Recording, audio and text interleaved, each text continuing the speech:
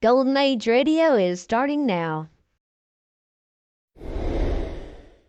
Subscribe to get future updates. Buckle in and prepare for a great lineup tonight, starting with The Twilight Zone, ZeroHour, Suspense, Mystery Theater, The Inner Sanctum, Theater 5, Escape, X-1, Dimension X, and Space Patrol.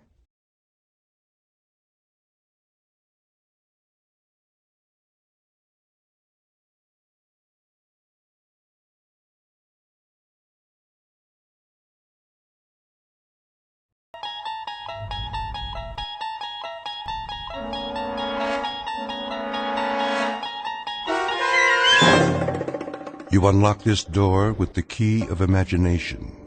Beyond it is another dimension, a dimension of sound, a dimension of sight, a dimension of mind. You're moving into a land of both shadow and substance, of things and ideas. You've just crossed over into the Twilight Zone.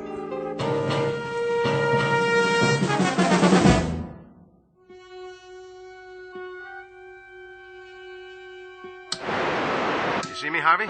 And hear you, loud and clear. How's the monitor picture? Still distorted. We've got a few minutes left. Check your controls. Make sure the red switches are all on. Check. Now the blue ones. Check again. Any overloads? Well, your amperage is steady, voltage and input. You sure you want to go through with this? You sound positively funereal, Harvey. I sound the way I feel. I'm helping you because you asked me, Paul. I can give you my support as an engineer. But enthusiasm is something I just can't dredge up. No sense of adventure? A sense of wonder, perhaps. And a sense of concern for a friend who's placing himself in jeopardy unnecessarily. You could just as well test the process with a lab rat or a monkey, but with yourself. Why? A monkey can't take field notes. But if you're so sure it works... I know it works. The challenge now is to use it, to better the world if possible. Otherwise, it's just a machine that moves atoms from one temporal location to another. Sort of like a shuttle bus between centuries. Take it to the physics department, then. Publish your work officially. Do you know how much funding you'll have? You'll also have a Nobel Prize, if that means anything to you. It doesn't. In fact, it's what I don't want. If it's possible to change the past for the better, then it's equally possible to do the reverse. I can't take that chance. The world can't. Put this invention in the wrong hands, we're all through. If it is possible, I'll eliminate some of the suffering. If not, I'll know I tried. But, either way, I'll destroy this machine as soon as I get back. You're in focus now, Paul. Good. That gives us 3 minutes to countdown. You've entered 3 sets of coordinates. Check. Paul. And I've got what I need. 1 tube of Dramamine, 1 Japanese pocket dictionary, 1 hunting rifle, disassembled with a telescopic sight, 1 long-range hollow point round. I'll only have the chance for a single shot. Anyway. Wait a minute. Harvey, where is it? Paul. Where's the cartridge? I have it. Well, give it to me. All right.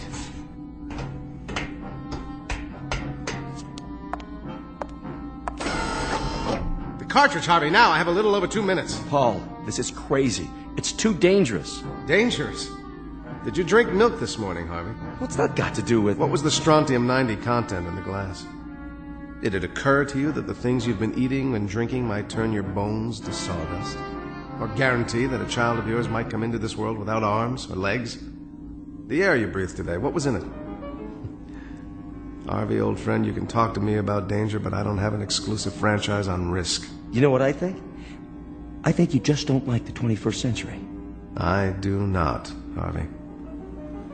We're living in a septic tank. A gigantic cesspool in which runs the dregs, the misery-laden filth of man. Hatred, prejudice, violence.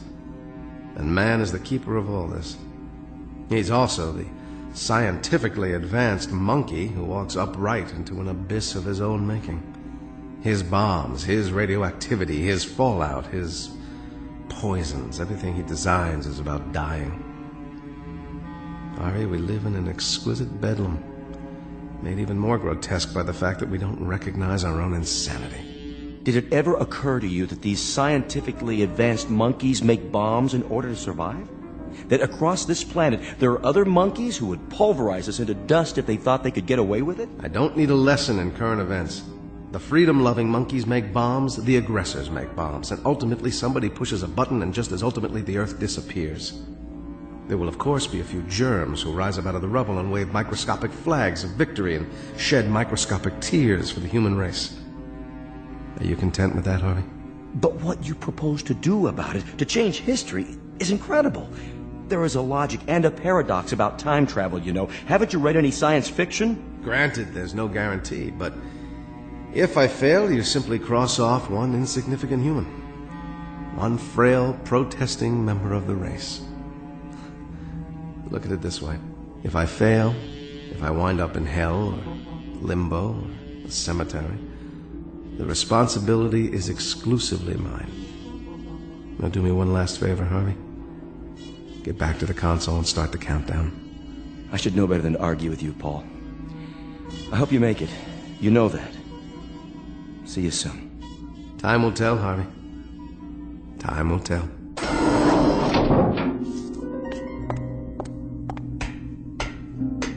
Ready? Ready. T-minus 10, 9, 8. Here we go, my friend. The great adventure begins. Your image is wavering. My God, Paul, I can see the bones through your skin. Hit the first coordinates. 2, 1, 0.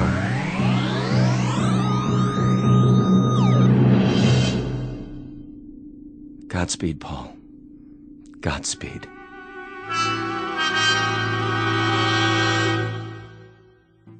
Exit 1 Paul Driscoll, a theoretical physicist and a creature of the 21st century. Unknown to his fellow researchers, he has worked up a complicated theorem involving the space-time continuum, built a prototype, a kind of time machine, if you will, and dared to put it to the test with himself as the subject.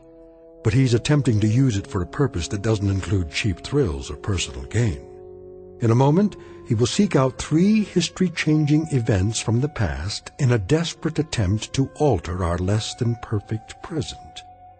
One of the oddest and most rarefied perks available to faculty members in the Twilight Zone. And now, The Twilight Zone and our story, No Time Like the Past, starring Jason Alexander with Stacy Keach as your narrator.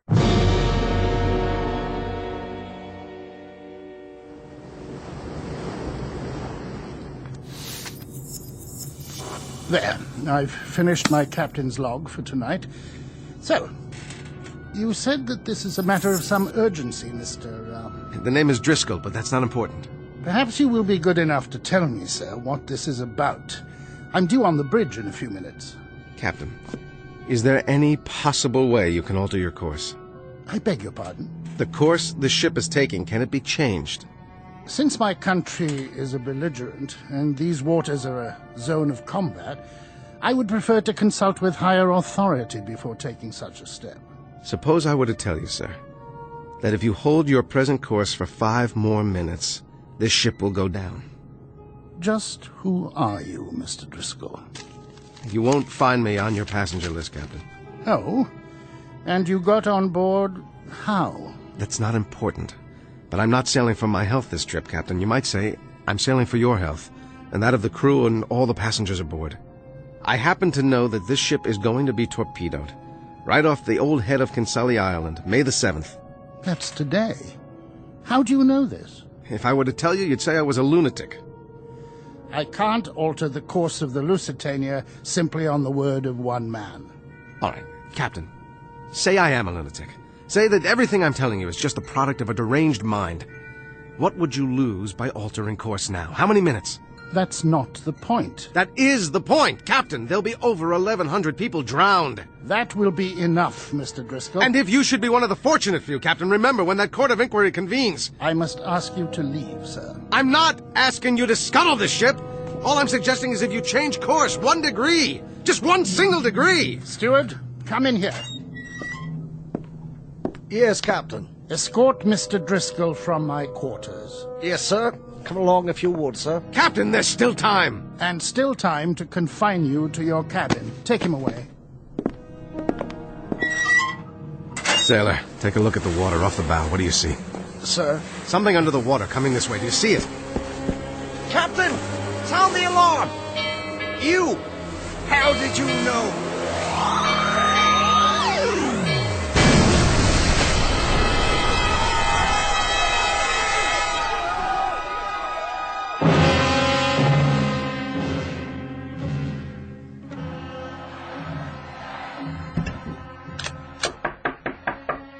Yes?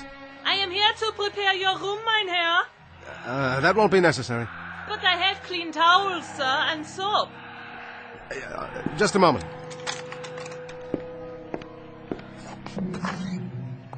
Ach, you have the loveliest room in the hotel, mein Herr. Yes. It's a lovely view. More than a view, sir. In a minute from that window, you will see history unfolding. Why do you know that this whole side of the building has been rented? Every floor. All because of the Führer, so they can see him. Down in the street is a madhouse. That's what I was told. You are not German? I'm an American. An American. And what do they think of our Führer and the new Germany in America? We're quite neutral. You say neutral, but you mean something else. No, I don't mean anything. You hear? That is the new Germany. Something you will never understand. That, madam, is the old Germany. Something you'll never understand. We will see.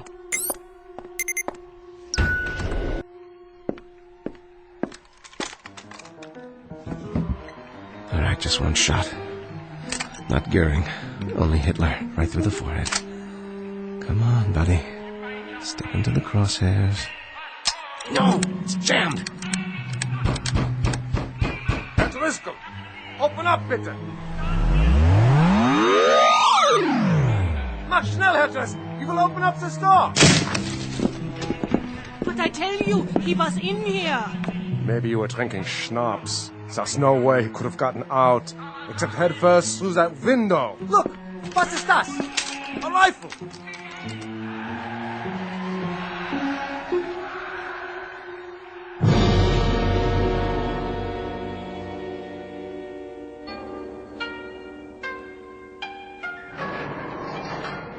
America, come. It's about time. Sit. You're the chief of police? I was told you speak English? I venture to say that I speak it better than you speak Japanese. I hardly speak any Japanese, but what I'm about to tell you is the most important English you've ever heard. Mr. Driscoll, is it? You happen to be an enemy alien, which is the reason I've been kept in a cell for 6 hours, and the reason you may have cause to regret this particular arrest. Go on. What I tried to tell your guards is that inside of an hour, this city is going to be destroyed, and upwards of 100,000 human beings will be destroyed along with it. Indeed. You're about to be bombed out of existence, but there's something you can do. You can begin some kind of an evacuation of women and children. You can save a few thousand lives. By who say so, Mr. Driscoll? Who do you represent? I don't represent anyone. Only the voice of history. That's extremely poetic, Mr. Driscoll. But, most unfortunately, while I am sufficiently educated to appreciate lyricism, my official capacity makes me less prone to enjoy the subtleties and nuances of language for their own sake. All right, look. I'll give this to you very unsubtly, with no nuances at all. There is going to be a bomb dropped here, and you're going to know a nightmare beyond any imagining. Excuse me. Moshi moshi. Hey. Ah, wakarimashita. A single aircraft, Mr. Driscoll. One lone B-29. I rather think we can survive that. That picture on your desk. Your wife? And my 2 daughters, age 8 and 10. If you don't care about the city, do it for them. Look, this isn't just a request. It's in the nature of a prayer. Mr. Driscoll, I will make an assumption that you have some illness. I won't stand you against the wall and shoot you, even in wartime. I'll send you to the army headquarters, where you can be interrogated. You're an alien and by rights should be interned. However, if you'll keep this in mind when you get back to your country, the face of the enemy is not devoid of compassion. And you might recall this conversation. If you survive, remember that the same thing could be said of your enemy. He tried to save Hiroshima. God, hey, take this man away.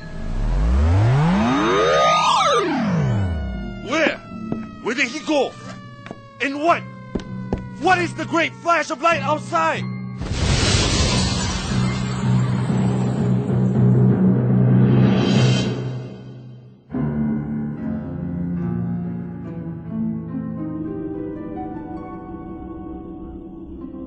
Go on, Paul. Then what? Then nothing.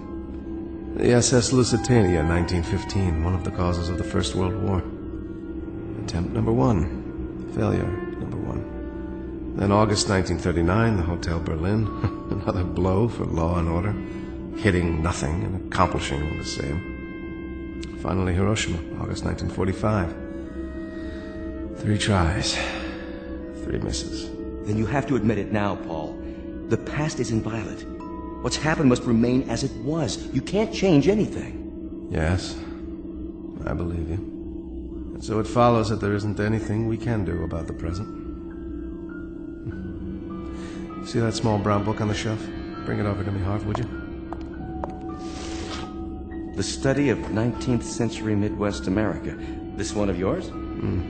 Particular favorite. Open it up to page 14. Talks about a certain place. I'll have a place called Homeville, Indiana. There are pictures showing what it looked like in 1881. Charming. Parasols, bicycles, all very serene. Apropos of what? Apropos of the fact that I'm going back there. One last trip in the machine. I thought you were going to destroy it, whether you succeeded or not. I'm going back there not to change anything, but simply to become a part of that world. A world of band concerts and summer nights on front porches. A world that hasn't heard of atomic bombs or germ warfare or anything else. That's where I'm going, Harvey. I've already packed my bag. The only book I'm taking with me is this one. Of course you are. And there's no one who could hold you back. But remember this, everything is cause and effect. You go back in time to this Homeville, and you inadvertently change one event, alter it minutely. You might start a chain reaction beyond anything even you could imagine. I'm going back there to live, not to change what doesn't need to be changed. Now, Harvey. Here are the coordinates. How about it? All right. God help me, Paul. And God help you. Then let's do it.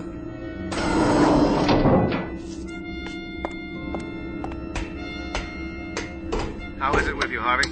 All set. The mechanism's still charged. Enter the coordinates. Here we go then. 5, 4, 3, 2, 1.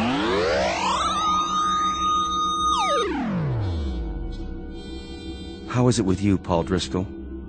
Wherever you are. No television sets, no nuclear arms, but just the same. How is it with you?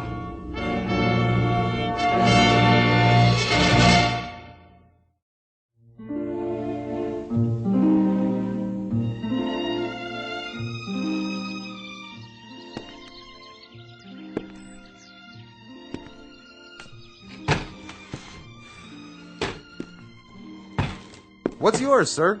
I think, a beer, please. That'll be a nickel. A nickel? That's the price tag. You got 5 cents? I think I might. That's a $5 gold piece. You from around here? No, from out of state. Just passing through? Well, as a matter of fact, I was thinking of settling down here. It's exactly as I thought it would be. Know anything about the boarding house across the square? Ma Chamberlain's. Real nice accommodations. Runs a clean place. Well, then I guess I'd better drink up and check it out.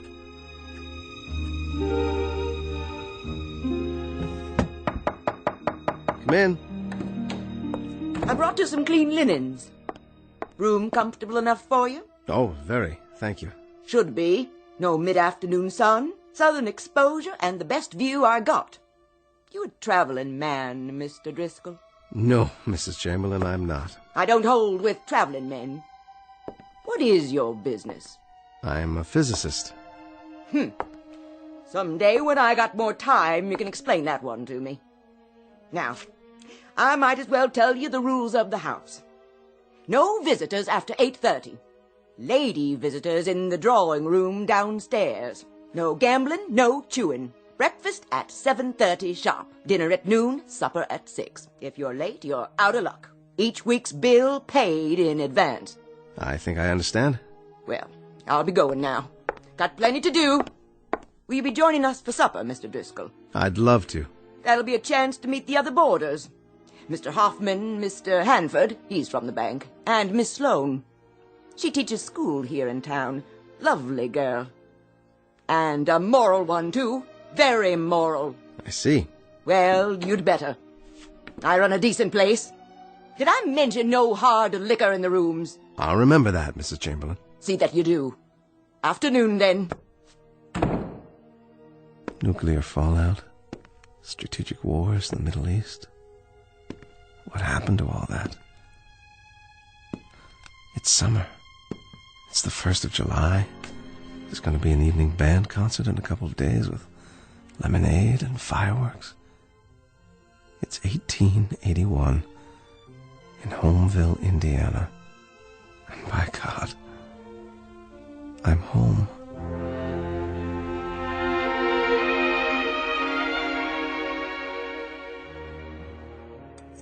But I tell you, Mrs. Chamberlain, More apple pie, Mr. Hanford. until this government assumes its rightful place in the world, we will remain an isolated, provincial community of states. You know what we should do? Oh, no, Mrs. Chamberlain. I couldn't eat another bite. We should take the American fleet, send it over to the Orient, and plant the American flag. And then down to Australia and back across the Pacific to South America, planting the flag as we go, planting her deep and planting her high, flying her proud. You ought to run for office, Mr. Hanford. Believe me, Mr. Hoffman, I've thought of it. My friends have urged me to make my opinions known on some official plane, but finance comes first. It's the lifeblood of the nation. The bank needs me. You there, Mr. Driscoll, what are your views? I don't have any, Mr. Hanford. Of course you do, man. Everyone has views on the destiny of our country. Now you take the case of the Indian Wars. All this nonsense about giving them land, as if savages could understand treaties. Why, we should have had 20 George Custers and 100,000 men and just swept across the plains, destroying every redskin in sight. I think the country is tired of fighting, Mr. Hanford. We were bled dry by the late war. I think anything we can accomplish by treaty, as long as it saves lives, is very much the proper course to pursue. My dear young lady, I trust that this isn't the pap you spoon-feed your students. Treaties, indeed. Peace. The virility of a nation is in direct proportion to its fighting abilities.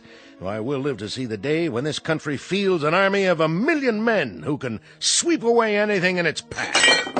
Oh, your pardon, Mrs. Chamberlain. I get carried away. Now, you're not some kind of pacifist, too, are you, Driscoll? Me? No. I guess I'm just a poor fool who's seen too many young men die because of too many old men who fight their battles at dining room tables.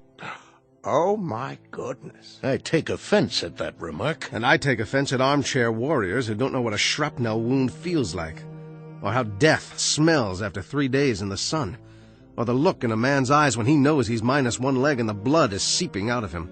You have an enthusiasm for planting the flag, Mr. Hanford, but you don't even have a nodding acquaintance with what it's like to bury men in that same soil. I'll not sit here and listen to talk like that. Of course you won't.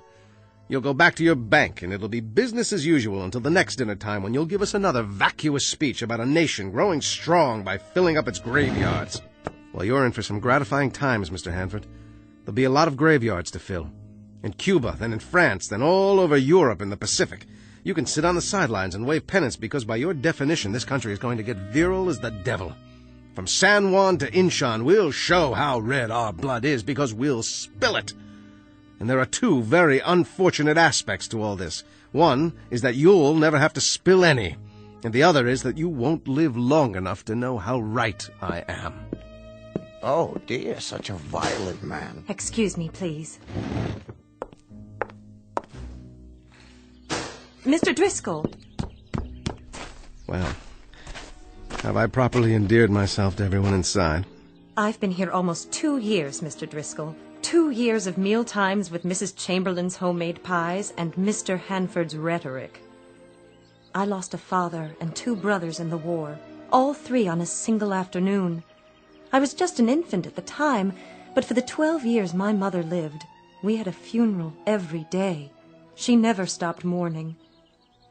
I think they died for something, Mr. Driscoll. But tonight, for the first time, somebody made a point that patriotism doesn't have to mean dying. Thank you for saying that, Miss Sloane. Call me Abby, Mr. Driscoll. Paul. Do you know something, Paul? You look like a man in love. Not with a woman, with a moment, a place. What did you mean when you said other graveyards, other wars? Those names, what are those places? It doesn't matter. Why do I get the feeling that you're standing outside looking in, that you're just passing by? I don't want to pass by, Abby. I want to come in. I wish I could. Why can't you? Everything is possible. Everything. Is it? I wish I could be sure. I believe I already am. Garfield's been shot! Quickly, what's the date? Why, the 2nd of July. Did he say the president's been shot? July 2nd, 1881, that's right. President James Abraham Garfield shot in a Washington railway station. But it just came over the telegraph. How do you know? How could you? You're wrong, Abby. Not everything is possible. Why, Paul? I can't tell you why. But it begins again. What do you mean? Nothing. So be it, then. So be it. It's late, Abby. Very, very late. It's time to go home.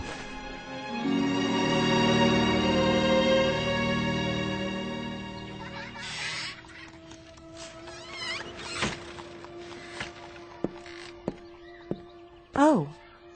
Good morning, Paul. Mr. Driscoll. We, missed you at breakfast. Sorry, I must have overslept. Is that the morning paper? Yes. You may read it if you like. I'm finished. The president was badly wounded. So I see. But there's hope for his recovery. I guess sometimes that's all that's left, isn't it? Hope. I suppose so. Maybe that's wrong. Maybe we should be more realistic.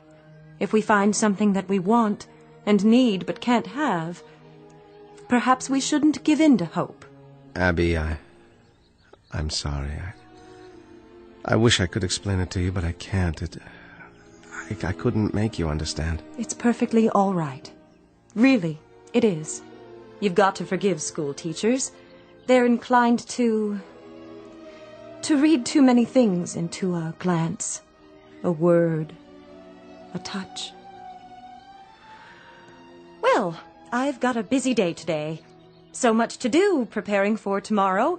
Parade at 9, square dancing at 11, games from noon to 5, picnic supper, and then fireworks. And my children, of course. Your children? 27 flat little voices. 14 boys, 13 girls, who will entertain you with their rendition of Columbia, the Gem of the Ocean, sung in 27 different keys. I wouldn't miss it for the world. May I ask you a question? Please. Who are you, Paul Driscoll? And where are you really from? And that book you carry, what is it? It's just an old book of mine. It's nothing. Is it? All right, then. We'll leave it at that.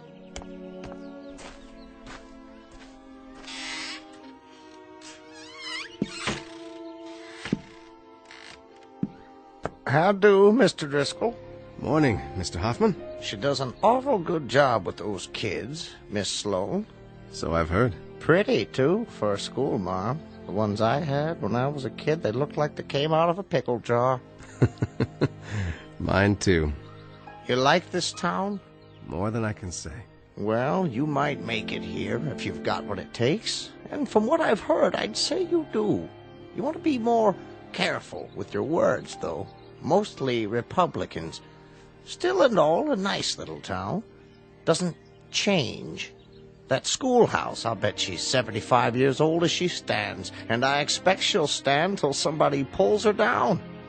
Well, morning to you, Mr. Driscoll. I'm off to work. God bless President Garfield. The school building. That's what I was trying to remember. Oh, my dear God. The site of the Homeville National Bank, formerly occupied by a school, built in 1823 and gutted by fire July 3rd, 1881, injuring 12 children. The fire was caused by a kerosene lantern on a runaway wagon. And I can't do anything. I can't warn anyone. It has to happen the way it's supposed to, like the president. I'm sorry, Mr. Garfield. Recover you shall not. You're to die on September 19th of this year. And the schoolhouse you're to burn this afternoon. 12 children injured, and God help me, I have to stand by and let it happen.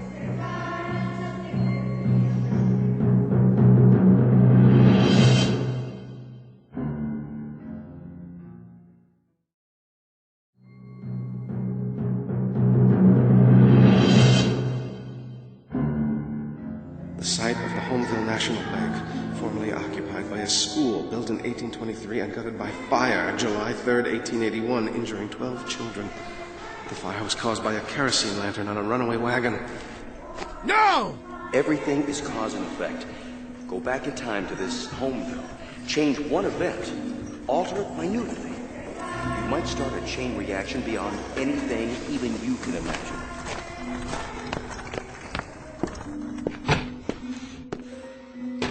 How are you today, Mr. Driscoll? Whiskey, please. Bother you, does it? What? Those kids trying to sing. Well, they won't be at it long. What's that? Hard to keep them in during the summer. But Abby's doing a good job of it. Give me another one, will you? Sure thing. Something wrong? I ain't trying to butt in on your personal affairs, but you drink like a troubled man. If a man needs it, he needs it. So drink your fill. And may you drown them out, whatever they are. What time is it? 10 minutes of 2? I give him another 10 minutes or so. I've got to try.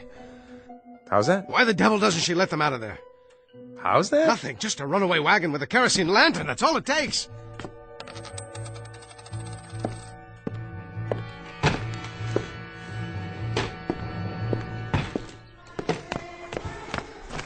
All right, neighbors, gather round and get ready for a revelation. Just close right in, next to the wagon. That's it. Know why I'm holding up this lantern? You're gonna tell us anyway, ain't you? Like Diogenes' good friends, I'm looking for an honest man. Well, you ain't gonna find one here. An honest man who'll try one sip of Dr. Malone's alternative and tell me it's not the finest medicine he's ever tasted. This little bottle right here, why, it combines all the treatments for scrofula, King's Evil, ulcers, indolent tumors, rheumatism, gout, scurvy, neuralgia, enlargement of the bones, joints, and glands, not to mention the liver and spleen, also terror, ringworm, biles, and carbuncles. And the cost, friends? A mere 25 cents the bottle. Do me a favor, will you? What's that, young man? Don't light the lantern. Why, I have to light it, to shed light on the subject. Please, put it out. An incredible price, you say? I'm not in the business for profit. I travel the length and breadth of this glorious nation to cure the sufferings of mankind. The ridiculously low price barely covers the cost of ingredients, bottling, and my own primitively simple existence. How about you, madam? Nervous disease? Dropsical swellings, or constitutional disorders, guaranteed to alter a depraved or impure state of the blood and other bodily fluids. Well, I suppose I'll try it. Better give me one, too. How much if I buy 2? Why not a dozen? Take 'em home to your family and your neighbors. 1 25-cent piece each. That's all. How about you, young fella? 1 swallow, and you'll feel more manliness coursing through your body. Unhitch the horses. What's the trouble? Dyspepsia? Liver complaint? Here's what you need. I need those horses unhitched from the other end of your wagon. Now you listen here, young man. They've stopped singing. That means they're almost finished. Look, I can't argue with you anymore. You've got to unhitch those horses. This wagon mustn't move from this spot. You get out of here now. Go on. You hear me? All right, then. I'll do it myself. Get away from my horses!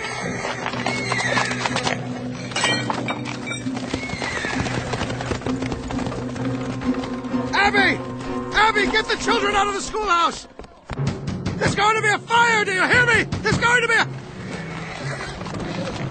Ah! Hold there! Stop!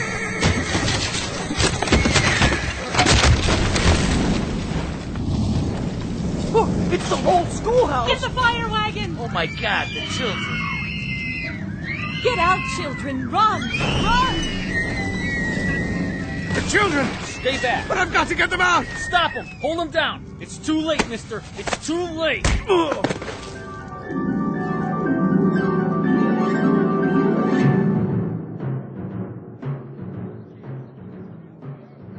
Paul! Abby. The children. We got them out. Only a few were injured, none badly. 12 children. How did you know? You did, didn't you? You knew it would happen. At 2 o'clock this afternoon. What I didn't know was that I would cause it. Who are you? It really doesn't matter. I shouldn't have come here. It can't work. I know too many things. Too many tomorrows. All the wars, all the catastrophes, all the tomorrows. How, Paul? How did you know? You're part of history, Abby. You and this town and the people in it, and I can't change you. I can't even touch you. Why not? Because the past is inviolate. It belongs to those who lived it. It's not for interlopers, for those who pass by and look in and wish they were a part of it. Goodbye, Abby. Stay well. Where are you going? Back to where I came from. Where I belong. I wanted bandstands and summer nights. Serenity. But the infinitely complicated mechanism of a human being. He can't live with the threat of a bomb. And he can't live with burned-out school buildings either. The finite or the infinite, it doesn't make any difference. He's always his brother's keeper. In a way, it was more than I expected because you were here, but I've overstayed my welcome.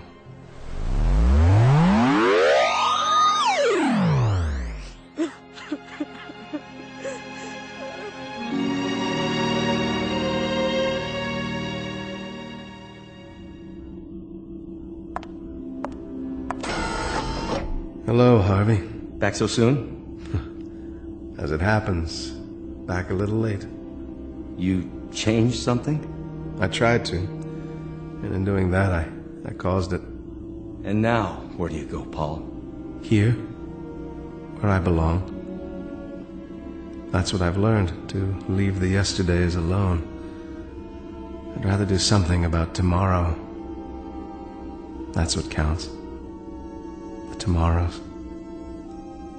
God, let there be tomorrows.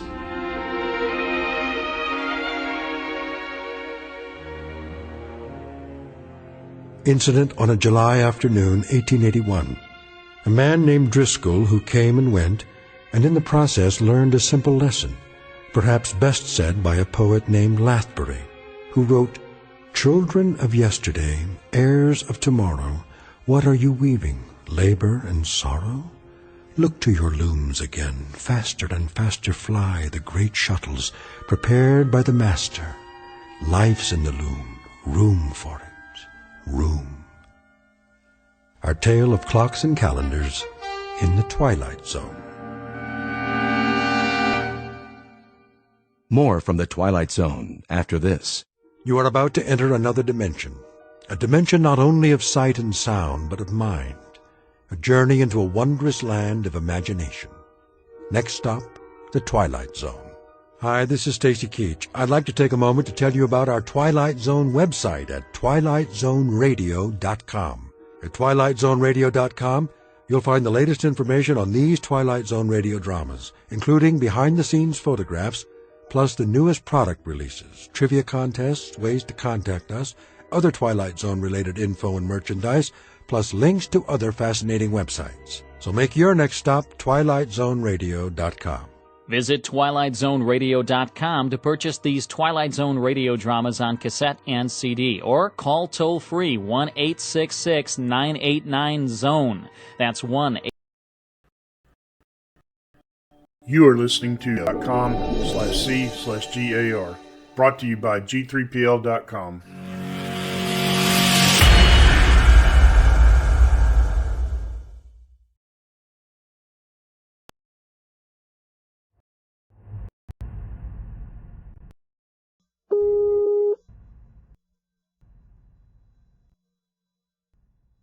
I'm Rod Serling. You're listening to the Zero Hour. Rest your eyes.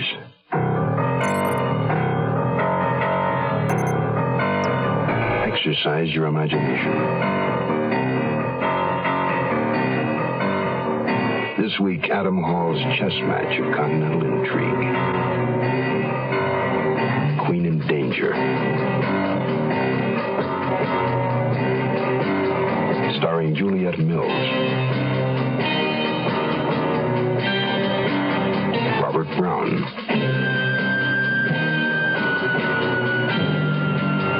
and Murray Matheson.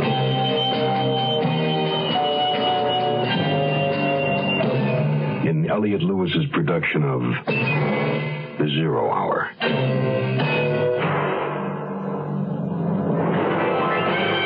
The Mutual Broadcasting System presents The Zero Hour. Sponsored in part by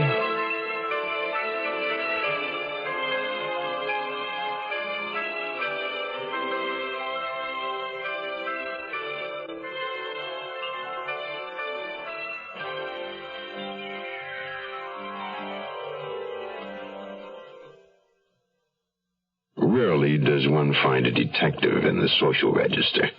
Hugo Bishop, London super sleuth, is an exception. He's a whippet-like, non-violent man. With a penchant for chess, he prefers milkshakes to ale, and has a reputation for being in the right place at the right time.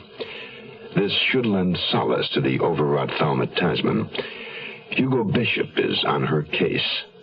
The case of her husband, actually. Convicted killer Mervyn Spate, who recently escaped from Broadmoor Asylum for the criminally insane. The fact is, Thelma finds Bishop's unorthodox methods disquieting. Nevertheless, Hugo and his intuitive secretary, Vera Gorringe, press on. Staying close to Thelma Tasman are publisher Maurice Gerald, her employer and steadfast friend, fashion photographer Rex Willison, a volunteer male companion, Freddie Frisney of Scotland Yard, and, of course, Hugo Bishop. Oddly, Thelma's common-law husband, Victor Tasman, is out of town. Hugo Bishop has never met the man, but would like to. He'd like to look him in the eye to see if there's a resemblance to a series of sketches he's been shown by Mervyn Spate, because Hugo Bishop is convinced that Mervyn Spate is innocent, and the man portrayed in the sketches is not. Queen in Danger continues, following this. Where does today's girl learn to be tomorrow's woman? At the movies? On television? Helen, darling, your floors are so shiny. Yes, John. I used Brand X polish just this morning. Brand X. Helen, will you marry me? Somewhere between the super sex symbol of today's commercialism and TV's Brand X image, impending womanhood is alive and well. And where is that somewhere? Wherever there are campfire girls.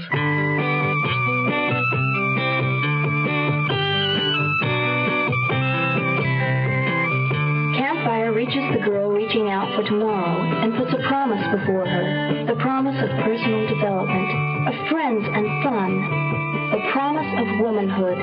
Campfire takes today's girl to tomorrow.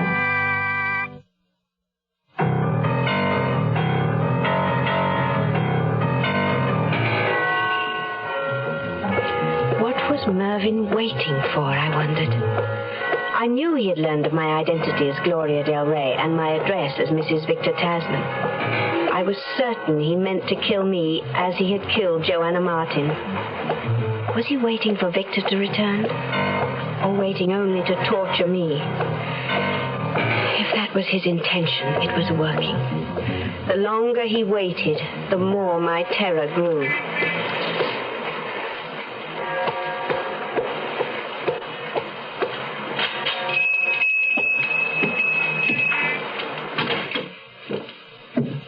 Yes, miss?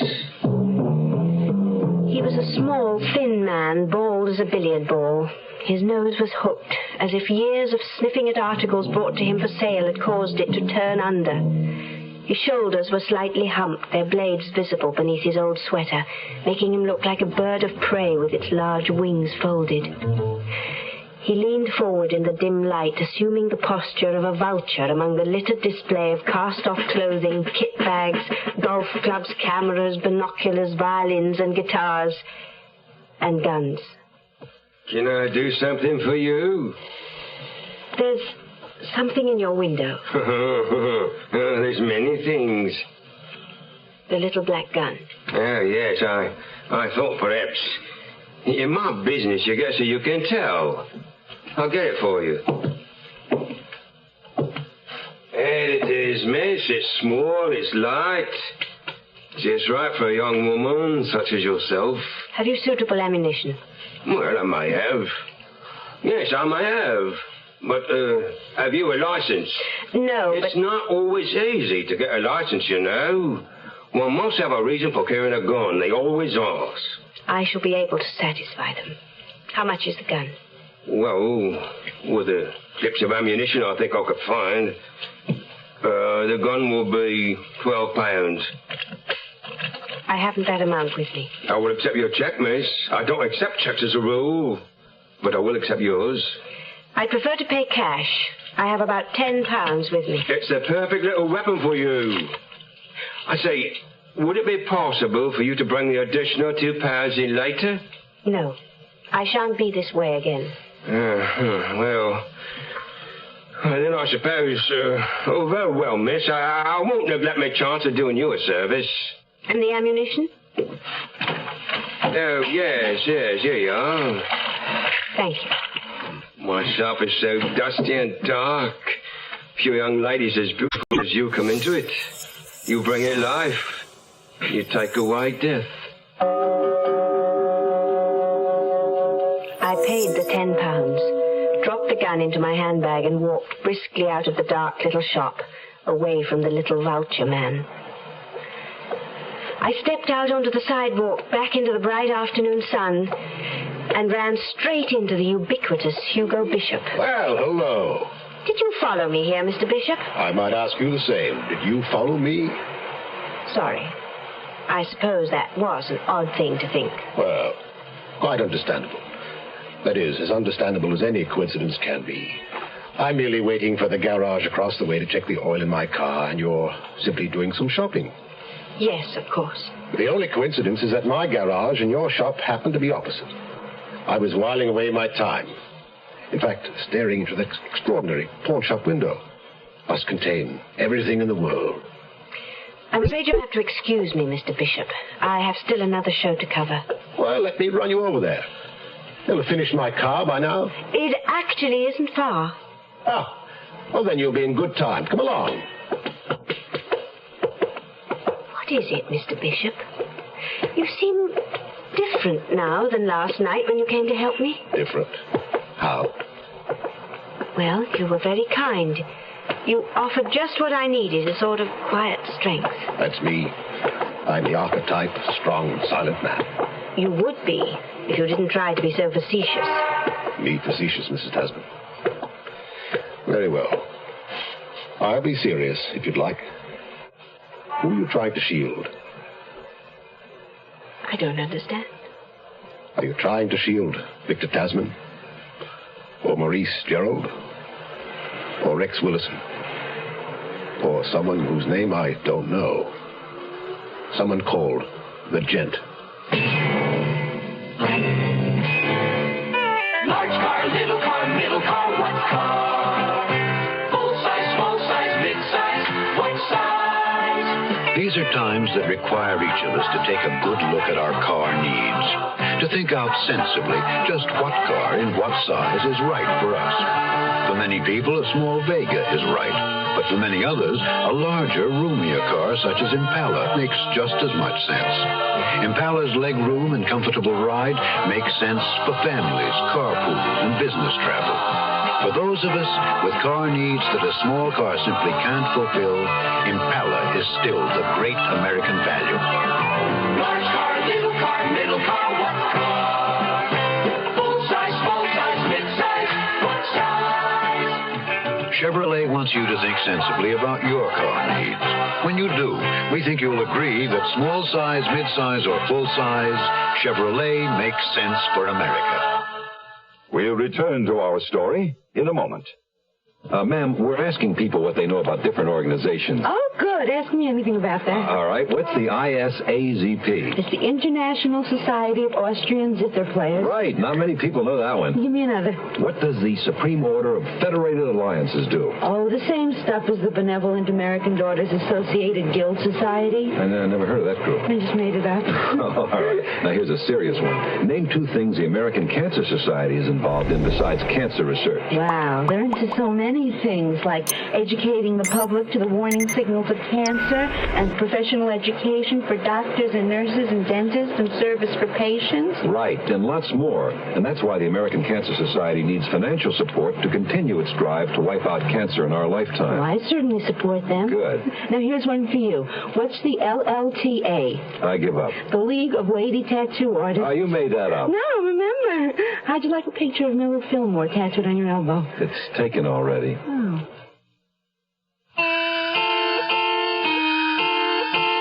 I watched her face as I asked my question, naming the men around her.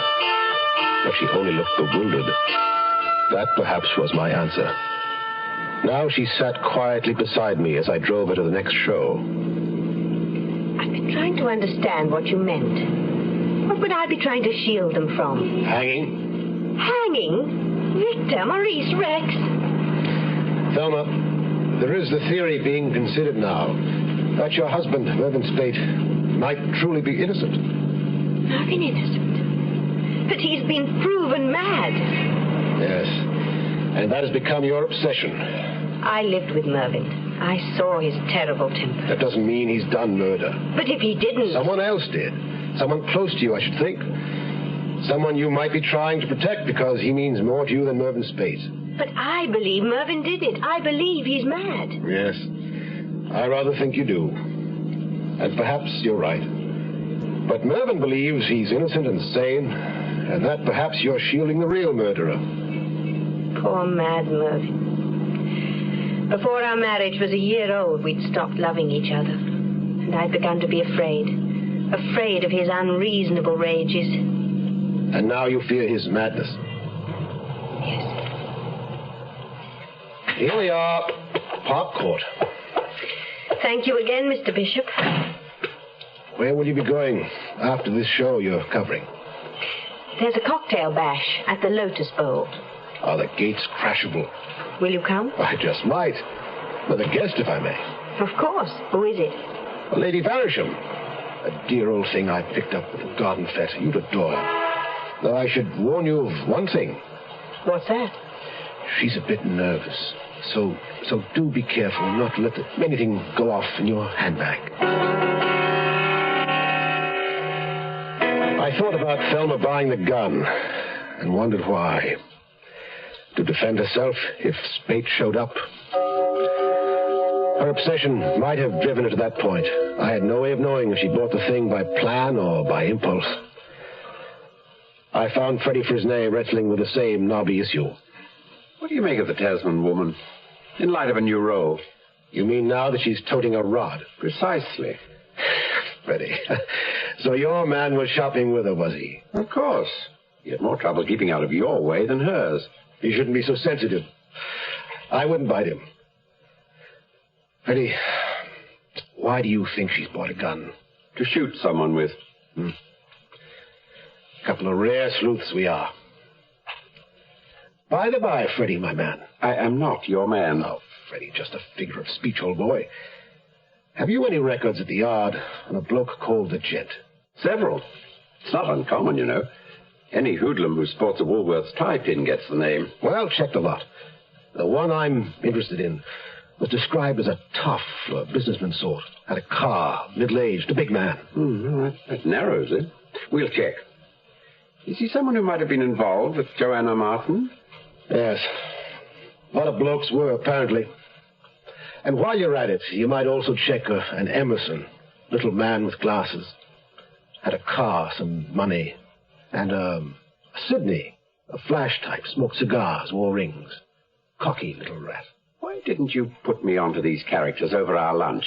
You weren't inclined to consider anyone else but Spade at that point, as I recall. Don't misread me, Hugo. I'm still not. That is, not officially.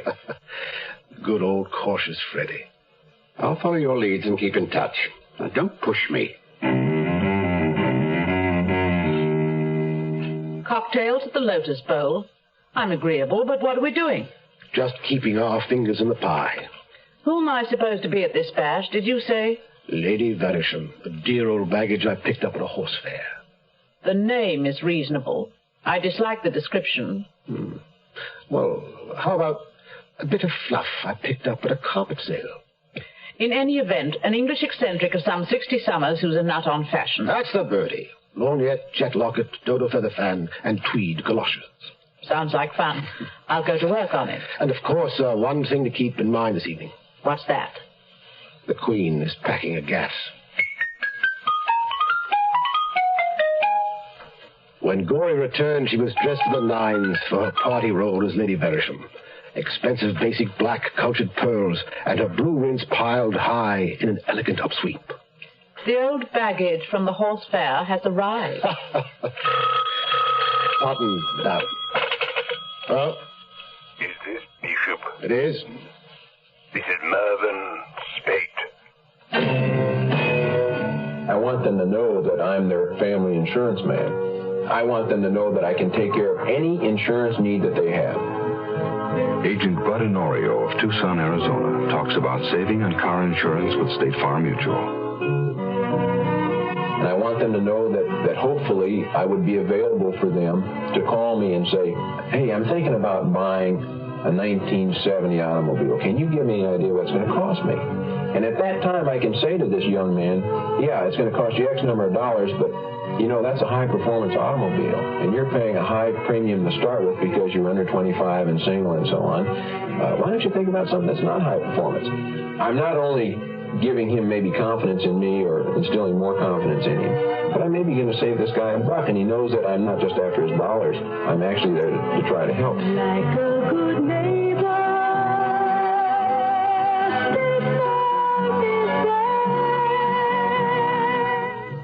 The Zero Hour continues after this. Ladies and gentlemen, Barbara Streisand. Children. Mentally retarded children. There are so many causes of mental retardation. Some we know, some we don't.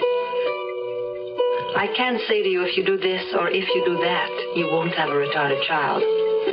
But through research, we hope one day to be able to say that. In the meantime, there's the help we can give to those already born mentally retarded, because the retarded can be helped, but it takes a lot of money. If you'd like to cut the odds a bit in favor of the next mother and father who will bring a child into this uncertain world, whether it's your child, a grandchild, or the child of a friend, support the work of your local association of the National Association for Retarded Children. Cast a little bread upon the waters.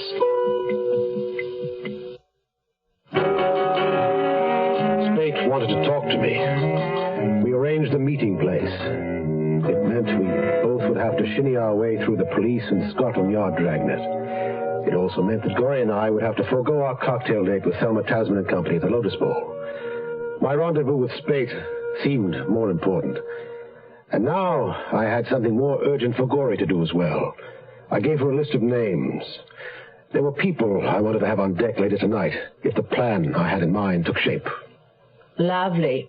I always get gussied up in my best basic black and pearls to spend the evening on the telephone. Don't worry. Lady Barisham may have her hour of glory yet. Where are you meeting Spate? Oh, round. KG. Reasons? Dangerous? Depends. Is Spate a lunatic killer, or isn't he? I don't think you should go without telling me where to look for your body. With the police all around Spate as they are, they'll find my remains PDQ. So you don't have to worry your beautiful blue rinse about that. Some consolation you're leaving me with. Oh, no. Gory girl, don't go sentimental on me. Now, you get on the blower. I'll see you later. With luck. I found Spate waiting on the embankment of the Thames between Vauxhall Bridge and the Chelsea Bridge, crouched beside the dark water, chilled and cramped, hungry and exhausted. Spate. It's me, Bishop. I wasn't sure you'd come. I said I would.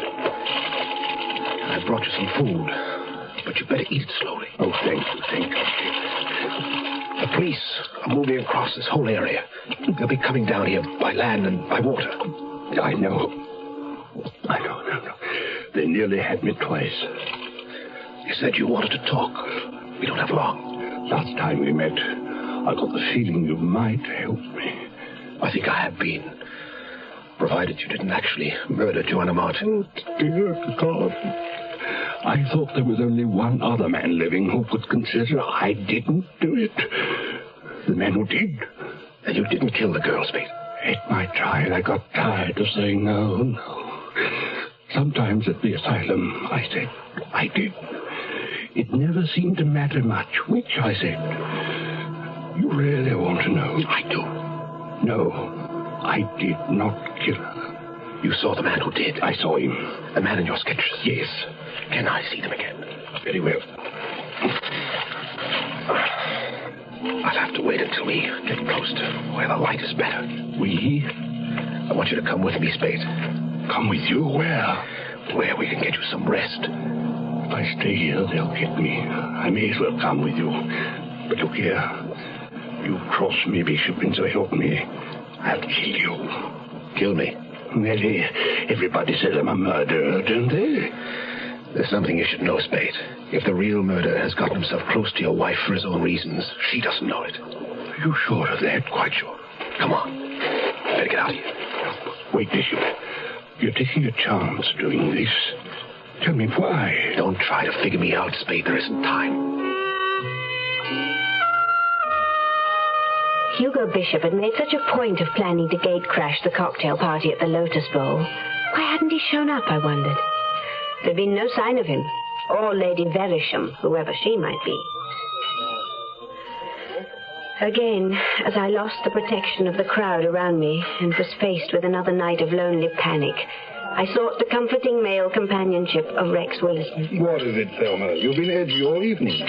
I expected someone tonight who didn't come, that's all. Will you have dined, you love? I like your company, Rex. Great.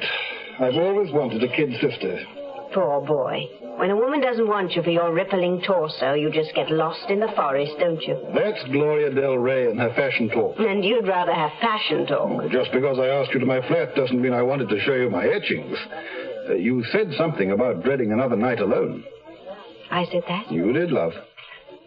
I'm sorry. It only means I miss Victor. Of course. But he's away and I'm here. And you've been just what I needed. You told me 3 genuinely funny stories and gave me a marvelous dinner. And now you're going to see me safely home. I am? Yes, I suppose I am. But as soon as Rex had seen me inside my door and left me alone as I asked him to, I was sorry I'd sent him away. Sorry I hadn't gone to his flat. I could have dealt with him. Anything would be better than my renewed feeling of panic. I tried telephoning Rex, but there was no answer. to hear the sound of Victor's voice again.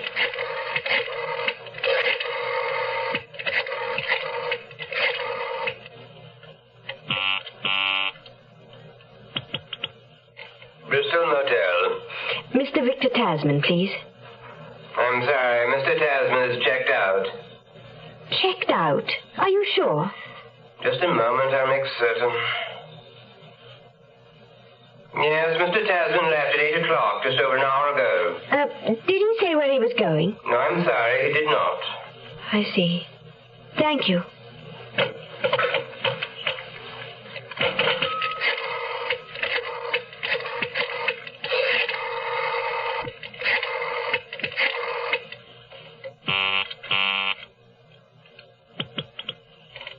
Mr. Bishop's office? This is Thelma Tasman. Is Mr. Bishop there? No, I'm sorry, Mrs. Tasman. He's not just now. Well, tell him I called, will you? Oh, Mrs. Tasman. He'll want to know where he can reach you later. What shall I tell him? Tell him I'll call back. I was afraid to leave, but even more afraid to stay. I decided to spend the night at a hotel somewhere on the other side of the city. I phoned for a taxi, gathered up my wrap and handbag, and cautiously opened the door. Then I remembered the gun. I had taken it out to load it and placed it in the drawer of my bedside table. I hurried back to get it.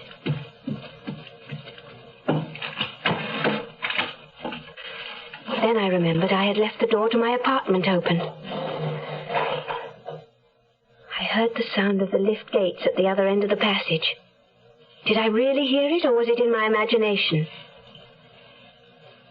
But now, there were muffled footsteps coming down the passage toward my door. I mustn't see him. I couldn't stand the sight of his face, his killer hands, his eyes that were mad. My fingers closed around the gun. I heard the small click of the safety catch as I released it.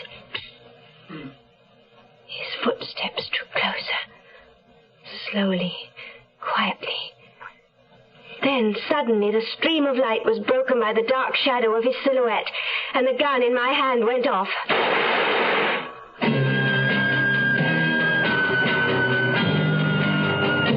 You are listening to Mutual's presentation of The Zero Hour.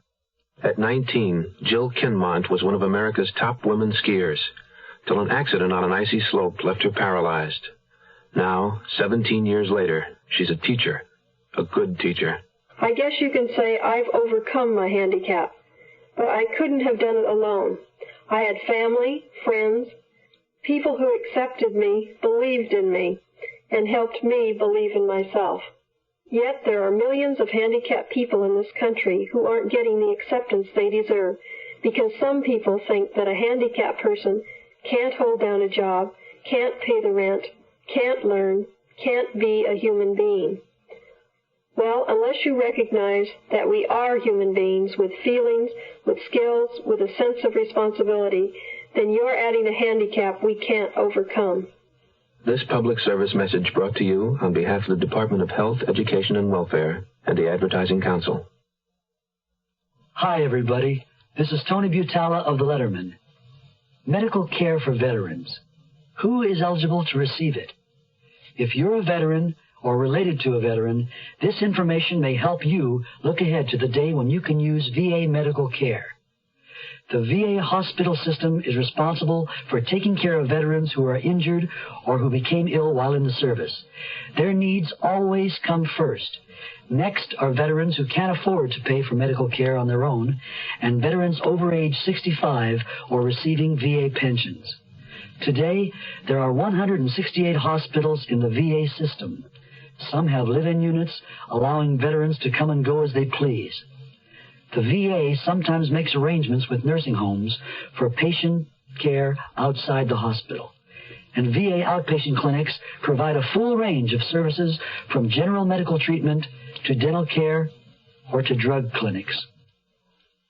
Tomorrow at this time, rest your eyes and listen here to this week's continuing study in suspense, Queen in Danger.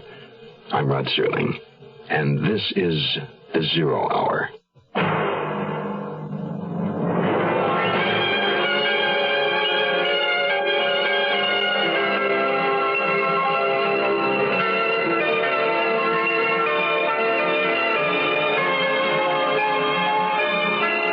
been listening to The Zero Hour, a presentation of the Mutual Broadcasting System in association with Hollywood Radio Theater, heard every weekday at this time. Rod Serling is your host. Zero Hour is produced and directed by Elliott Lewis. The Hollywood Radio Theater theme was played by Ferranti and Teicher and is now available on United Artists Records and Tapes. Hugh Douglas speaking. Tune in tomorrow, and once again, rest your eyes and listen here to The Zero Hour.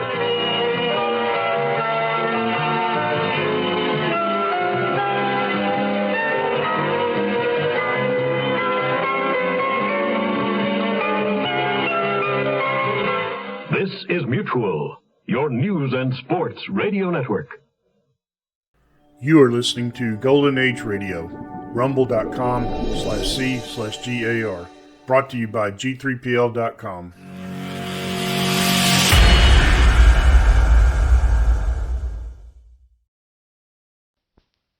Now, Roma Wines present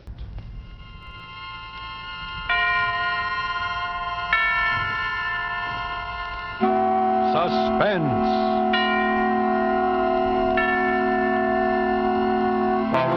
Tonight, The Lodger, and our distinguished star appearing as the storyteller and as the lodger, Robert Montgomery.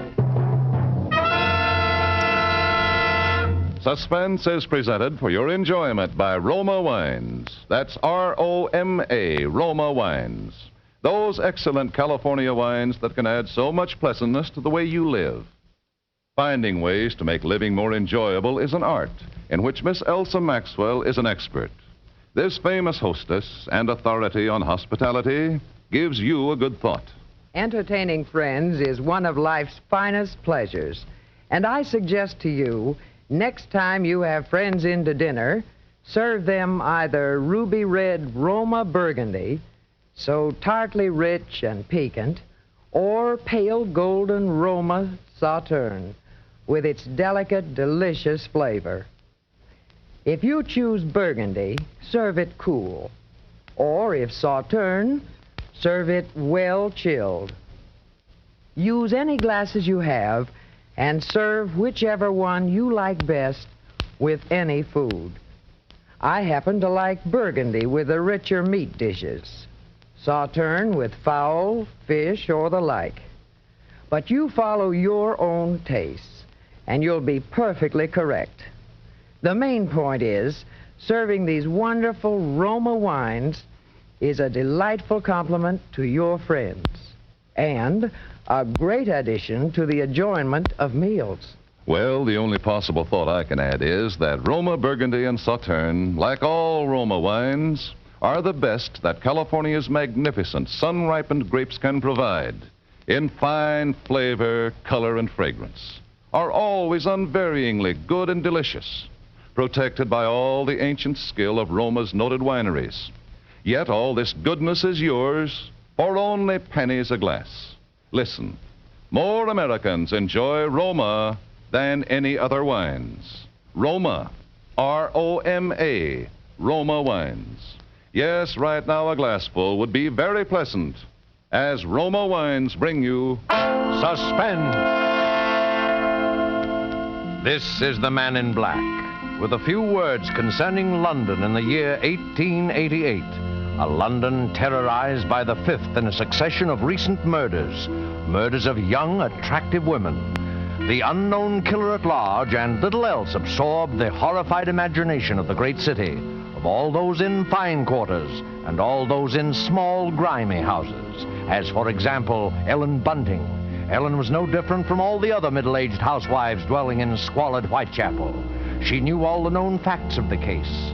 As that artful storyteller, Mr. Robert Montgomery, will tell you, Ellen knew it was quite proper to refer to this wielder of the knife as the Avenger.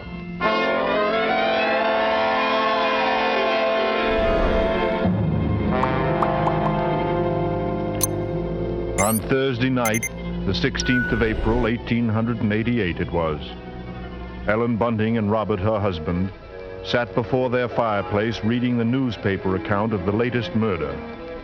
The Avenger had struck again.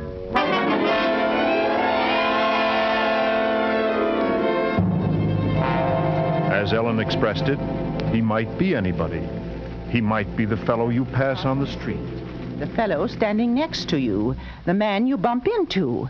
Oh, it's a terrible thought. Yes, if only the police had something to go on. But it looks like the Avengers just too quick for them. Look, it says here that this girl he got last night was like all the others. Pretty, blonde, and, let's see, described by her friends as a very light-hearted girl. Oh, what a pity. Did you ever stop to think who fits that to a T? In fact, fits all those girls? Why? My own Daisy. Yes. Well, maybe it's a good thing she's with her aunt instead of here. London ain't a safe place for any girl right now. Just the same, I can't help thinking how fine it'll be to have her back. Now, Bunting, you know that Daisy seems just as much my own daughter as she is yours. But I'm telling you, there's no sense even thinking about having her back right now. We just can't afford it. I know that, Ellen, only, well, maybe we could manage it some way. And, How? Haven't I scrimped myself half crazy trying to keep us going? But you don't care about that, do you? Oh, no, your Daisy's more important to you than I am. No, And Ellen. we haven't had a like lodger you. for months. Nobody even comes to look at the room anymore, and... Oh, I'm sorry, Robbie. I didn't mean to take on so. I know, Ellen, it's all right. Well, don't you go worrying another second, old girl. First thing you know, you won't be pretty no more. Why, you'll have your face all wrinkled. Now, see here, Bunting. Oh, come on now. Let's see you smile. Come on, just one. Oh, leave me alone. I won't have... Oh, get on with you. Now, who do you suppose that could be? Awful late for visitors. Bunting, do you think it could be somebody looking for rooms? Why, it might be. You want me to go to the door? No, I'll go. You just stay in here. And I'll be sure to get a good look at who it is before you let him in, dear. I'm coming. Why, I do hope that it's... Yes, sir? Is it not true that you let lodgings? Yes, sir. Won't you come in, sir? Thank you. Could I take your cape, sir? There's no need. Now, I am just looking for a quiet room. It must be quiet. Oh, we have that, sir. Above all, our house is quiet. Your bag, sir. May I take it? No. I'll hold it. If you'll be so good as to show me the room, please. Oh, yes. Yes, sir. It's right up these stairs, sir. This way. Thank you. You see, sir, there's just my husband and me here, and we're ever so quiet, and I'm sure you'll find this room to your liking, sir. Here we are. Now, I'll just light the gas. There. Very good. It is pleasant, isn't it, sir? And there's not many rooms with such pretty pictures, are there now? We have had them in the family for years, sir, and we're... Pictures interest me very little. You see, what really impresses me about the room is the very simplicity of it. The bareness. Yes, sir. It's not at all crowded, is it? It will be quite suitable, Mrs. Bunting, sir. Mrs. Bunting. You see, I do a great deal of reading in my book here. The Holy Bible. Yes, sir. And please, sir, let me help you with your luggage. No. Don't touch it. But I only wish... You only wish to help, of course. You must forgive me, Mrs. Bunting. It's just that I'm so very weary. Of course, sir. He bringeth them to their desired haven. Beautiful words, Mrs. Bunting. Indeed they are, sir. And now at last, I have found my haven of rest. Yes, sir. Then you'll be taking the room? Yes. I shall pay you 30 shillings a week. This is satisfactory? 30? Why, yes, sir. Yes, sir, that will be quite all right. Good. My name is Sleuth, Mrs. Bunting. Mr. Sleuth.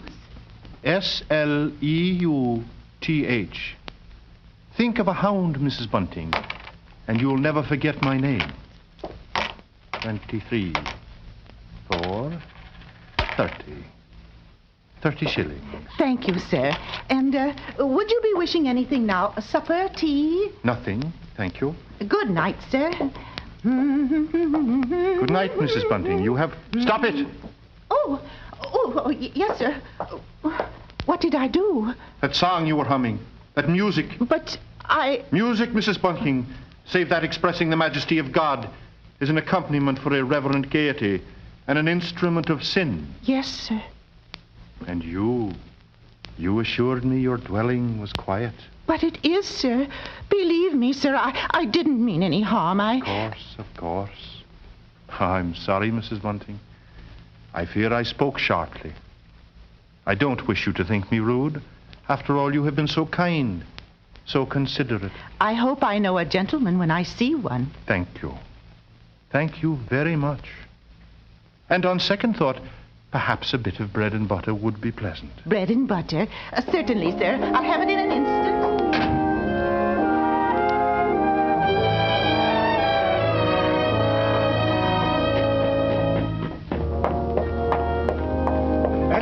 Ellen, did he take the room? Come into the kitchen where he won't hear us. Ellen, he took it. He took the room. Yes, Robbie, we're all right now. Look, 30 shillings a week in advance. Oh, it's wonderful, wonderful. Ellen, do you see what this means? Yes, you can have Daisy now. Here, Bunting, hand me that dish. Right. Do you know something, old girl? We're not going to worry too much about Daisy being in danger of that Avenger fellow. Whatever do you mean, Robbie? Well, she's not one for dancing, you know, or any kind of like entertainment. What's that to do with it, please? Something I read here in the paper while you was with the gentleman. They found out that every one of the Avengers victims had just come from a dancing party or a music hall. What a peculiar chap. Now hurry, Bunting, please. Two thoughts only governed Ellen's mind. The lodger's light supper and her own good fortune at having such a lodger. She started up the staircase to his room. Oh.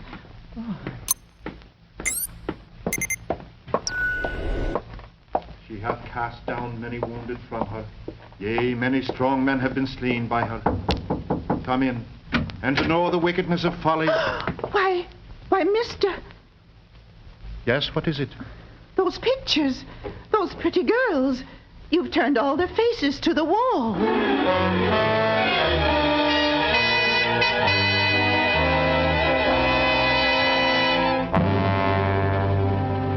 And that maneuver, that strange action, was the beginning of Ellen's concern. The day following, the lodger did not leave the upstairs room once, nor did he leave the next day, and the oddness of this occurred to her, and the approaching arrival of Daisy, her stepdaughter, added to her concern. On the second night, her sleep was restless with vague, disturbing images, and so when she heard the first stealthy footsteps outside her bedroom, she was instantly awake. Oh! Tensely, she followed those steps down the stairs, down the hallway. She heard the front door open and then click shut. Utter stillness fell upon the house, and outside the streets were so silent she could hear distinctly the clock from a church tower a mile away toll the hour.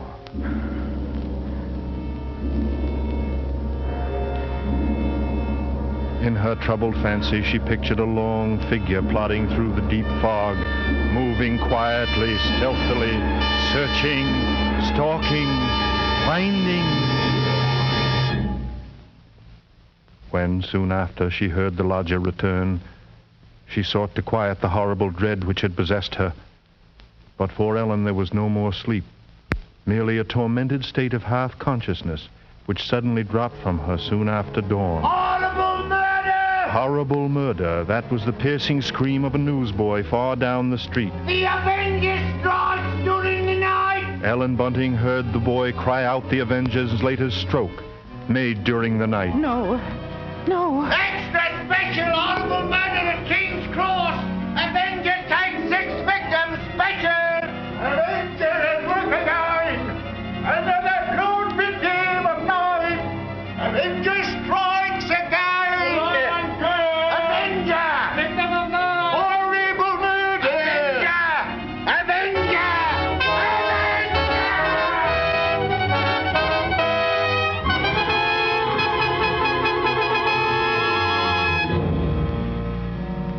Ellen's first glimpse that morning of the gray-faced lodger brought the sleepless night's terror full to the surface. But on the next instant, She saw the pitiable, helpless weariness in his eyes, and curiously, the terror began to pass. She found that she was hoping desperately that her fears were unfounded. To lose 30 shillings a week, perhaps because of a mistake? No. She must be certain, before she spoke to a soul. She knew that there was one thing she must examine, the lodger's single piece of luggage. What could it hold? Not much in the way of clothing, surely. It was too small, too narrow. It was more like a case. A case for a knife.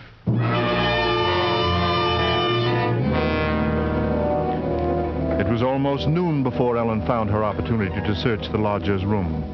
Soon after Bunting left to meet Daisy, Ellen watched the tall, thin figure in the black Inverness cape disappear down the street. And then she rushed upstairs and into the room. Quickly she moved to the closet. It was no different than it had always been, utterly empty. She went then to the chest of drawers against the wall. She opened the top drawer and found nothing inside but a frayed shirt, 2 handkerchiefs. The next drawer, underclothes, socks. The next empty. There remained then only one possible place for the small, narrow bag. The bottom drawer. And it was locked. Tugging at the drawer, she heard suddenly the opening of the front door downstairs. Panic-stricken, she rushed out of the room and down the hall to the head of the stairs. You're upstairs, Ellen. Look, Ellen. Daisy's here. It's so good to see you. And whatever's the matter? Yes, you've gone quite white. Oh, well, I'm all right. I wasn't expecting you so soon. Oh, you don't know how fine it is to be back again, Mother Ellen. The country's all right in its way, but there's nothing like London now, is there? No, there isn't. Well, as long as that Avengers about, I can see we're going to have to do something to keep this young lady indoors, London or no London. Don't you worry. Mother Ellen will see to that. Well, Daisy, I might as well get you settled. Oh, you see, Father, what I tell you. She'll have a dustcloth in my hand before I got time to take my coat off.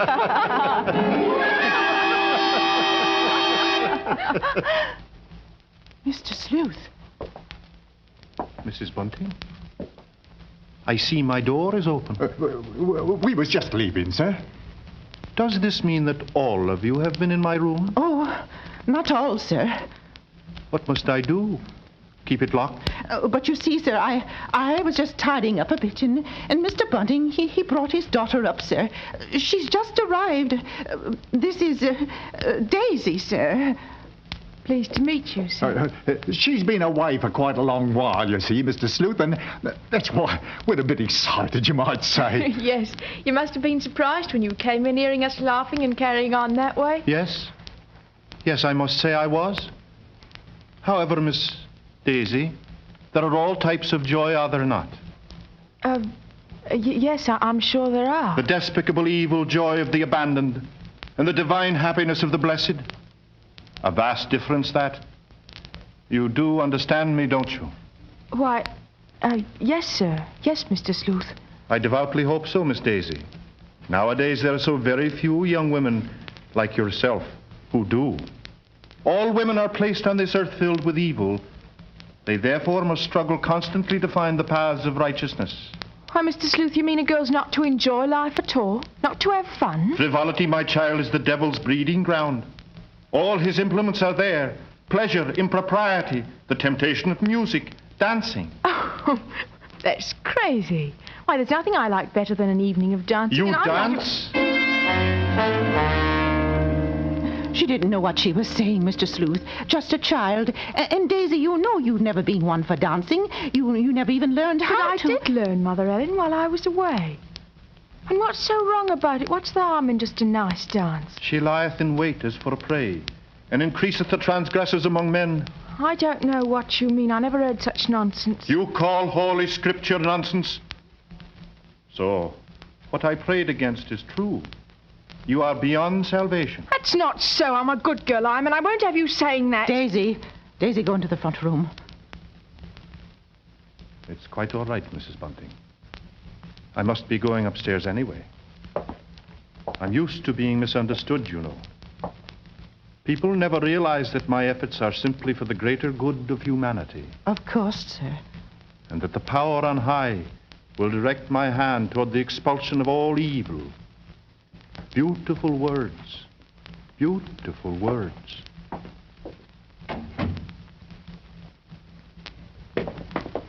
Daisy, listen to me. Yes?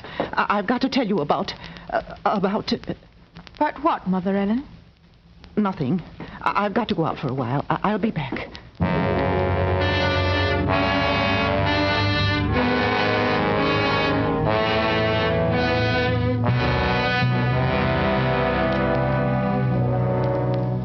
At that moment, Ellen had been determined to pour out her terrible suspicions.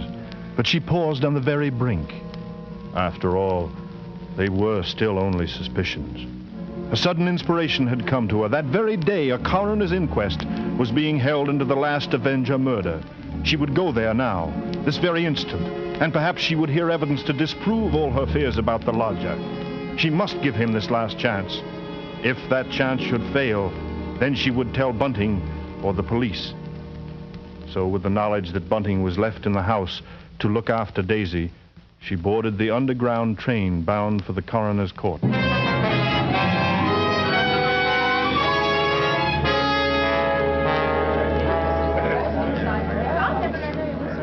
Ellen, seated at the rear of the inquest room, listened to each of the witnesses, and from one of them she found the first hope she had known for many days.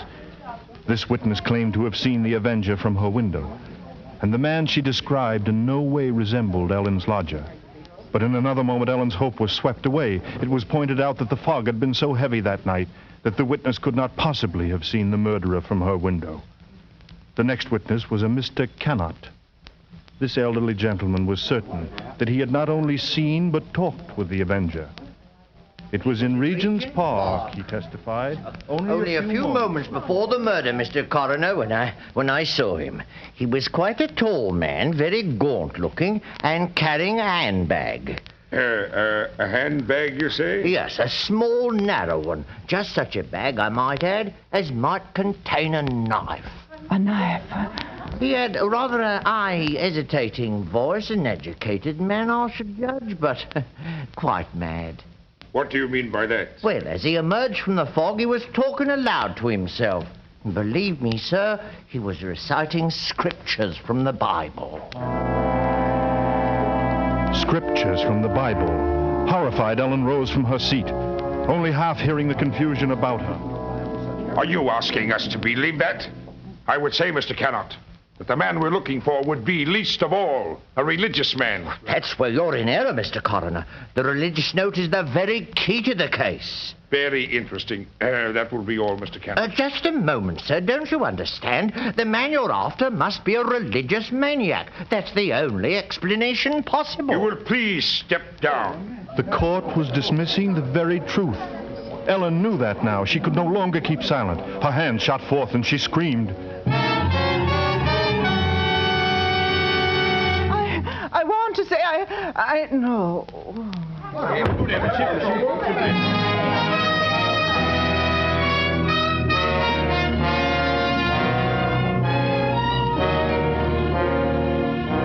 On the verge of speaking, she had fainted. And then when Ellen was revived a few minutes later, she said nothing.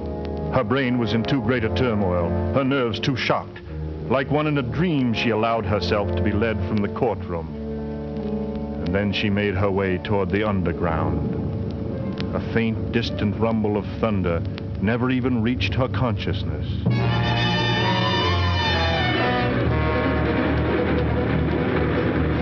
And she was barely aware of the grind of the wheels as her train pulled away from the station. Then, with the force of a mighty blow, the full realization struck her. No doubt any longer. Mr. Sleuth, her own lodger, was the murderer. He was the Avenger. The Avenger. The Avenger. The Avenger. The Avenger.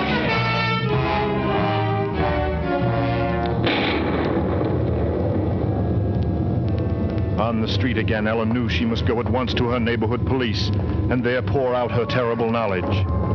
But with each moving footstep, with each heavier boom of thunder from the rainstorm that was almost there, the grip of terror grew tighter and tighter about her. She moved faster, faster. If only she were in time. The first light drops of rain sprinkled her brow as she came within 2 streets of home. Then she was 1 street away. Then she saw Bunting. Sharply, like the thrust of a knife, the one fact pierced her mind. Daisy was now alone with the lodger. Bunting! Why, Ellen, what is it? Tell me, Bunting, where's Daisy? Where is she, I say? What, Daisy? Where's Daisy? What, she's at home. Why? Listen to me. Try to understand. Sleuth is the Avenger. What? What are you saying? Our lodger. He's the Avenger, Bunting. Daisy's in danger. Hurry! Yes, Daisy! Daisy!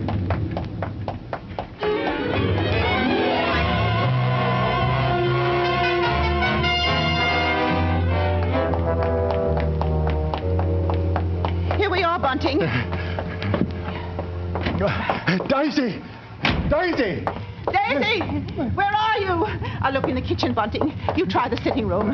Daisy! Daisy! Where are you, Answer me, Daisy! Daisy! Oh, yeah, let's try the bedroom. Oh, she's not there. Oh, what about the dining room? I looked.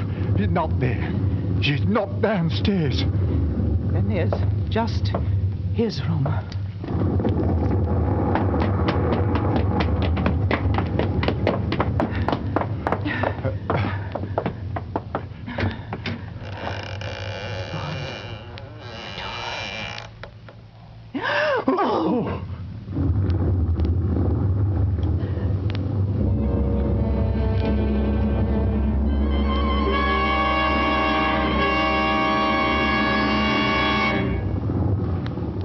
If I forget thee, O Jerusalem, let my right hand forget her cunning. And now hear me, O Lord. Daisy! I have not forgotten. I am ready. The knife. He's got the knife. Ready to smite thine enemy. For man born of woman is born unto trouble, and I shall cleanse thy kingdom on earth. Yea, I shall show her thy wrath from heaven. No! Speak, O Lord. Daisy. I am ready. The power on high will direct the expulsion of evil. Yes, yes, O Lord. Thy servant heareth. And now...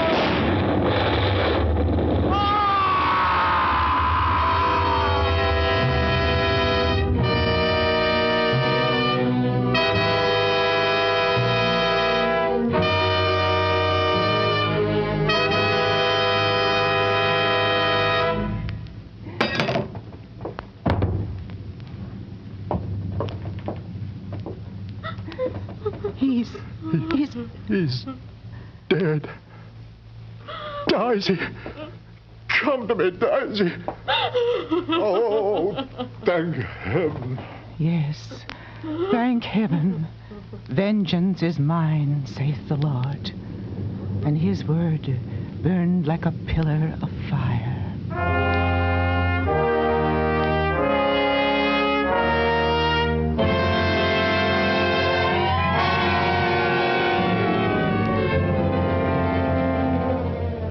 Death by act of God.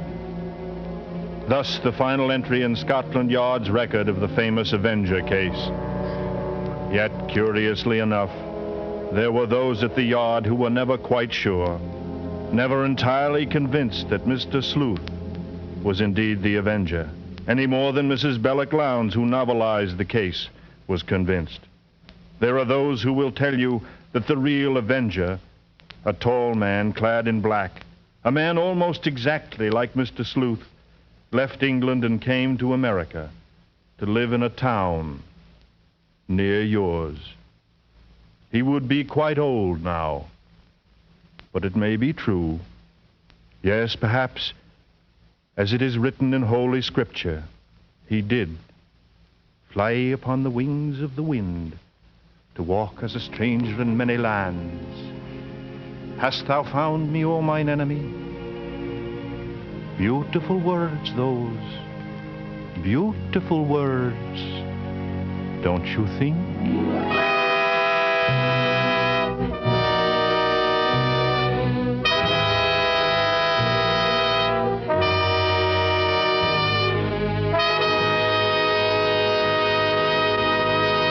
And so closes The Lodger, starring Robert Montgomery, tonight's study in Suspense.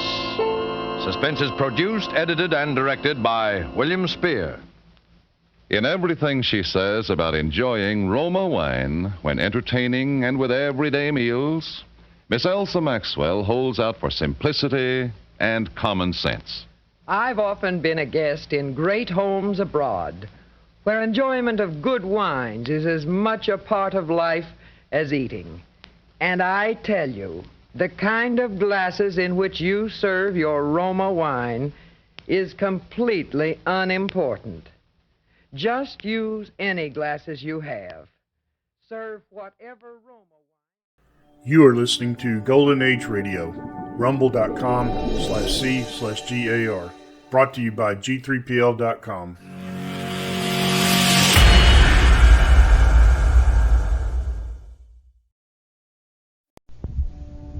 CBS Radio Mystery Theater presents...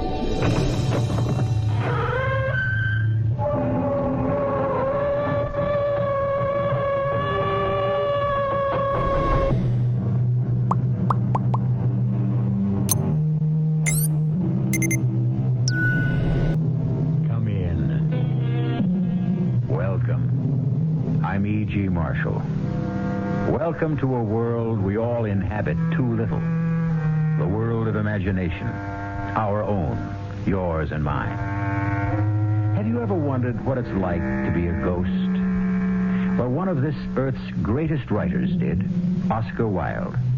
And having let his imagination play with the idea, he set down his findings in a ghost story that ranks with the world's finest. The classic tale of the Canterville Ghost. And if by chance you should think that a ghost's life is all wine and roses, why then listen to what went on one night at Canterville Castle. Blood! I must have blood. And when I say blood, I do not mean a drop or two. I mean gallons. Or am I not called Gibeon, the bloodsucker of Bexley Moor? Blood! Oh, give me blood! Blood, my foot! What you need is some oil for those rusty chains.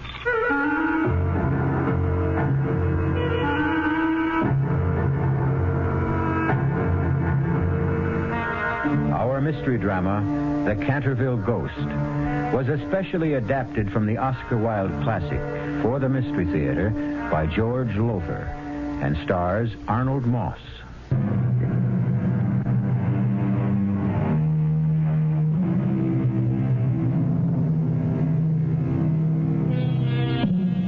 Our story takes place in Canterville Castle, ancestral home of the de Canterville family since the 15th century. You immediately assume, I have no doubt, that the castle is in England. Well, it isn't. It was, but it isn't anymore. For you see, that well-known multimillionaire Hiram Otis had it dismantled stone by stone, transported to the United States, and re-erected stone by stone on his own estate in the Midwest. So it is that one fine afternoon, we find him, Hiram, and his wife Martha, and his lovely daughter Virginia, and Geoffrey de Canterville, her fiancé, in the newly restored library of the newly erected castle of the Cantervilles. Well, Mr. Otis, I hope you're satisfied with the job I've done.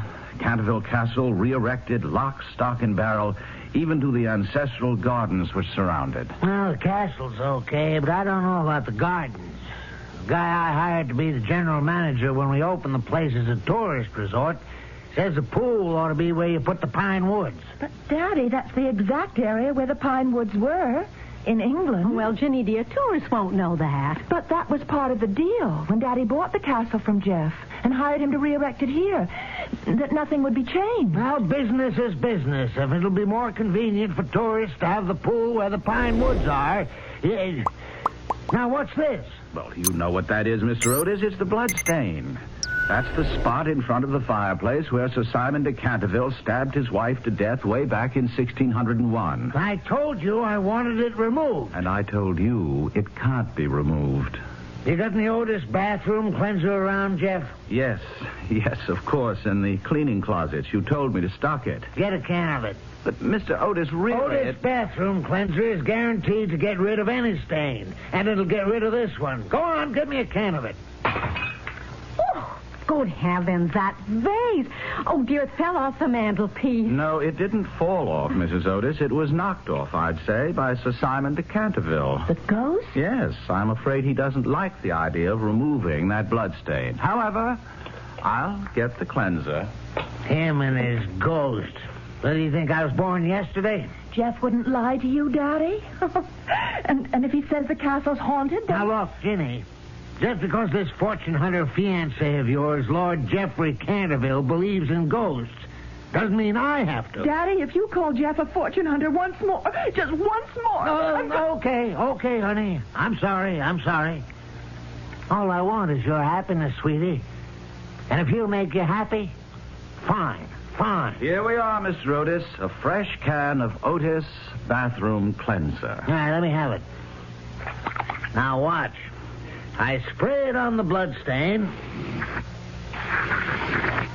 You bring a cloth to wipe it off with? Oh, no, I'm sorry. Oh, never mind. Use my handkerchief. Now, one wipe, so. Where's your bloodstain now? Oh, Hiram, it's gone. What else? An Otis guarantee is an Otis guarantee. It will come back. Not after an Otis cleanser treatment, it won't. What was that? Oh, what is it? It's the ghost again, Mrs. Otis. No, it was the wind or something. But there isn't any wind. Well, it was something else, but not a ghost. I just plain don't believe in ghosts, and that's the end of that. Well, if you ask me, Mr. Otis, it's only the beginning.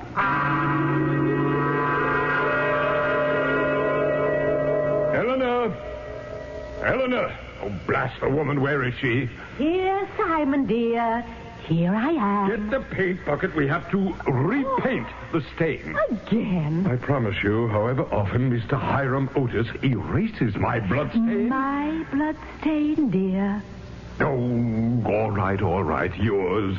But you wouldn't have had it if it hadn't been for me. You do forgive me. Oh, my dear, I have forgiven you at least once every 100 years since it happened. I should not be here otherwise. And the least I can do is to see that your stay here remains peaceful by giving that barbarous American his comeuppance. Fear not, my dearest love. It is Sir Simon de Canterville, me, against Mr. Hiram Otis, him. But I truly believe there's little doubt as to the outcome of the battle.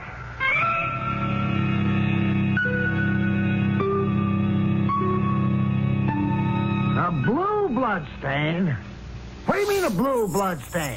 Just what I say, Mr. Otis. The stain's reappeared, and this time it's blue, Daddy. Now, look, I don't know what you two are up to. Up to? For your information, the boss painter who's redecorating the upstairs bedrooms complained that somebody's stealing his paint. And you think that Jeff and I would... Who else? But why would you think that? Because the way I see it... Yes? How do you see it? Well, I don't know how I see it. All I know is it doesn't make sense. And we better start making some sense around here because we open in a week. Now get rid of that stain. Once and for all, get rid of it.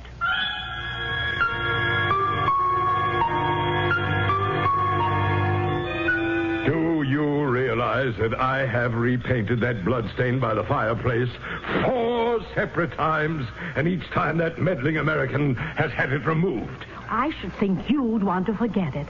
After all, it's a reminder of why you are doomed to haunt Canterville Castle. Oh, dear, and I with you. But you are not. You can leave any time you wish, Eleanor. Oh, Simon, not without you. Oh, my dear. Was ever man so loved by woman as I by you? Or I by you. And yes, I killed you. Because you loved me. Well, however you put it, I condemned us both to eternal misery. Well, it shall be misery in peace. For nearly 400 years I've haunted Canterville Castle without hindrance. Yet what that vile upstart has put us through in the past 3 years, tearing down the castle around our heads, building it up again around our heads, and the noise, the noise. And now he means to turn it, my castle, into what they call a tourist attraction. Never! My dearest, what can you do? That beastly American must be driven out. And his family with him. I know. Let me see what I have in the way of grisly costumes. Yes. I think this should do the trick quite neatly. Which is it? Gaunt Gibeon, the bloodsucker of Bexley Moor. Oh, that's smashing.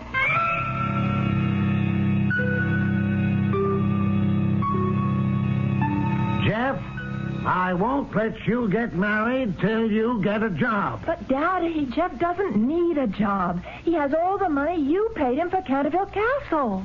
Have you? Have you, Jeff? You know I haven't, Mr. Otis. But obviously Ginny doesn't. You didn't tell her. Tell her what, Otis? Yes, what? Well, tell her. Ginny, I'm afraid that just about every cent your father paid for Canterville went to pay off back taxes, liens, mortgages, interest payments, and the Lord only knows what. Oh, Jeff. Well, don't you see, that's why I sold Canterville in the first place. I had to. I couldn't keep it up anymore. I had no choice. It was sell or lose everything. So you see, he's broke. Flat bust. Now, just a moment. I have the promise of a job, Mr. Otis, a top-flight architectural firm in New York. The promise of a job? Now, look, Jeff, there'll be no marriage until... What's that? I don't know. I'm afraid I do. It's the Canterville ghost. The ghost? Come on, Jeff. Come on now. Aren't these tricks of yours getting just a little childish? Now, Mr. Otis, believe me, this is no act. It's the real thing. Whenever the ghost moans like this, it means he's going to put in an appearance. And I've seen some of those appearances. Now, Mrs. Otis, Ginny, you'd better come with me. Oh, where to? Well, anywhere but here. I'm not afraid of the ghost myself. He's never done me any harm, but his appearance can be positively ghastly. And you'd better not see it, either of you. No, I'm staying here. What? I've been hoping to see him, Jeff. Hoping to see the ghost? Yes, Mother. Oh, somehow I have a feeling I won't be afraid of him. Don't ask me why. I can't explain the feeling. I just know I won't be. Of course you won't. Jeff lets you in on his little gag. But I suppose I'm to be scared to death, huh? Oh, but Daddy, there is a ghost. You've got to believe it. Look! Oh, my heavens! Blood! I must have blood. He's got to be kidding. When I say blood, I do not mean a drop or two. I mean gallons. For am I not Gaunt Gibeon, the bloodsucker of Bexley Moor? Blood! Blood, my foot. What you need is some oil for those rusty chains. And I just happen to have a can of Otis all-purpose here in this desk drawer. Cringe, thou knave! Grovel in abject fear before me. Now, here's that can of Otis oil. Oh, knock off the screaming. You got nothing to scream about, because believe me, this oil will do the trick for those chains of yours. Leave off! I'm ruining my chains. Daddy, stop it. Leave him alone. And another squirt right Daddy, here. stop it. Give me that can. Here now. Leave him alone. Can't you see how unhappy he is? No, look, Jenny. Any guy tries to pull a gag on me. This is no like gag, no trick. This is misery. Oh, look at his face. Look into his eyes. He's in agony. I've never felt so sorry for anyone in my life. You feel sorry for me? Oh, yes. Oh, yes. No one has felt sorry for me in over 370 years. I do. Well, you frighten me. Oh, no, you can't be. It couldn't be. No. Not the Golden Girl. Oh, come on, you two. Stop it. Nice little act, but just a little creaky in spots. You clod! You lout! You poltroon! Is it thus you'd taunt a noble lord of Canterville? Hear me, then. I sought but to warn you hence by harrowing up your soul. But there's another way to be rid of you. Death. No, No, please, I beg you, don't kill him. Don't. For thine own sake, then, child, be warned and get thee hence. I am Simon of Canterville, and easy wrought into murderous rage. So be gone. Be gone, be gone. Do you believe now that he's a real ghost? I sure do. I guess we'd better do what he wants us to do, Otis. Let's leave the castle. Oh, no. Are you saying that you won't... You bet I am. I paid a fortune for this joint. I'd rather die than see that money go down the drain. Oh, no. I'll tear this damn castle down again, stone by stone, before he gets the satisfaction of seeing me run. You hear that, Buster? Stone by stone.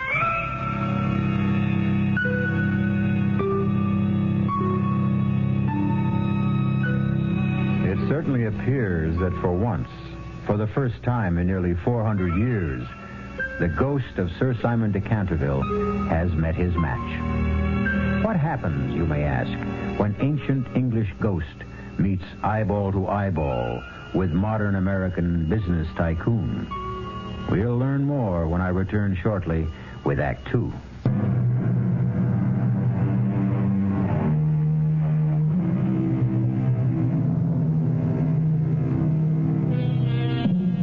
Now, really, you know, Sir Simon de Canterville, or rather I should say the ghost of Sir Simon de Canterville, can't be blamed for threatening to kill Hiram Otis. After all, it is his castle, or it was, and, well, how would you feel if you'd lived somewhere for nearly 400 years, only to have someone you'd never seen before threaten to tear the place down, stone by stone? No, you really can't blame him for being in a towering rage. Eleanor, I shall rend him limb from limb. Oh, Simon, perhaps we ought to leave the Americans in peace. Oh, no. Oh, darling, please. I say no. Oh, Simon, please. Don't make me speak severely to you. Severely? Well, truthfully, it's quite possible you've lost your ability to frighten people.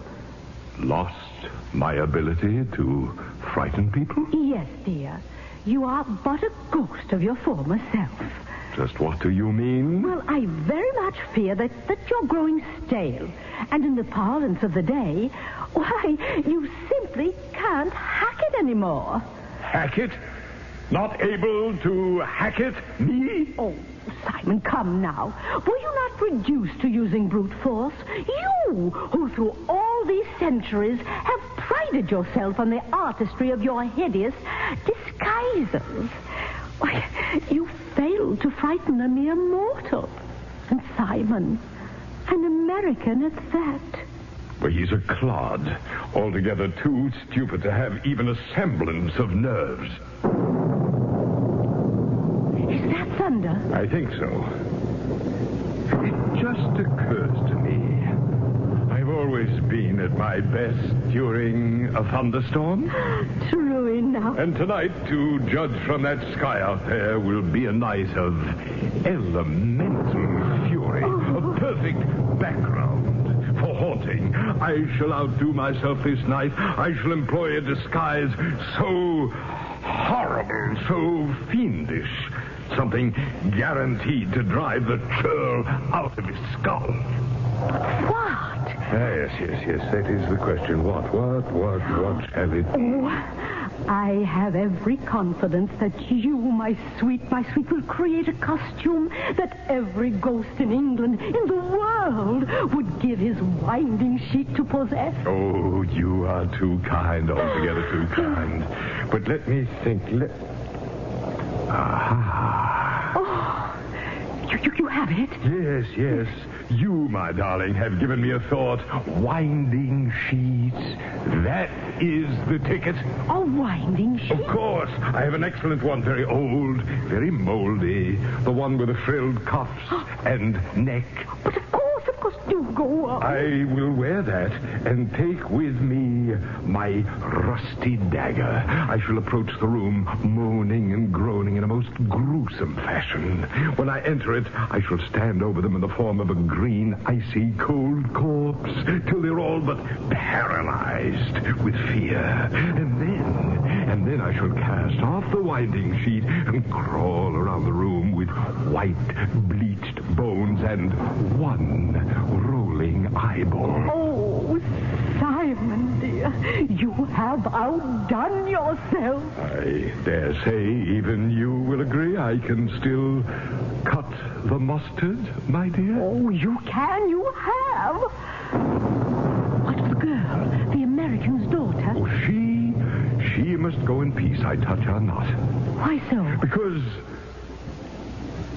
Well, my dear, you will scarcely believe this, but not only did I fail to frighten her, but she said she felt sorry for me. She said that? Yes. And she looked at me when she said it with eyes... Well, Eleanor, her eyes were filled with sympathy and pity and... Yes, love. Oh, Simon... Could she be the Golden Girl? I should like to think so, but I fear not, my love. It's too much to ask. Much too much. But I must to work. The night approaches and the storm. I promise you that within a few short hours I shall reduce the cold-blooded Hiram Otis to a mindless mess. Why have you brought me here, Jeff?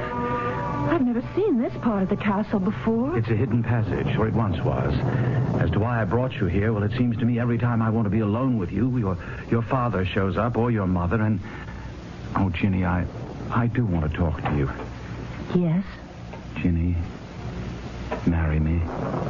But, Jeff, dear, I'm going to. You know that? No, I mean now. Tonight. Tonight? Yes, let's get in my car, drive to town, find a justice of the peace, and get married. But, darling, we don't have a license. Oh, we'll get one. How? I don't know, but we will. I'll manage it somehow. Jeff, this is the United States, not England. Things are done differently here. And anyway, there's no sense discussing it because I just can't go against my father's wishes. Oh, you don't have to be afraid of him. Afraid? Darling, I'm not afraid of him. I love him. I know what you think. That he's hard and domineering and ruthless and a lot of other things, but you know, inside, he's not that way at all. Perhaps not. Unfortunately, I only know him from the outside. But as time goes by, you'll learn to know him better, and you'll see... Ginny, you're not a child. You're a woman. I need you, Ginny. I want you. Jeff, please, darling, no. Ginny, Oh, please. Jeff. Oh, Blood! I must have blood! Oh, no, not tonight. Not now. And when I say blood, I don't mean a drop or two of blood. I mean gallons of blood. It's him. It's the ghost. Who else? How to drive that churl Hiram Otis out of his mind. Oh, misery. Oh, agony. Oh. You went right by us. He never saw us. Yes, I know. Now let's follow him and see what he's up to. Oh, horror. Hideous horror. Hark ye to the horrifying moans of the vampire monk. Oh. My parents' bedroom. He's gone in there. He's to the horrifying moans of the vampire monk or the bloodless Benedictine. Who's there? The vampire monk. See, I bend over you, a green, icy corpse. Watch as I crawl around the room with white bleached bones and one rolling eyeball. What are you doing on the floor? Huh? Oh, why, you're the ghost, aren't you? Well, please now, could you be just a bit more quiet? My husband has had a very tiring day and he needs a sleep. And you're certainly going to wake him up sooner or later with all that moaning and groaning. Well, I am a ghost. I'm haunting you. All right, but please do it quietly. You lied and ridiculed me, would you? Oh, but please, you misunderstand. Pay for it. Aye, woman, pay with thy heart's blood. You've seen your daughter for the last time on this earth. For the last time. Jeff, he means me. No, darling, he can't if he didn't see us following him. I have seen you. I saw you there in the secret passage, but was too busy with other matters to be bothered with you. I saw you following me. From the back of my head, I saw you. Stand aside, Geoffrey de Canterville. I take your beloved with me into the next world. Oh, no, you don't. I warn you. You're a Canterville, and I would do you no harm. What stands in my way, and I will place on you as I already have on them, the Canterville curse. No. Oh, no. Oh, yes. Stand aside, I say. Stand aside. Wait. Yes? If you wish to take me into the next world, all right, go ahead. But leave Geoffrey alone. Leave my parents alone. Don't harm them. You would give your life for them? Oh, Ginny! Geoffrey! She's gone, vanished. Yes. What does it mean? Oh, good Lord, what does it mean? What? What does what mean? What's going on here? Hiram, that ghost. He's taken Ginny. He's taken her with him into the next world. Oh, come on now. It's the truth. In heaven's name, Mr. Otis, wake up to the truth.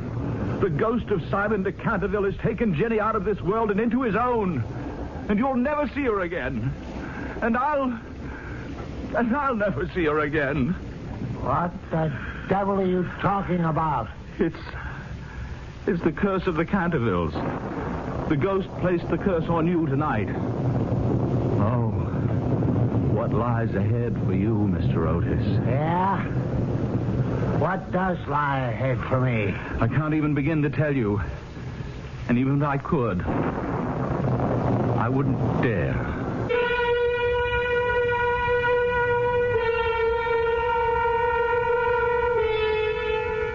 Strange sort of ghost, Sir Simon de Canterville. At one moment, he's almost gentle, tender, and the next, in a towering rage. He acts almost like us humans, doesn't he? And like us humans, he may have jumped from the frying pan into the fire in abducting Virginia Otis. We'll find out shortly when I return with Act 3.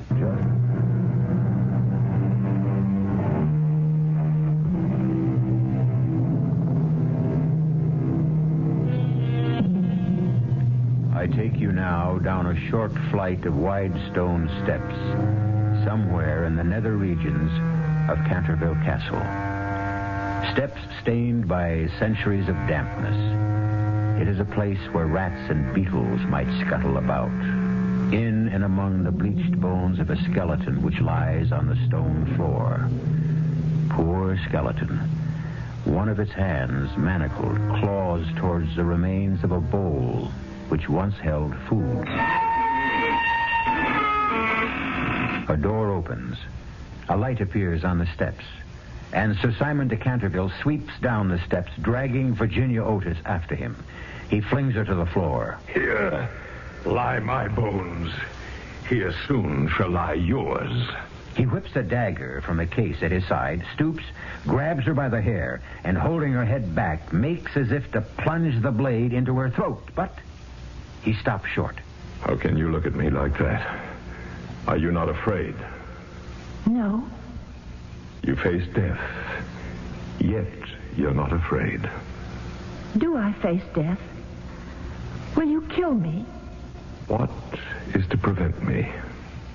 You killed once out of passion and have suffered nearly 4 centuries for it. Would you dare again? I would. I would. Well, then, if I'm to die, I suppose I shall. Being afraid wouldn't help matters. But really, I'm not afraid. At least, not of you. Eleanor was right. Eleanor? My wife. She says I don't seem to frighten anyone anymore, that I can't hack it anymore. Why do you want to? I'm a ghost. It's my only reason for existing. It's not a very good reason, if you ask me. It's no reason at all, if it comes to that. It's simply part of the punishment I must bear for murdering my wife. The Lady Eleanor? Yes. Why did you murder her? Jealousy. Unreasoning jealousy. I thought her in love with another man. I found out later how wrong I'd been. But it was too late then. I assure you my remorse was so great I hardly struggled at all when her brothers chained me in this dungeon and starved me to death. And that's your skeleton? Yes. Poor skeleton. Poor ghost. You must be very tired. As only a man who has not slept for nearly 400 years can be. But there'll be no rest for me, never any rest, until the legend of Canterville Castle is fulfilled. But I didn't know there was a legend. Jeff never told me. Oh, yes, yes. And when it is fulfilled, then I shall sleep at last in the little garden far beyond the pine woods. What garden do you mean? The garden where the grass grows long and deep, where the hemlock flowers are like great white stars and the nightingale sings all night long. All night long he sings, and the cold crystal moon looks down, and the yew tree spreads its giant arms over the sleepers. The sleepers? Do you mean the garden of death? Yes, death. Would you help me if you could? If you could make the legend come true, would you? Yes. What is the legend? It is this.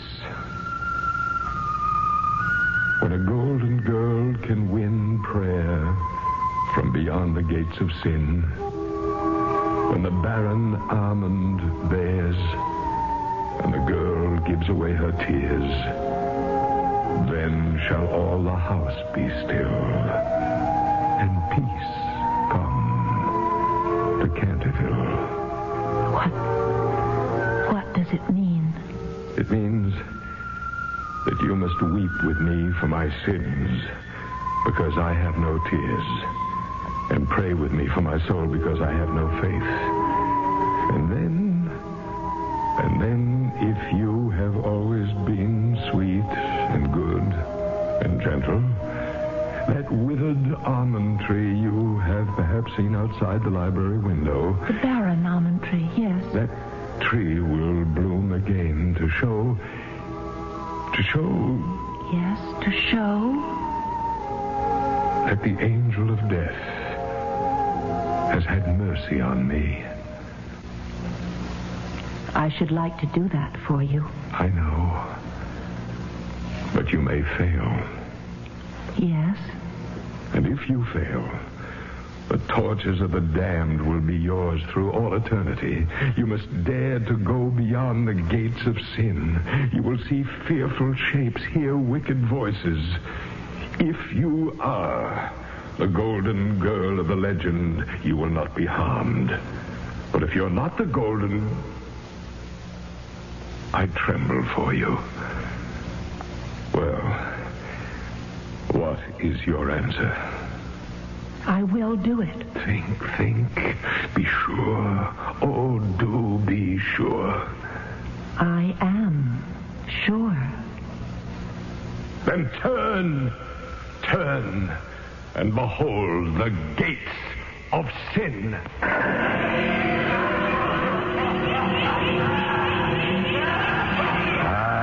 You shrink back. You are afraid. The shrieks, the laughter. Worse lies beyond the gates. Far worse. You are afraid. And I am doomed. No. You will go for me. You will go beyond the gates of sin. For you, or any other soul. And give me your hand. Let me kiss it. Fingers cold as ice. Oh, but your lips burn like fire. Soon, perhaps, my lips, too, shall be cold.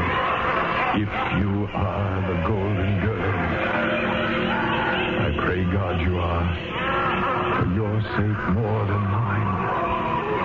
You must release my hand now. If I'm to go beyond the gate. Yes, I know. Only... Let go. Let go. Go. No, Virginia! Come back! Come back!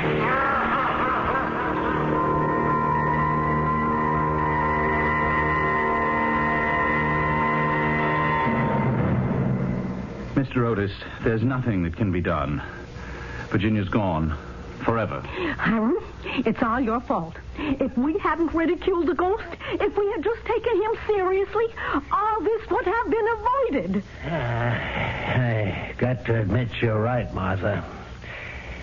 But that doesn't help matters. All I want now is to get Ginny back, safe and sound.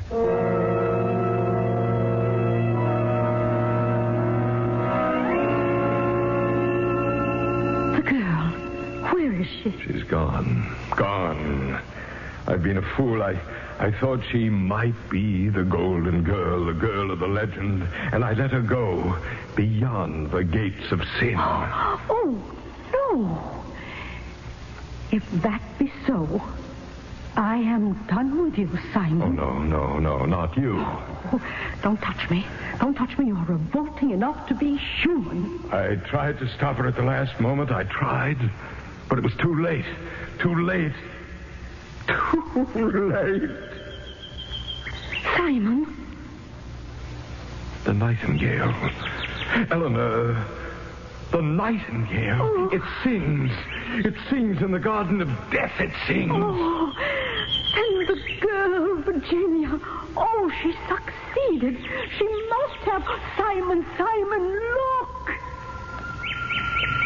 Virginia. Sir Simon? You've returned. From beyond the gates of sin, you've returned. Did you think I wouldn't? Yes, I thought that. I knew I would. I'd not have gone past those gates if I hadn't felt sure. Then you are the golden girl of the legend. You are the golden girl. Are you saved now? Oh, yes, child, yes. I'm saved. After all these centuries, released. And you're the one who did it. Eleanor, she is the one. What can I do to thank her? What? Oh, Simon, restore her to her own world. What else, dear?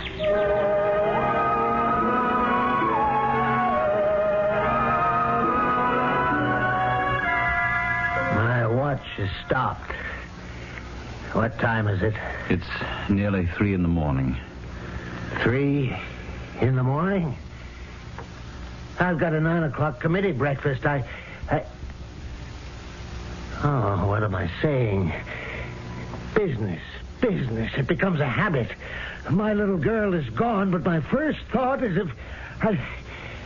Oh, God in your heaven, what kind of a man am I? Oh, Hiram, you're a good man. You just lost yourself in making a living. Yes. Lost myself in making a living. Yeah. We spend too much of our lives making a living. We should spend more of it living. I guess your ghost knows that, Jeff. I don't know whether he does or not. I do. What was that? I thought I heard... Why, it sounded like Ginny's voice. Yes, I thought I heard it too. You did, Jeff. I'm back. I'm here. Ginny. Oh, my God. Ginny. Oh, it's Ginny. Oh, my baby. My baby. Where have you been? What happened to you? No, don't ask me. Don't ask me that ever again. Yes, but Ginny... Daddy, I love you, but please don't, not ever, try to tell me what to do with my life, my soul, again. Let me do what I want to do, what God put me into the world to do. You sound strange. No, not strange. Truthful. I've seen what lies beyond this world, beyond us. And we here on this earth, we think that we're the end of everything. And we're really only the beginning. Daddy. Dad. And Mom. And you too, Jeff. There's so much out there that we don't understand. So much. Ginny, what did you see? What's that? Not a bird at this hour of the morning. It's a nightingale, Mother, and... Come to the window. I'm sure we'll see what I expect to see. Yes. There. Look. At what, Ginny? At what? The storm is over now. And the moon, a great white moon, sheds its light over the gardens. Look. The almond tree. The barren almond tree. Why, it's blossomed. I can see the flowers in the moonlight. And that tree, it's part of the legend. For centuries it hasn't bloomed, and legend said it never would until peace came to Canterville. And peace has come. Far away, beyond the pine wood, there is a little garden. There the grass grows long and deep. There the hemlock flowers are like great white stars. And the nightingale sings all night long. All night long he sings. And the cold crystal moon looks down. And the yew tree spreads its giant arms over the sleepers. Jeffrey? Yes, Ginny? He's at peace, Jeffrey. The Canterville ghost is finally at peace.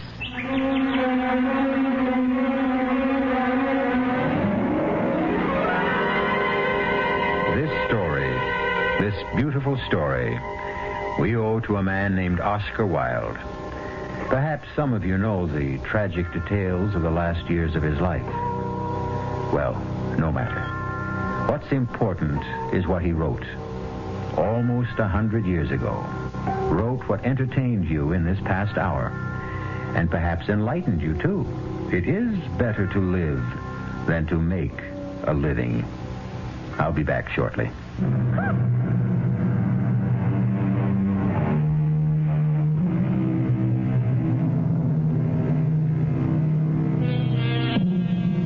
Oscar Wilde is buried in Père Lachaise Cemetery, just outside Paris. I visited his tomb. A tomb over which a sad angel with drooping wings weeps. And yes, I bowed my head. Not so much in homage to the man as to the spirit within him. The spirit within all of us. Our own private, very private Canterville ghost. Our cast included Arnold Moss, Marion Seldes, Mildred Clinton, William Redfield, and Robert Dryden. The entire production was under the direction of Hyman Brown. The answer's still the same. No dog, no baby. Just be happy with these dumb plants. They're bad enough. Taking out the whole bloody window. I hate you. Yeah, look, I'll let you keep them. I hate you. I wish you were dead. What did you say? I said I hate you. I wish you were dead. Did you really say... Hey. Hey, what? Hey, what's this? The bloody plants are on my neck. Hey, Barbara, they're all around me. They're choking me. I can't get them off. Hey, Barbara. Barbara, they're too strong. Barbara, don't stand there. Get them off. No. Get the scissors. Barbara, the scissors. I hate you. I hate you. I want you dead.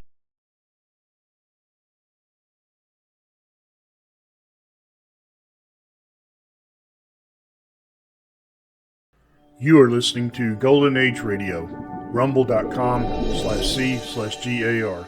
Brought to you by G3PL.com.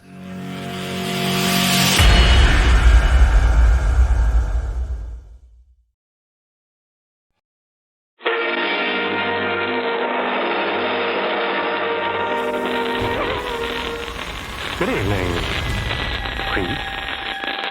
This is Hutter Galloway opening the doors of the Mystery Playhouse. And speaking of doors, tonight we're visiting the inner sanctum, so open that door, Mr. Host.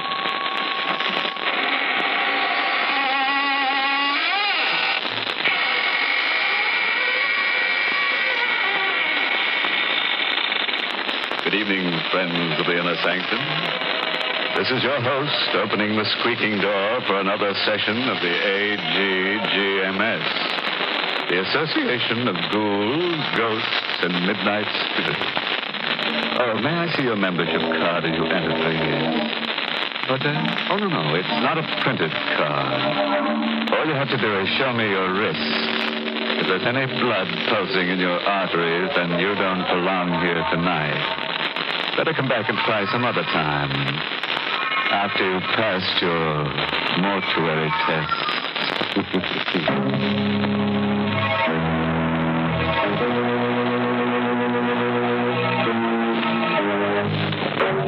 And now for tonight's Inner Sanctum Mystery. It's an original radio play by Emil Tepperman called Make Ready My Grave. And stars two radio favorites, John Banks and Richard Widmark. It's about a boy and a girl who've just been married. A piece of colored string, an open grave, and a hangman's noose.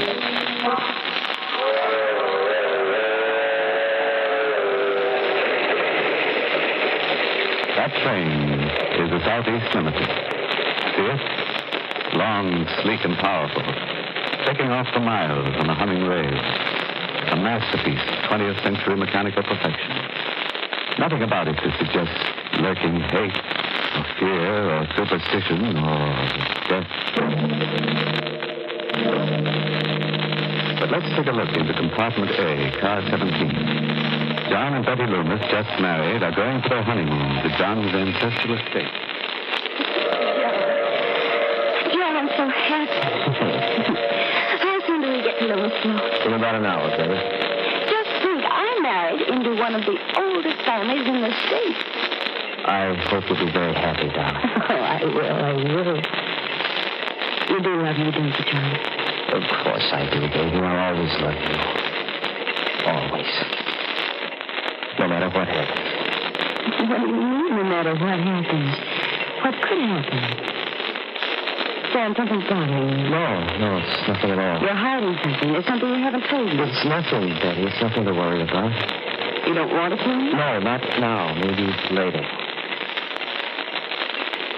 How are you playing with that piece of yellow string? What? You've been playing with it ever since we came onto the train. Gosh, I never noticed. I watched you. You've been tying a knot in it. A knot? Good Lord. I must have tied it without knowing what I was doing. You've tied it into a noose. A noose. I don't know how it came to make it or where I picked it up. Well, it's only a piece of string. Yes, it's only a piece of string. Betty. What is it, John? Here, take this. A gun? Take it. But why? If I should ever try to strangle you, please listen to me. If I should ever try to strangle you, promise me to use that gun on me. What are you talking about? Lomasville, next stop. Oh, this is where we get it. John, what's this all about? That piece of yellow string and now this gun. Put it away, Betty, and remember what I said. Don't ever forget it.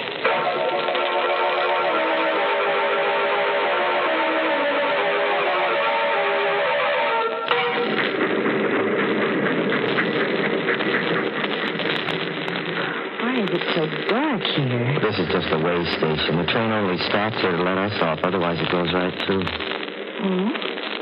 I thought Lewisville was a big town. Well, it used to be 100 years ago, but now there's only the Loomis estate. Are we far from the estate? About 2 miles. Old Herman Galt should be here to pick us up in the station wagon. Herman Galt? Mm-hmm. He's a handyman. There's been a Galt working for the Loomis family for the last 150 years. John, I don't like it here. Dark. What the devil can Galt be? I wrote them what train we were taking. I'm right here, Mr. John. Oh, Galt, you frightened my wife. I'm sorry, ma'am, if I scared you. That's all right.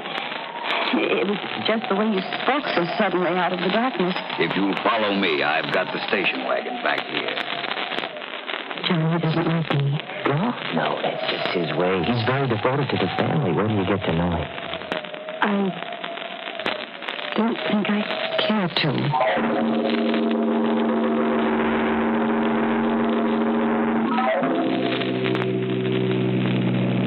Johnny, he's driving too fast. It's so dark. Don't worry, Betty.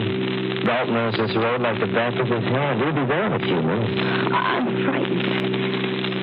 Darling, please, tell me why you gave me the gun. No, I can't tell you now, Betty. Maybe after you meet Uncle Everard. John. What? What's that in your hand? What?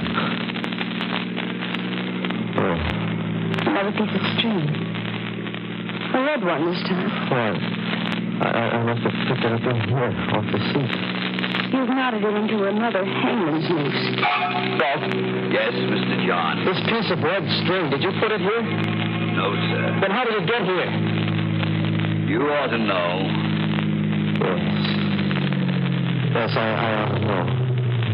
Galt, why are you stopping here? We're home, ma'am. This is the entrance to the Loomis estate. I've got to get out and open the gate. I'll be right back. Betty, I've got to get out, too. I've got to see for myself. See what, You John? stay here, Betty. Stay right where you are. Wait a minute, I'm coming too. Get back in the car. Mr. John is right, ma'am. You shouldn't go with him. Take care of her, Galt. I won't be long. Galt, where's he going? That is the Loomis family cemetery. What does he want to see in there in the middle of the night? He'll tell you himself, ma'am, in due time. No, I'm going to find out right now. Better not, ma'am. Better come. John, wait for me. Betty, I told you to... I'm going with you. I want to know what there is in that cemetery. I'm your wife now. I have a right to know what this is all about. I'm going with you. All right, if that's the way you feel about it. But hold on to that gun I gave you. Keep it in your hand all the time. John, why? You'll find out soon enough. This is the gate of the family cemetery. All the Loomises and their wives are buried here. It's so shadowy. Like tombstones look like ghosts. Oh, my hand, John. Oh. Just hold on to that gun. John, whose grave is this with the high tombstone? My great-grandfather's. Stuart Loomis. He founded the Loomis estate. This is my grandfather's grave. His wife. Here's my father. My mother. And that's all. That should be all. What do you mean? Come over here. This is what I came to see. This is what I've been afraid of. John, it's an open grave. Freshly dug. Yes, Betty. It was just dug tonight. Who is it for? Betty, darling. I'm afraid it's for you.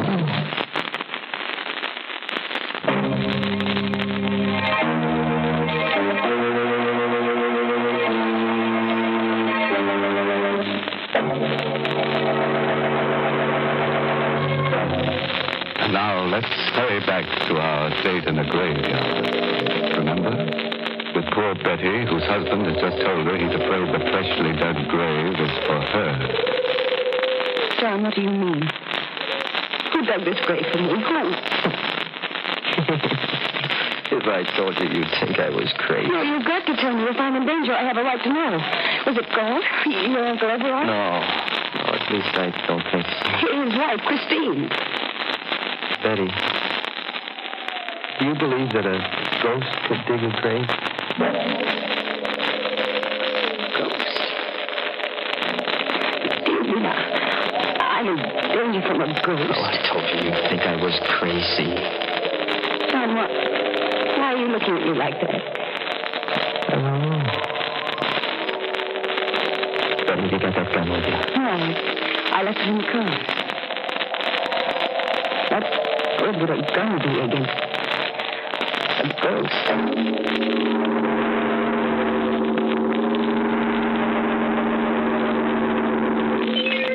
There's the station wagon still waiting at the gate, but I don't see Dolph. Maybe he went up to the house. Dolph, where are you? Hello there, John.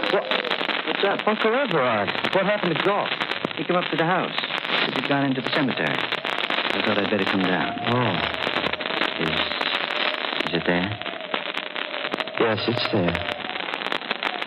A freshly dug grave. Uncle Everard, this is my wife, Betty. How are you, Betty? Hello. You saw the grave too, Betty? Yes, and John says he thinks it's for me.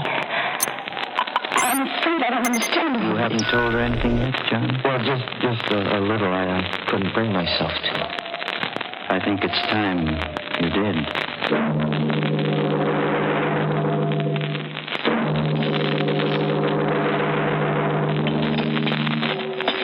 Tea, Betty? Thank you, Uncle Everard. I will have a little more. You, John? No, thanks. Too bad Christina's ill. She's upstairs in our room. But I hope she'll be better by tomorrow. You can see her then. Maybe. What do you mean? That grave out there.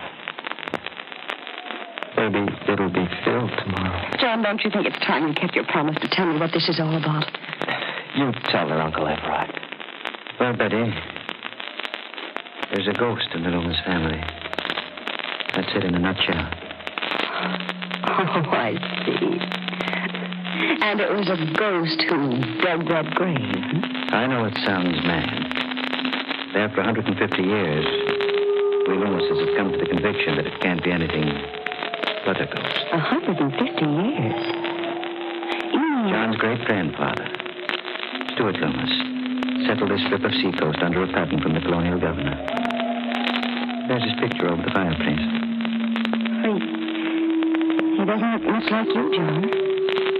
Stuart Loomis was a hard man. There was a French privateer in these waters who made a lot of trouble in those days.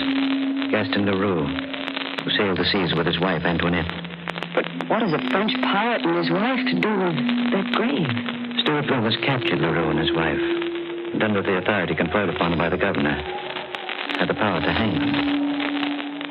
You mean the women, too? Yes. He hanged them both on a gibbet where our family cemetery now stands. Oh, how terrible. Before he died, Gaston Leroux laid a curse on the Loomis family. He swore that just as his wife was hanged, so would all the Loomis women die. He swore that he would come back and dig a grave for the wife of a Loomis in every generation, and furnish the noose by which a Loomis would strangle his own wife. That's incredible. A short while afterward, a fresh grave was found beside the gibbet where Leroux had been hung. That night, Stuart Loomis's wife, John's great-grandmother, was found hanging by the neck from the eaves of this very house.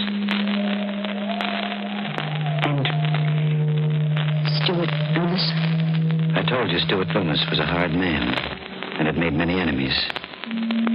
There were many who hated him deeply and bitterly. He was arrested and tried for the murder of his wife. Convicted and executed. Now you know the secret of the Loomis family. But, John, that still doesn't prove there's a ghost. No, that one incident doesn't prove it. But it happened again when the next Loomis married. John's grandfather. And to the next Loomis, John's father. Sometimes a year after he married, sometimes 5 years. But the curse never fails. It's happened in every generation? Yes. And now, John Loomis has brought a new wife home. There's a freshly dug grave waiting in the family cemetery. And I'm next. I don't know, Betty. Maybe that grave isn't for you. What? Maybe it's for Christine. For my wife. This is all ridiculous. A ghost couldn't dig a grave, make John strangle me to death. Uncle Everard, you can't believe such a legend. It can't be true. Maybe not, my dear. But the graves of the strangled Loomis women are out there to prove it.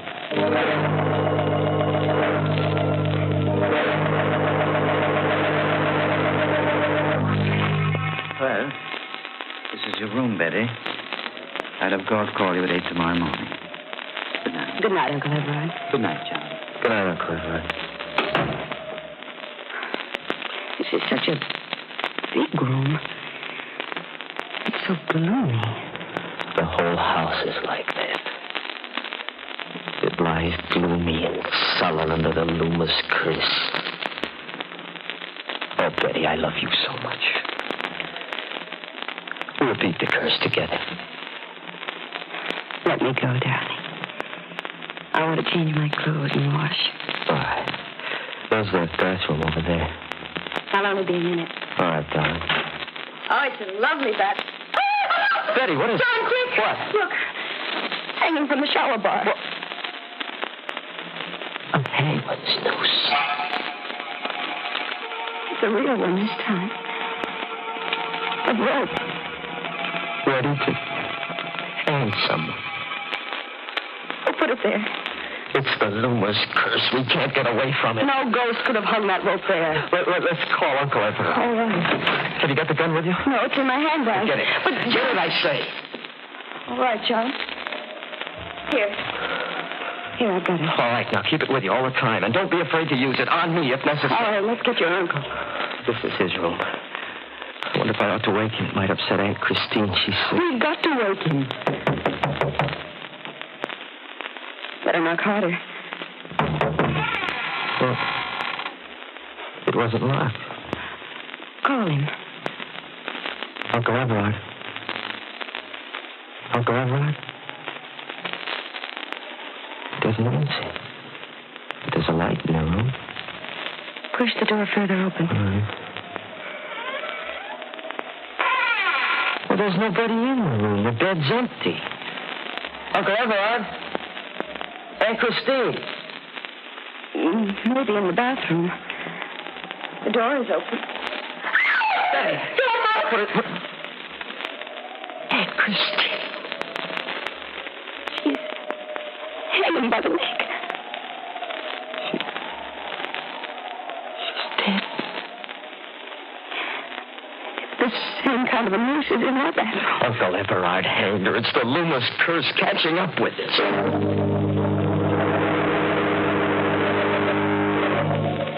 No gold, any trace of Uncle Everard? I searched the whole house, basement to attic, not a sign of He him. must have gone out. Come along. But it's raining. We've got to find him, Betty. Come on.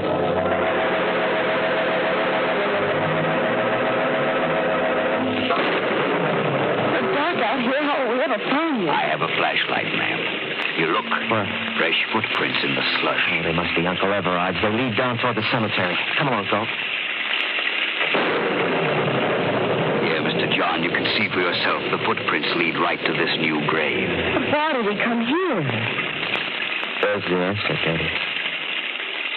A cross at the head of the empty grave. Throw your flashlight on it, Galt. There's something written on it. It says Christine Loomis. Betty, what is it? Look. Over there. Another grave. He's dug another one. There's a cross on this one, too. To the same thing? Yes. Yes, it does. It says Betty Loomis.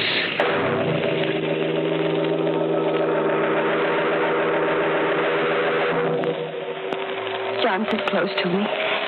That portrait of Stuart Loomis over the fireplace looks so real. It's frightening. Now remember, Betty, whatever happens, hold on to that gun and don't be afraid to use it tonight. Where's Galt? He ought to be here soon. He wants to look for some weapons. Here I am, Mr. John. Galt, you always frighten me coming in so quietly. I'm sorry, ma'am. Here, Mr. John. These ought to be pretty good weapons. Size? Yes, I had them sharpened only the other day. They could slice a man's head off in one stroke. Take one, Mr. John. Thanks. But I'd hate to use it on Uncle Everard. If he shows up tonight, you'd better use it. Maybe he's come back into the house through the back way. I'll go through the house again if you'd like. This time I'll start with the attic. Be careful, Galt. I will. John, I don't like him. Well? And I don't think he likes me either. That's not true. What's that? Must be Galt in the attic. Mr. Galt! Must have met Uncle Everard hiding up there. Stay right here, Betty, and hold on to that gun. John, be careful. Don't worry, just stay careful. John, come back. I'm frightened. I'm afraid to be alone.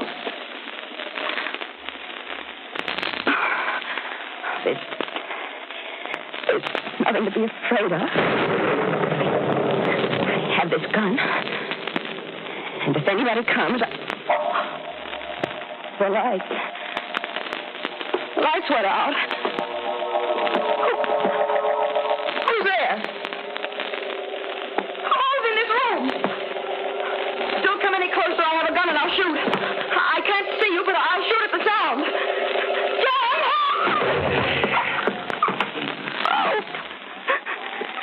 Around my neck. Let go. I'll shoot. It's not loaded. I took the bullets out when you left it in the car. Galt. Yes, ma'am, it's Galt. Mr. John is busy up there in the attic with the body of Mr. Everard. I killed him, too. And when Mr. John comes downstairs, he'll find you. I'll cut him down in the dark with my scythe. Why? There were others besides the pirate LaRue who hated Stuart Loomis. Like my own great-grandfather, he was in the service of Stuart Loomis, and he hated him. When LaRue laid the curse on the Loomises, my great-grandfather decided to make it come true. It was he who strangled the wife of Stuart Loomis. Through the years, the gods from father to son have handed down their hate. You're mad. Maybe.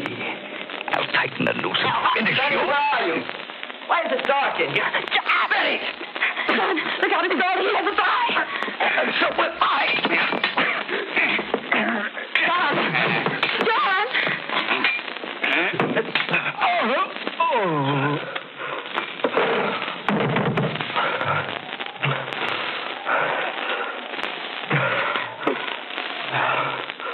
Who is it? John. What? Here, John, dear. Oh, Brian. We finished forever with the Loomis curse.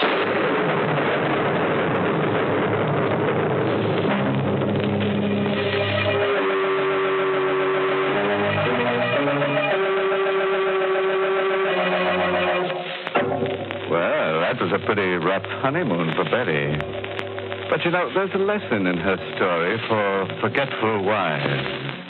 If you keep tying little colored strings to your fingers to remind you of things and you still can't remember them, why not try a rope neatly tied around your neck? It's sure to help you forget.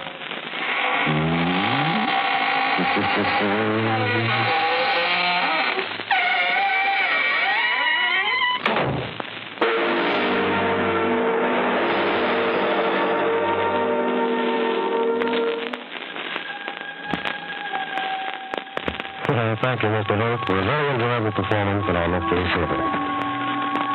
This is Hutter Galloway reminding you to sleep tight. Good night. This is the Armed Forces Radio Service.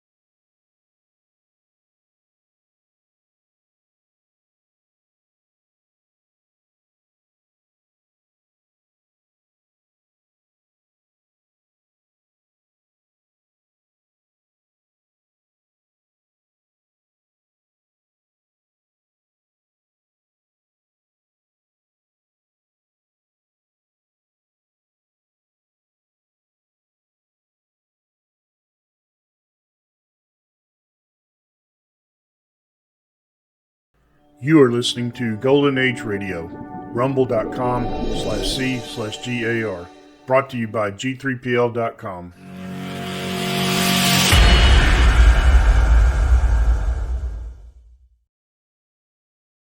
Closer and listen carefully. You don't suppose I'm dying because I want to, do you? My family, the men all die suddenly. Always have, always will. Doctors can't explain it. Lots of things doctors can't explain. Now, when it comes to dying, it's like everything else. If you want a thing done right, do it yourself, I always say. You can't trust anyone with the details, especially these days with the kind of help you get. Howard Williams speaking. Use your own judgment for once and don't call me back. I'm busy dying. Yes, I said dying. Goodbye. Now you listen and listen carefully.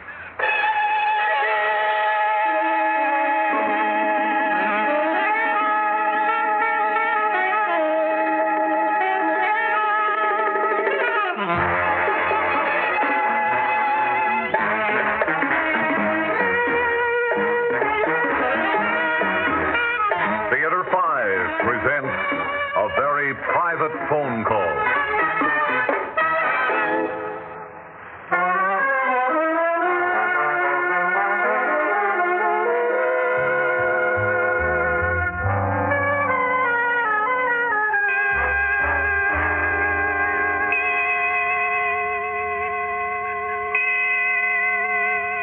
Nurse Evans, Dr. Barlow's been in my husband's room more than an hour. Is something wrong? Now, Mrs. Williams, you mustn't worry. But I am worried. It isn't like Howard to be sick. Well, we all have to be sick sometimes, and Dr. Barlow is very capable. But it's all been so sudden. The way Howard fainted last night, and today he couldn't get out of bed. And now Dr. Barlow won't even let me in the room. Oh, Nurse Evans, I just know something terrible is wrong with Howard. Now, really, worrying won't help, Mrs. Williams. Do let me fix you some coffee. No. And it's no use talking in that soothing way. Howard is going to die. And I'll be left all alone. Now, please, you mustn't... And I can't stand being alone. When my father died, I was 27, and I'd kept house for him since I was 16. And then all of a sudden, he was gone. And I was alone. Well, we all have to be alone sometimes. But I hate it. I'm not practical. I can't even balance my own checkbook. All I know is how to keep a nice house and entertain. And that's been enough for Howard. He was my father's business partner, you know. After Father died, he looked after things for me, and then, well, we just got married. Of course, he's much older, but I like him. I like my husband very much, Nurse Evans. Even if he won't take me on any trips as he promised he would. Won't take you on any trips? I'm not sure I understand. Around the world. Howard is in shipping, and he owns steamships and plantations and mines in Africa and the South Seas and just everywhere. Places I've longed to go see ever since I read about them when I was a girl. Well, I should think he'd be glad to take you along on his trips, Mrs. Williams. That's just it. He never took any trips. He stayed right here and did all his business by telephone. Do you know how many telephones we have? 13. Before we were married, he promised we'd go around the world on our honeymoon. But then some business came up and we never went. That's the only thing I have against him in 10 years of marriage. I admire and respect him, and I don't want him to die. I don't want to be left alone again. Please, you mustn't let yourself get up. Oh, here's Dr. Barlow. Doctor, how's Howard? Mrs. Williams, your husband wants to speak to you. You must be very brave.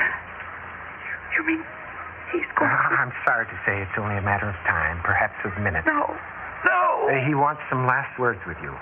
Now be strong and don't upset him. I'll try. Good. Go in now. He's waiting for you. All right. Howard. There you are. Took you long enough. I suppose that quack Barlow told you. Oh, Howard, please don't die. Don't go away. Don't leave me all alone. Stop that confounded blubbering. Yes, Howard. I hate crying women, so control yourself. Yes, Howard. Yeah, that's better. Now listen to me. You see those 3 phones on my bedside table? Yes. The black one for your European calls. The white one for your calls to South America. And the red one. The one that never rings. Oh, you've noticed that the red line never rings. That's because it's intended to ring only once. Only once? I said only once. Don't make me repeat myself. Sorry.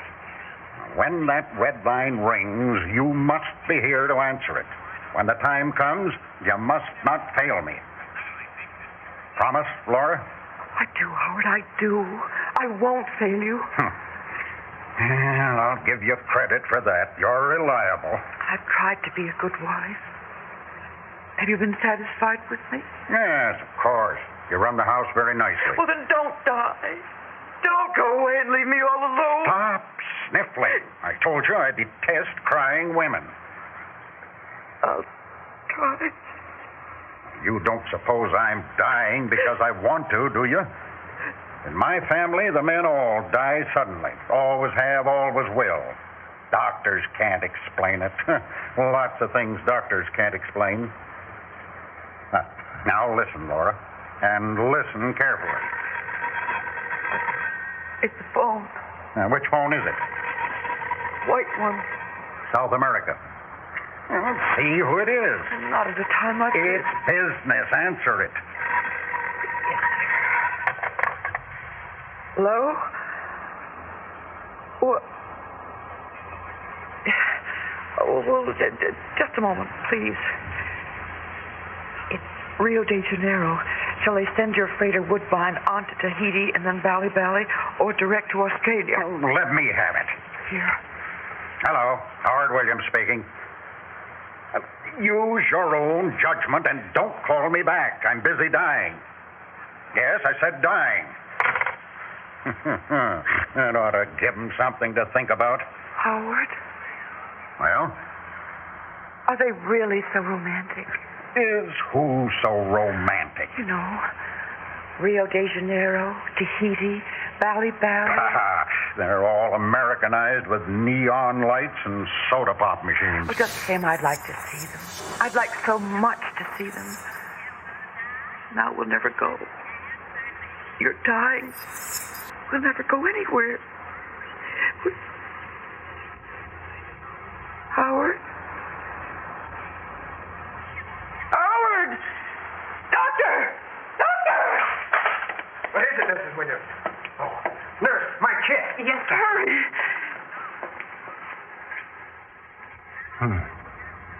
No perceptible pulse. Respiration nil. Now to check the heart. Doctor, is he... One moment. No heartbeat. Yes, I'm afraid so, Mrs. Williams. Your husband is dead. No. Now, you must be strong. Here's a letter he instructed me to give you after his death. Letter? It explains about the red telephone. You know how your husband opposed what he considered fuss and feathers. He expressly demanded no ceremonies of any sort and left positive orders he was not to be embalmed. That means he must be buried within 24 hours. That's the law in this state. Oh, that's so soon. Tomorrow afternoon, he will be laid to rest in a family vault in Rolling Hill Cemetery. Until the mortician comes, I will remain in this room with the body. That is also your husband's order. I see. Also, his wishes are that after the funeral, you will remain either in this room or the adjoining sitting room for 3 full days, not even leaving for meals. I don't understand. Well, it's all explained in his letter. Now, Nurse Evans, please take care of Mrs. Williams. Of course, Doctor. Come with me, Mrs. Williams. You must rest now. He's gone. Howard's gone. Now I'm all alone.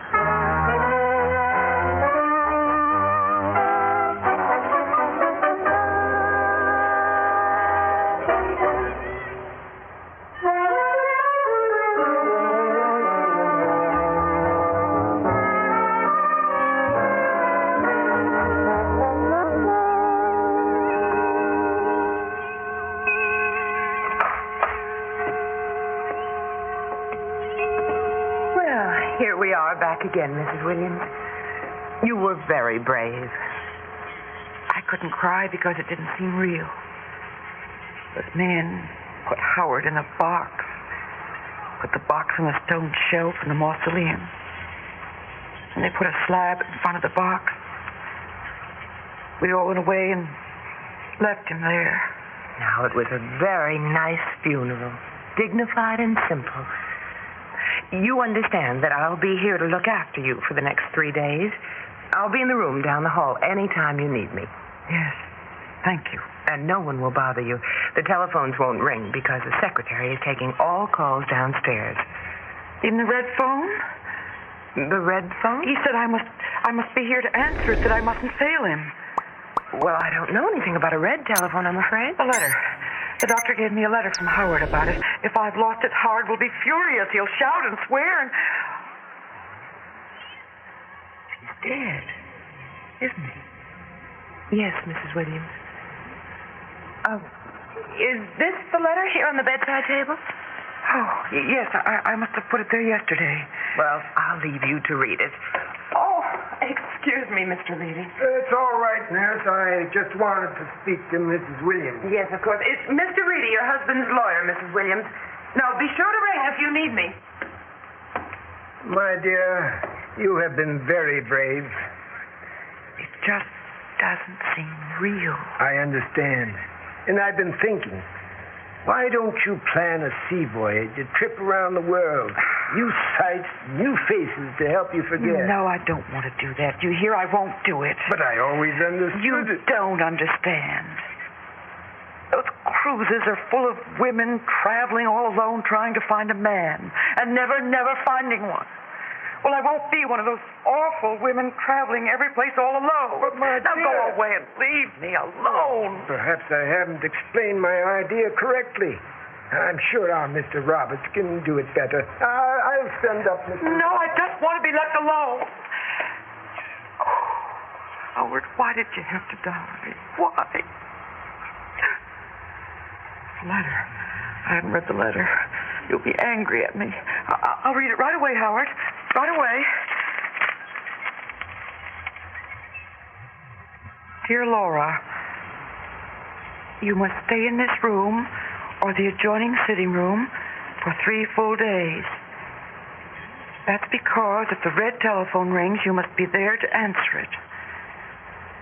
Laura, if that red line rings, it will be me calling you. You calling me? But Howard, I don't understand. Oh, yes, of course, the letter. For generations, Laura, the men in my family have died suddenly. Those quacks, the doctors can't explain it. It's a family inheritance, that's all. But are you paying attention, Laura? Sometimes we return to life after being to all appearances dead. My goodness. I say sometimes return to life. 5 of my ancestors have done so. 5 we know about. 1 was saved. The others were found with their fingernails ripped off, trying to claw their way out of their coffins. Their bodies were twisted and contorted. Oh, how awful. This must not happen to me. You must not let it happen. That red telephone, it connects to the family mausoleum. As I am laid to rest, the mortician will plug in a wire connecting the red phone to a microphone in the lining of my coffin.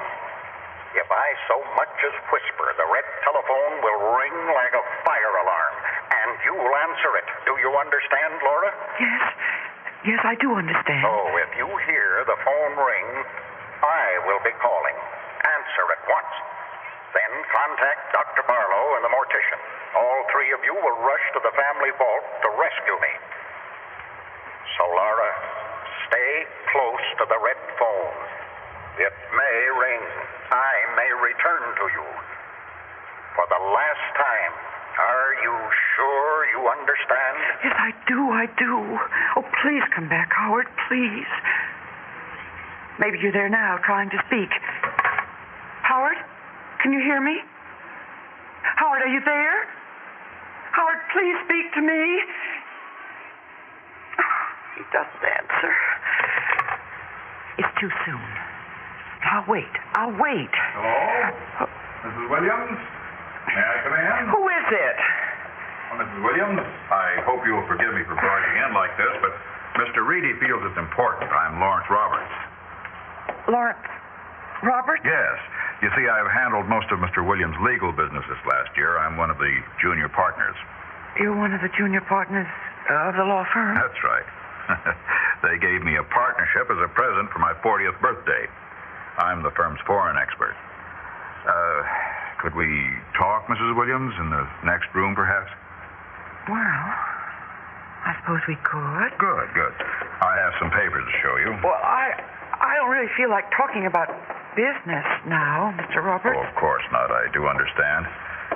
However, on the other hand, it'll help take your mind off what's happened. Well, if you think so. I do, definitely. Here, shall we sit here? Right. Now, here's the situation. You've just inherited a rather large business enterprise, Mrs. Williams. All over the world there are mines, plantations, shipyards that belong to you. There are? There certainly are. And Mr. Reedy thought that this would be a perfect time for you to take a long No, trip. I told him I won't. But, Mrs. Williams... I'm not going to be a middle-aged woman all alone with a lot of other middle-aged women on one of those trips. I just won't do it. If I have to be alone, I'll stay all alone right here. But you won't be alone. The firm wants you to inspect your various holdings around the world. Naturally, we don't expect you to visit all those places by yourself.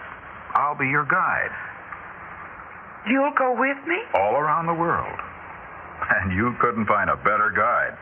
Why, I spend half my time traveling, and besides, well, I'm the only one the firm can spare. You see, I'm the only bachelor. You're not married? Nope, never took the plunge. Too busy traveling, I suppose. Now, this is my plan. First, we go to Rio de Janeiro. We'll get there just at carnival time. Carnival time in Rio. Masks and costumes, dancing, music. And a lot more. Oh. You haven't lived until you've been through carnival time in Rio. Well, from Rio, we'll make a trip by boat up the Amazon. Wonderful. And then on to the Orient. We'll stop off in Tahiti. Tahiti? Of course. And then fly on to Bali. We'll stay long enough to see the exotic native dances. And then? There are dozens more places for us to see. The ruined cities of old Cambodia, picturesque Hong Kong, a trip up Mount Fujiyama. I'll make sure you see everything, Mrs. Williams. Oh, you make it sound so exciting. Rio, Tahiti, Bali, Cambodia, Hong Kong, Mount Fujiyama. Mm-hmm. Excuse me, Mrs. Williams, but... Yes? Well, seems to be a phone ringing in the other room. Oh, yes, there is.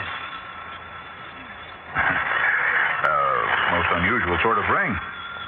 Can't be an ordinary phone. Sounds more like a small fire alarm. Yes, it's very loud. Want me to answer it for you? Oh, no, it's probably just a wrong number. Let's just go downstairs where it won't bother us, and you can finish telling me all about our lovely trip. Fine.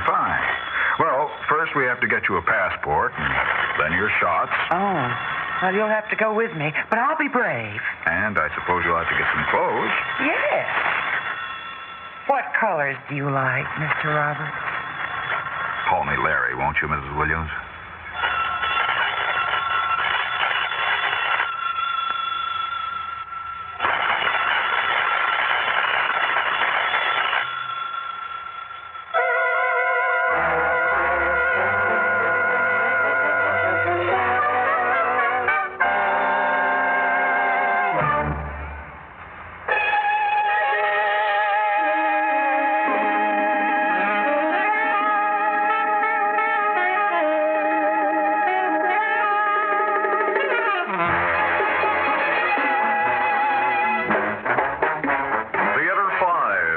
presented A Very Private Phone Call, written by Robert Arthur and directed by Harry Nelson.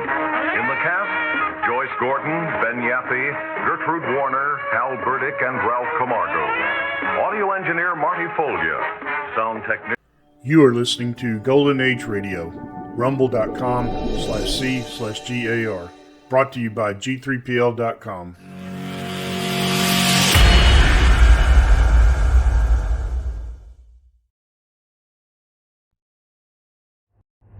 Tired of the everyday routine? Ever dream of a life of romantic adventure? Want to get away from it all? We offer you Escape. Escape, designed to free you from the four walls of today for a half hour of high adventure. Escape, the battle of man against the elements, of man against man. 30 minutes of flight into the world of action and danger, where every minute is a call to adventure. These are the moments when a life hangs on the twist of a chance. The moments of escape.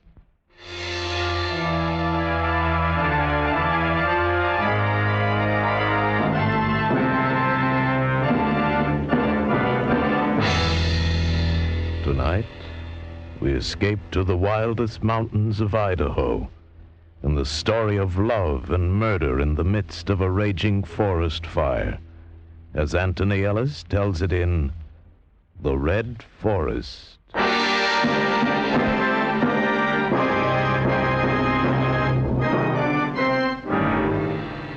It had taken me 5 years, 3 months, and 4 days. It had carried me across 21 states. And then in the Clearwater country of Idaho, I'd found it. That was in the afternoon. The trail had led from a lumber town along a washboard road and into the forests. I'm no woodsman, but in the daylight, I found the place. And then I started back to the car. But something was different. Maybe the late sun red through the trees, maybe tall shadows. There wasn't a trail anymore, only streams where there hadn't been before. Trees that were the same, but weren't. And sounds. Sounds that were fun when you were a kid on a hike, but now scared you. I used my last cigarette 3 or 4 hours before, and it was then that I started to run. Run. And the fear grows until you want to scream and want the ground to open up for you, warm and safe. But it didn't. And now, there was only the dry whirring of a rattlesnake, coiled inches away from me. No! I lived then, maybe because the snake was more afraid of something else than me.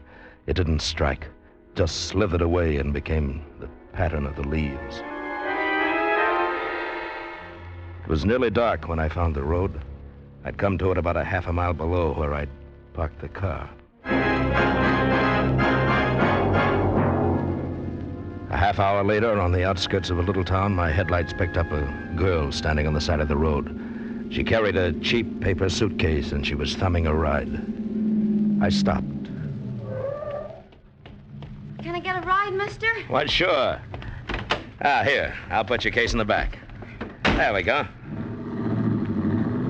Gee, I'm lucky. Not many cars on the road tonight. Uh-huh. Been walking long? Uh-huh. I'm on my way to Missoula. My last ride dropped me a mile or so back. Yeah? You live around here? No. I don't guess you'd be going as far as Missoula. Well, sure. Gee, that's swell. I got a job there starting tomorrow. Kind of broke, if you know what I mean. Buses cost money. Yeah, I know what you mean. Mind if I smoke? No, of course not. Go right ahead. Hey, your face. What? You've been hurt. You're all scratched up. Oh, well, I was hunting. I got lost just the other side of town. If you want to take a nap, it's okay. We've got about 100 miles to go. Guess I look pooped, huh? Yeah. I'm not kidding. I am. Say you're all right, mister. I'll take you up on it. Some guys, the minute you get in, want more than the bus fare. I can see you're not that kind. You'll be safe. I'll wake you when we're at the city limits. Thanks. Thanks a lot. Oh.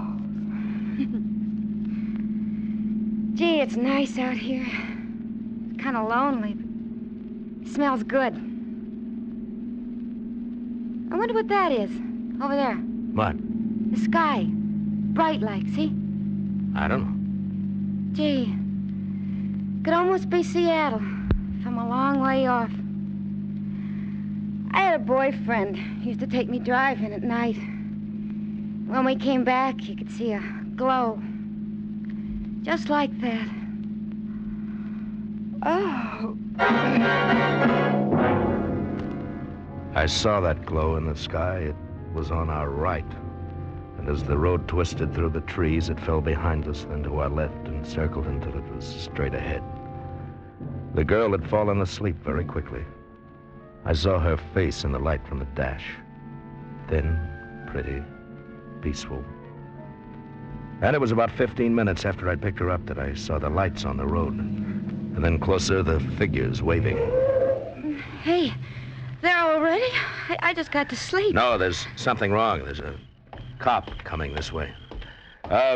What's the trouble? Plenty. We want you, mister. Want me? Yeah. Forest fire. Bad one. We gotta have every man we can find. Someone else in the car with you? Yes, a girl. Good, she can help. Look, I'd like to very Here's much. the forest ranger. He'll explain. Well, I'm awfully sorry, but you see, I'm on my way to Missoula. Not tonight. I got authority to do this, mister. I'm sorry, but we need you. Well, You couldn't get much further anyway. The road's cut off. Mountain's going up like a torch. If it's spread, there's 3 towns going, too.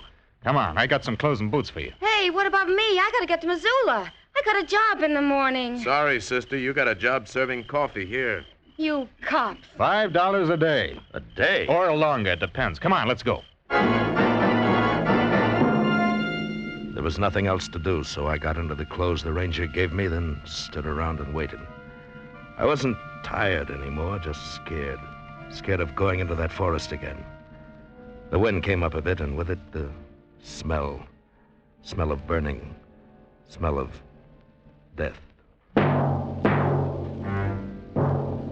A long way off, but closer than the glow had been, we could see flickering against the sky. And it was in a lot of places. Suddenly, it was too warm and too quiet. All right, you guys. The telephone's burnt out. I made contact with a shortwave set. Hey, you, mister. What? What's your name? Pendel. Pendel? Yeah. You ever use one of these? Walkie-talkie? Sure, I was in the signal corps. Okay, then you'll carry it. Now listen, this is bad, real bad. The fire's got behind us. We can't get any more men through for several hours. They got to come around from the other side, and that's 30 miles. What's the use, then? Let's get out. Hey, Crowbar. Yeah? I'm putting you in charge. You know what to do. Get in as close as you can to the river and set a backfire. Sure.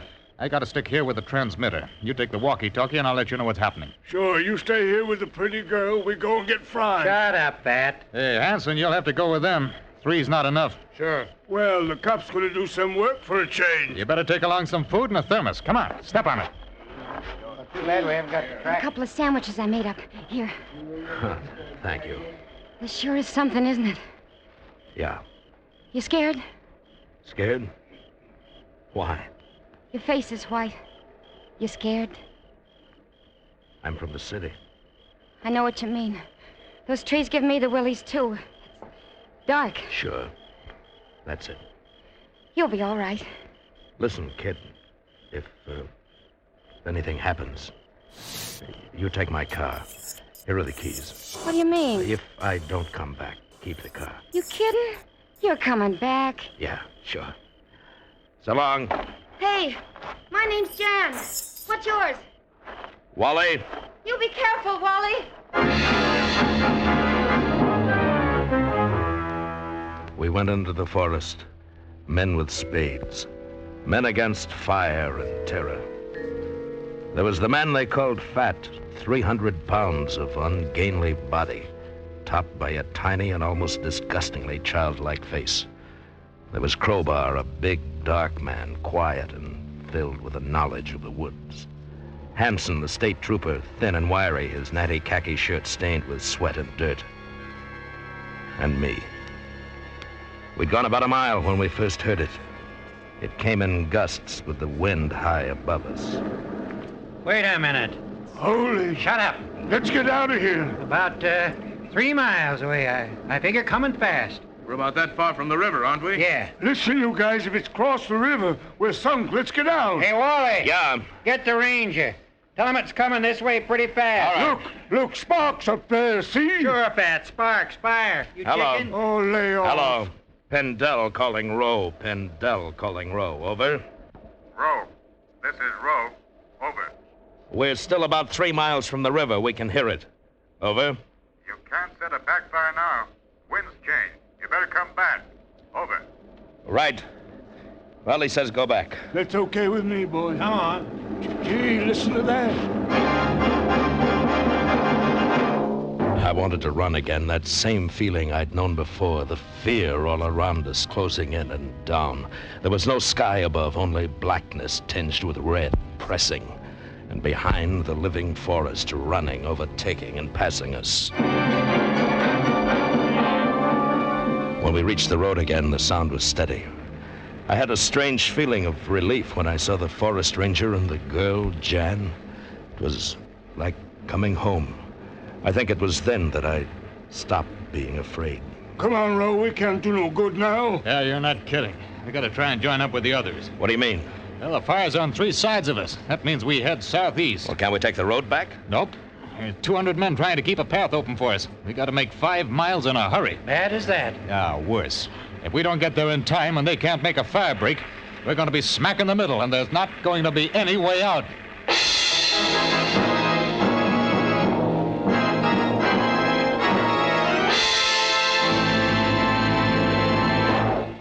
Our country faces a critical problem: excessive hoarding and purchasing by thoughtless people. Panic buying is senseless buying. It helps no one and creates situations which are as dangerous as they are unnecessary. The American Grocery Manufacturers Association reports that we have a surplus of 450 million bushels of grain. Stocks of lard are 189 million pounds above what we had last year. Production of vegetable oils is above the average of the last 10 years. Quantities of fresh and canned vegetables are 10% above normal. Supplies of sugar are 950,000 tons above last year's figure. There's a surplus of eggs growing at the rate of 15 million dozen every month. The only shortages are temporary local shortages, so don't help to create them. The good citizen is the thoughtful consumer. Buy what you need, don't deny yourself the things to which you're accustomed, but don't take somebody else's share. You'll buy what you need if you need what you buy. The size of your shopping bag is the test of your allegiance to your country. Now we return you to Escape. We didn't carry anything but canteens. It was hot, and because it was hot, it made you thirsty even when you didn't need water. The going was rough, and we could only head in what we thought was the general direction of safety. It was at the ridge that we lost the first man. The wind's changing again, Crowbar. Which way? I can't tell. It's haywire with this fire. Do we go straight ahead? Might as well. Oh, wait a minute. See that ridge? Yeah? Now, why don't I get up there? Shouldn't take more than 10 minutes, and I'll be able to get a better look. Give me the flash, and I'll signal to you. I don't know. We haven't got much of a start. Fire's behind us and a lot faster. Well, it's better than walking toward it. Remember, it's on 3 sides. Okay, you make it fast, Crowbar. Sure. Good luck. Hey. What do we do? Just sit and wait? Yeah, that's right. Listen, you're the ranger. Why don't you go? What'd you send Crowbar for? He's fought fires before, and he knows. He's a better man to climb up there. He's faster than me. Yeah, I'll bet. Hey, kid. Kid, are you okay? Sure, Wally. Just fine. Guess I'm not used to walking, though. These high heels don't help. Yeah. Take it easy, huh? My feet feel like they did once at a dance I went to. Some big lunk climbed all over me. Guess you won't have a job in Missoula, huh? If I get out of this, that's all I care about. Yeah, it's tough. I'm scared. Give me a hand, will you? She held onto my hand tight. It wasn't the darkness that frightened her now. There wasn't darkness anymore, but a yellowish red light that came from everywhere. It was another kind of fear of something you You could see, hear, and with every minute feel more and more. Well, we waited there 10 minutes, 11, 12, and then... You hear something? Yeah. Seemed to come from over there. From the ridge, maybe? Maybe. Listen, you think something got Crowbar? A lion or something? I'll go up. No, Pendel. What do you mean, no? No time. We waited too long now. Oh, but he may be hurt. Yeah, I know that. It'll take you longer than it took Crowbar to get there. Now, come on. Nuts. You couldn't find him in the dark? Who says he's hurt anyway? We'll move on and he'll catch up. I say we go after him. Not me. I'll put it to a vote, but hurry up now. Hanson. We go on. All right, Fat. Let's get out of here. And I say go on. That leaves you missing. I'm staying with Wally. All right. I'll go with you.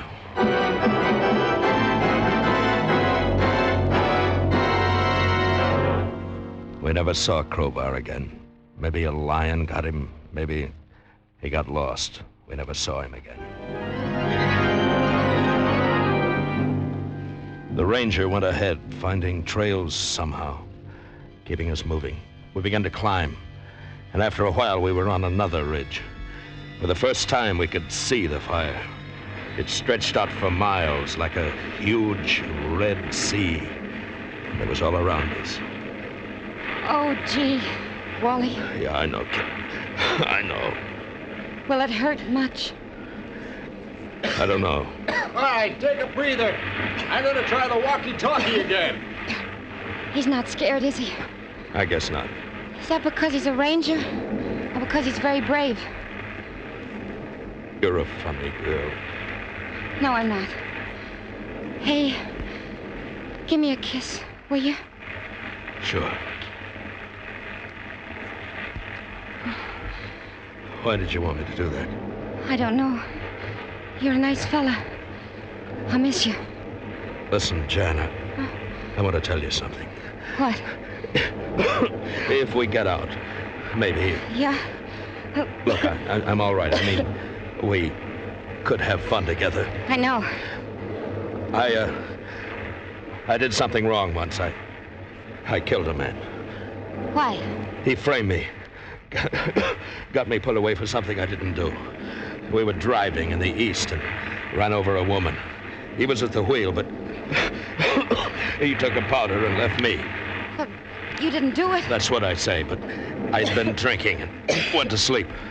When I woke up, I was behind the wheel. He'd put me there. That's how the cops found me. I got 5 years. Oh. I was married. My wife killed herself. Ashamed, I guess. I lost my job and my friends. I swore I'd get my pal, and I did. He was a louse. He knew I was after him and ran, but I caught up with him. I don't care. Don't you? I don't know why I told you that. Maybe because if we do get out, you... Sure. I know. I know.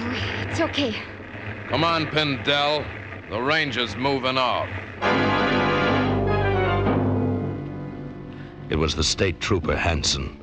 I wondered how much he'd heard, but there wasn't any time to worry then.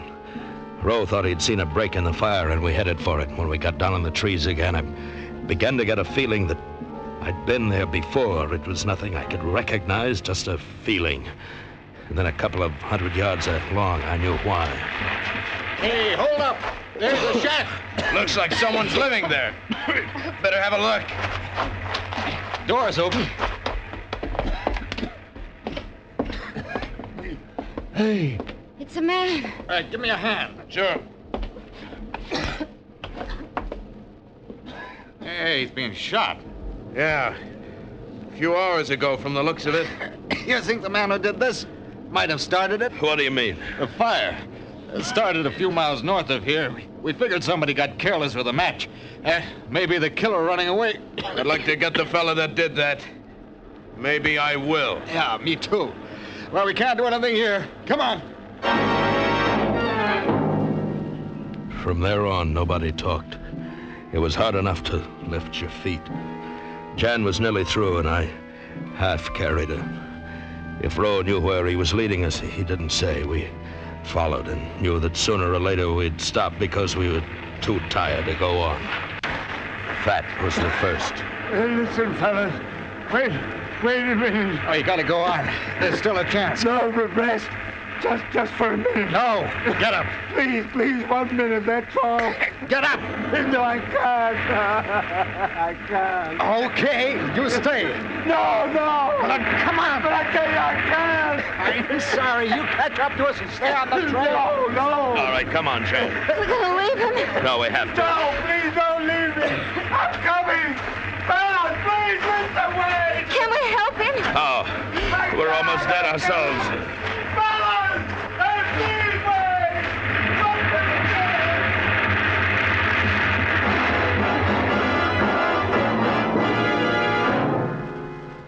I don't know whether it was because none of us liked him or because we knew that we couldn't do anything. It's funny how you can lose a man and know he's going to die and put him right out of your mind. Perhaps we wanted to live so badly we figured the fire would take time out from us to attend to him. Hanson was next. I'm finished. No, you're not. Just a bit more to go. We can still get through.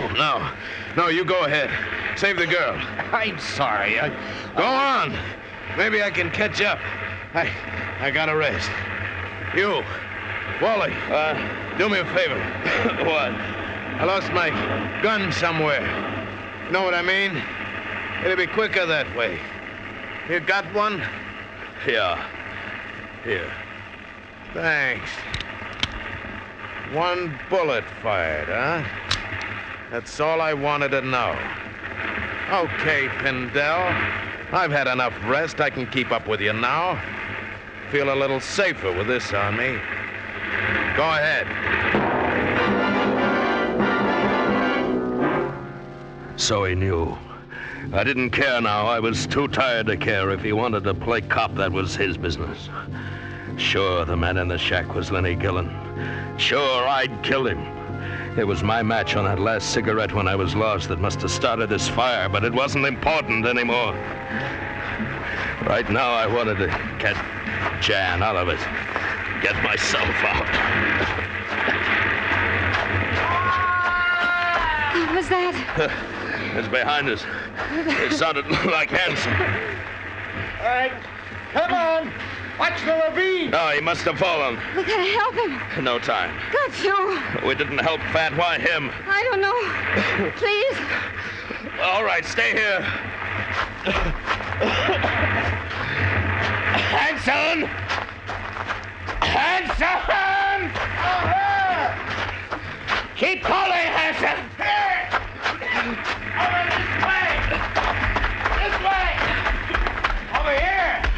Okay. My leg. Can you get up? No.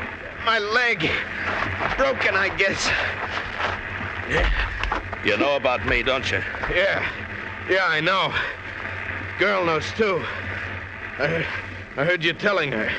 She won't say anything? No, I guess not. Gillen had it coming to him. I wouldn't know. I'm a cop. Yeah. It's getting hot. Put your arm over my shoulder. You can't get me up there. Well, I can try. Now, come on. Come on. Hey.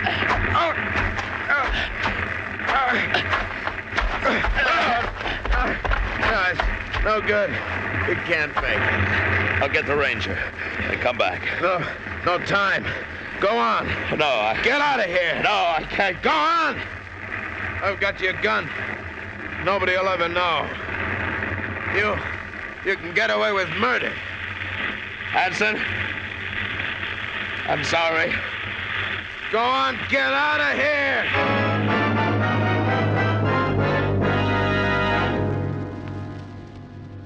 Somehow I made it up the trail again.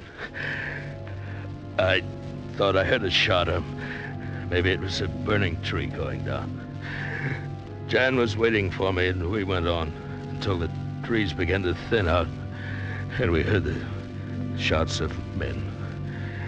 I don't remember anything else because I passed out for a long time.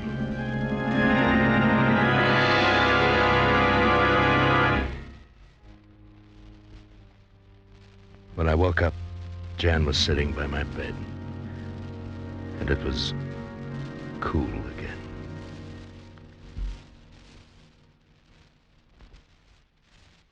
Hi. Huh? Oh, hi, Jan. Did they get Hanson out? No. Jan, listen to me. About what I told you back there. You know, the man I killed. Yeah. I'm not sorry. I mean, it was all right about him, but not Hanson, Crowbar, and Fat. That was my fault, you know that. Yeah. Well, I want you to call a cop. Listen, kid, I've been dreaming about it. It's no good now. Be a good kid and call a cop, will you? I don't have to. There's one outside now. What do you mean? When you passed out, I guess you were delirious or something. You told them. I told them.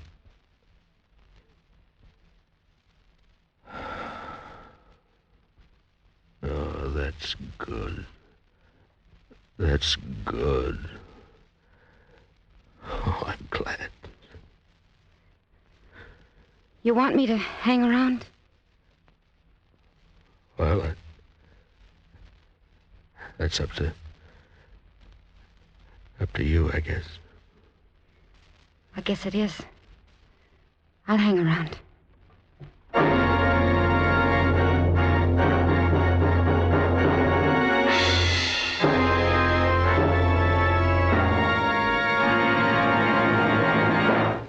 Each year, thousands of Southern Californians contribute to the pension and sick and injured funds of the Sheriff's Relief Association. You can do your share for this deserving organization by attending the Sheriff's Annual Rodeo in the Los Angeles Coliseum on August 27th. Cowboy star Roy Rogers and Trigger will head the great array of talent on this thrill-packed show. June Haver has been selected as Rodeo Queen, and Joel McRae will act as Grand Marshal. There'll be exhibitions of roping and riding by champions from all over the country and 1,000 other exciting events at the Sheriff's Annual Rodeo, the greatest spectacle of its kind in the world. It's at the Los Angeles Coliseum, 2:30 Sunday afternoon, August 27th. It's a treat the whole family will enjoy. And don't forget the date, Sunday, August 27th. Escape is produced and directed by William N. Robeson, and tonight has presented The Red Forest by Anthony Ellis. Featured in tonight's cast were Georgia Ellis as Jan, Bill Conrad as Wally, Paul Frees as Hanson, Ben Wright as Roe, Jay Novello as Fat, and Will Gear as Crowbar. Special music arranged and played by Ivan Ditmars. Next week. You're in the middle of the most barren desert of Mexico, watching a wealthy Oriental voluntarily being strangled to death by the priests of his strange religion, dangerous fanatic priests, from whom there is, for you also, no escape.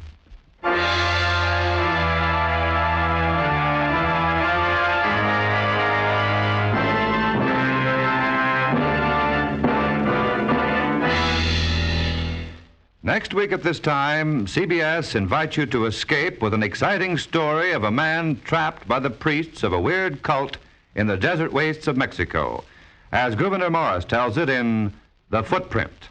Be listening. Goodbye then until this same time next week, when once again we offer you Escape. For radio entertainment at its best, keep tuned to your CBS station. This is CBS, the Columbia Broadcasting System.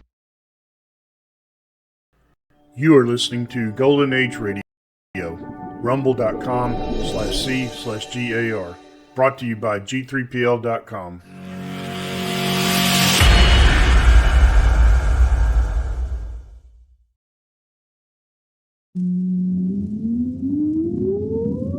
Countdown for blast off. X minus 5, 4, 3, 2, X minus 1, fire.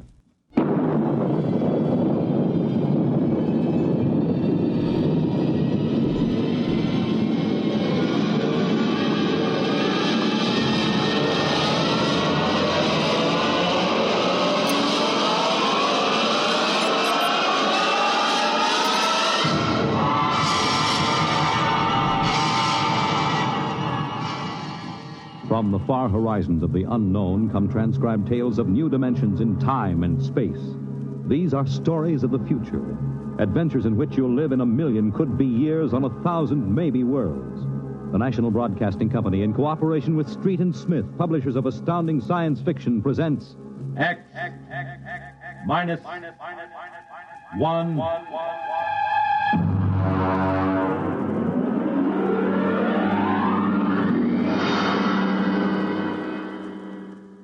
Tonight, a Ray Bradbury story, Marionettes Incorporated.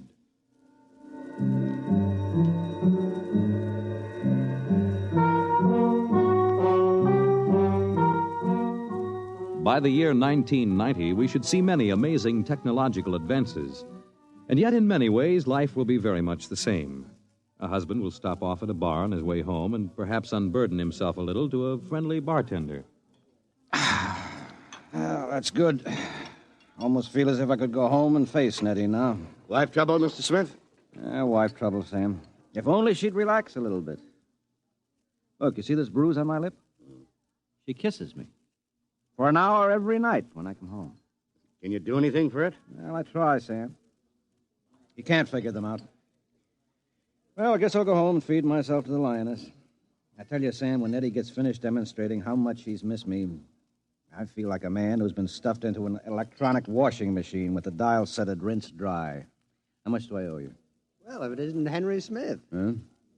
Brayling! Well, as I live and breathe. Walter Bray, what are you doing here? Having the night out. Say, does Gloria know about this? Things have changed, Henry. I thought she kept you chained to the bedpost most of the time. Not anymore, Henry, not anymore. So you aren't divorced, are you? Oh, no. Gloria's home. What did you do, put sleeping powder in her coffee? Oh, goodness, no. That would be highly unethical. Well, now, look, I can't believe you just walked out on her. 10 years of marriage, Henry, and I never had a night to myself. But it will be different from now on. By the way, what time is it? 10 o'clock. I guess I better be going. Scared? Don't want to crowd my luck. Oh. Although, really, there's nothing to worry about. Well, I'd sure like to know how you do it, Walter. Would you really? Yes, I would. All right, Henry. Since you've always been a friend of mine, I'll let you in on it. Come on, my car's outside. I'll drive you home and let you see how it's done. Well, now, that's nice of you, Walter. Oh, no, not at all. We fellas have to stick together.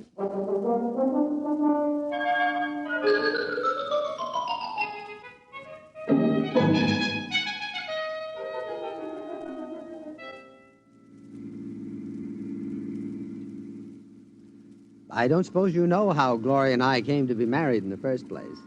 No, I don't. Well, one evening, she threatened to tear off her clothing and call the police unless I married her. No. Oh, yeah. Well, that's a bit extreme, isn't it? Gloria's a nervous girl. Oh. I bet you've had a pretty wretched time of it, huh? Yeah. Didn't take long for me to become the laughing stock of the neighborhood. Henpecked Brayling, they used to call me. I know that. But things are changing now. See this? What's this? A single ticket to Rio on the morning rocket. I have hotel reservations there for a month. A whole month, Henry, to have a fling. Well, won't Gloria make trouble over that?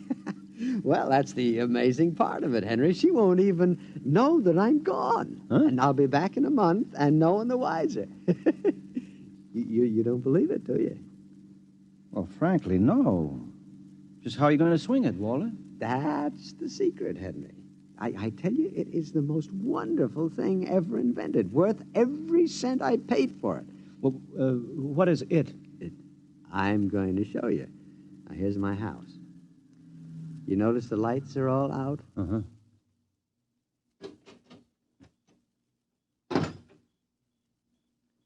Shh. Now, we'll wait here on the front porch. Say, Walter, you haven't gone off your rocker, have you? Shh. Let me see. I meow twice. That's it. Meow. Meow. Now watch the window in my bedroom. It looks as if somebody's... Hey! There's a man up there. He's looking out. Good. He sees me. Now he'll be down directly. Oh, now look, isn't this a bit embarrassing for you, Walter? No, not at all. You find out. Here he comes. Hello, B2. Good evening, Mr. Brayling. Either I'm going out of my mind or there are two of you. You never told me you had a twin brother. I don't. Look, if this fellow were in pajamas, I couldn't tell you apart. Well, that's the secret, Henry. Everything go all right, B2? Just fine, Mr. Brayling. I suppose my wife was in her usual good form this evening? Well, as a matter of fact, we spent the evening playing gin. No screaming, shouting, accusations? No, sir. It was a very quiet evening. Well, but this is even better than I thought. Marionettes Incorporated aims to satisfy, sir. Did he say Marionettes Incorporated? That's right, Henry. Now look him over.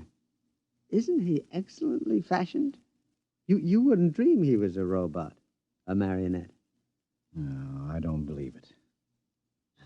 Well, it's against the law, of course, to duplicate a human like this, but it's well worth the opportunity. I still don't believe it. You can't tell him from a human. Well, only one way. Put your ear next to his chest. Huh? That's it. Now listen. It's machinery. Walter, old man, how long has this been going on? Well, I've had him a month. I keep him in the cellar in my toolbox. And tonight I told Gloria that I'd like to be excused for 5 minutes to run down to the cigar store. Huh? She agreed. I went down the cellar, took out Brayling, too, and sent him back upstairs to sit with my wife till I got home. That's miraculous.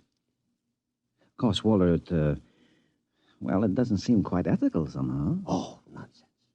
Highly ethical. Hmm? I've been home all evening. I shall be home with her for the next month.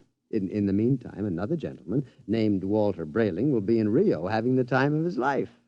Well, can he walk around without fuel for a month? He refuels himself. Oh. He's built to do everything. Eat, drink, sleep. You'll take good care of my wife, won't you, B2? Well, your wife is rather nice. I've grown quite fond of her. There, you see? Yeah, Walter, how long has this Marionettes Incorporated outfit been in business? Secretly for 2 years now. Why? Well, I wonder, you suppose there's a possibility that I might get in touch with him? You? Hmm. But your Nettie is madly in love with you. Well, I know that, but even so, just a little respite, a night or two once a month, huh? But she loves you dearly. Yeah. So much she can't bear me to leave her for half an hour. You know that lately she's taken to calling me up at work 10 or 12 times a day, talking baby talk? Your Nettie? My Nettie. So now what do you say, old man, huh? As a favor to an old buddy, huh? A fellow lodge member? Well, I could put you in touch with the man who makes them. Of course, you'd be pledged to secrecy once you learned where he's located. Oh, well, naturally. Very well, then. Here's his card. Marionettes Incorporated. W. Zeig, proprietor and owner. New humanoid plastic 1990 models guaranteed against wear. Our motto, no strings attached. Address, the Jumble Shop, 43 South Wesley Drive. Yeah. Mr. Zeig will take care of you. He's a charming fellow. Real craftsman. Say, that's wonderful, Walt. I'll see him first thing tomorrow. Well, I better be getting home now. Nettie is probably splitting a gasket. We'll see you around, old man, after I get back from Rio. While I'm gone, you might drop around regularly, just as you always have. Treat Brayling, too, here, as if he were me. Otherwise, Gloria might be suspicious. Yes, fine, I'll do that. Oh, before I go, these marionettes, they're safe, aren't they? Oh, absolutely. Tell him, B2. Oh, we're guaranteed. Well, that's fine. Well, good night, Walter. Good night, B2. Good night, Mr. Smith. Good night, Henry. Well, I'm glad someone else will have a chance at a little happiness and freedom. All right, Brayling, too. It's back into the cellar box for you. Come on, down the steps. That's it.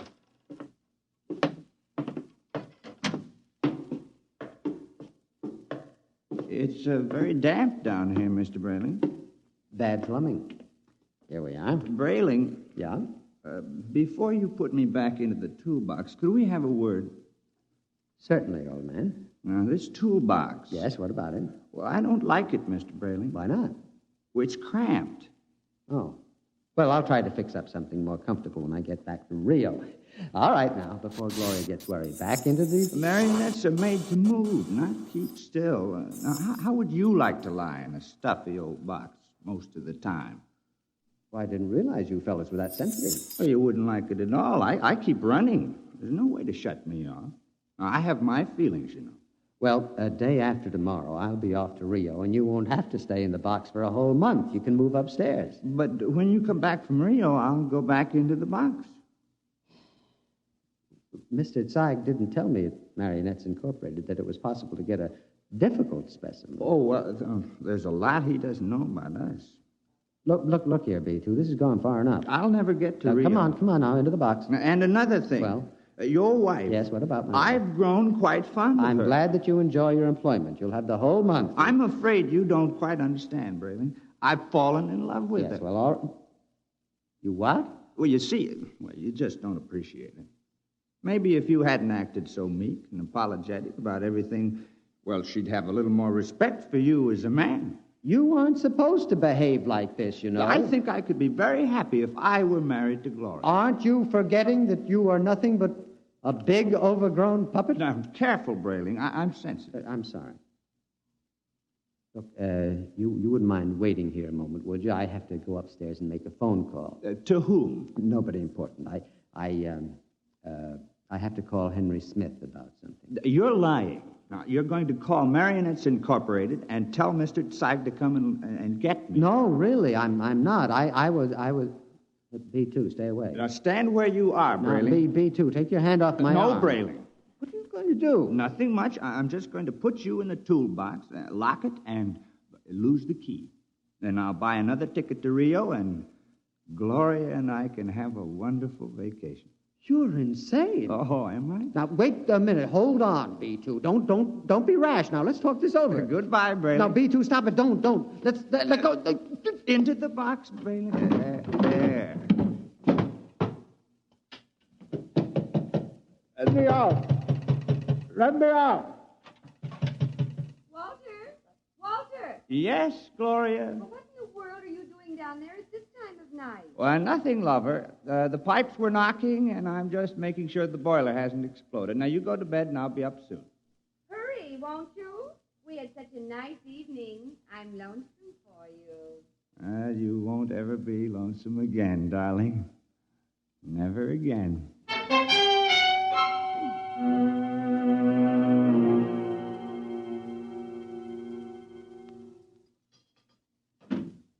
Good morning, Nettie. Good morning, darling. How are you? Have a nice time last night? I missed you so. Mm-hmm. Is breakfast ready? Well, aren't you going to kiss me good morning? Huh?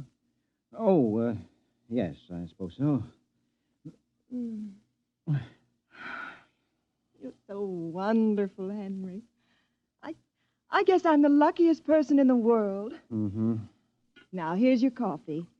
How would you like your eggs? Oh, any way at all. But I want to please you. Look, skip the eggs this morning. But you have to eat to keep well, darling. Well, I'm very healthy. I have an early business appointment this morning. Oh? Yes, it's a friend of Walter Brayling's. I met Walter last night. Oh? Yes. So, I'd better be off. Now, Nettie, don't look as if I were on my way to Rio or something. Well, it's just that I miss you so. I want to be with you all the time. Oh, dear, do I have to go through this every morning? I'll be back at supper. Now, there's no need to cry now, is there? No, darling. You aren't displeased with me, are you? I try so hard to do everything just as I think you'll like it. I know, no. I'm not displeased. Now, goodbye, dear. Henry. Yes? You forgot to kiss me goodbye.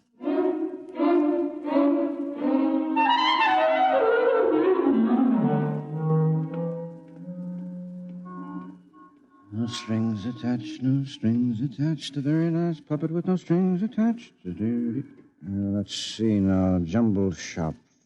43 South Wesley. Well, that should be about... here it is. Yes? Mr. Zeig? Yes? Walter Brayling recommended me. Enter. Thank you. Your name? Henry Smith, 55 Evergreen Place. And what can we do for you, Mr. Smith? Well, Mr. Brayling showed me his marionette last night. Well, I was intrigued with the idea.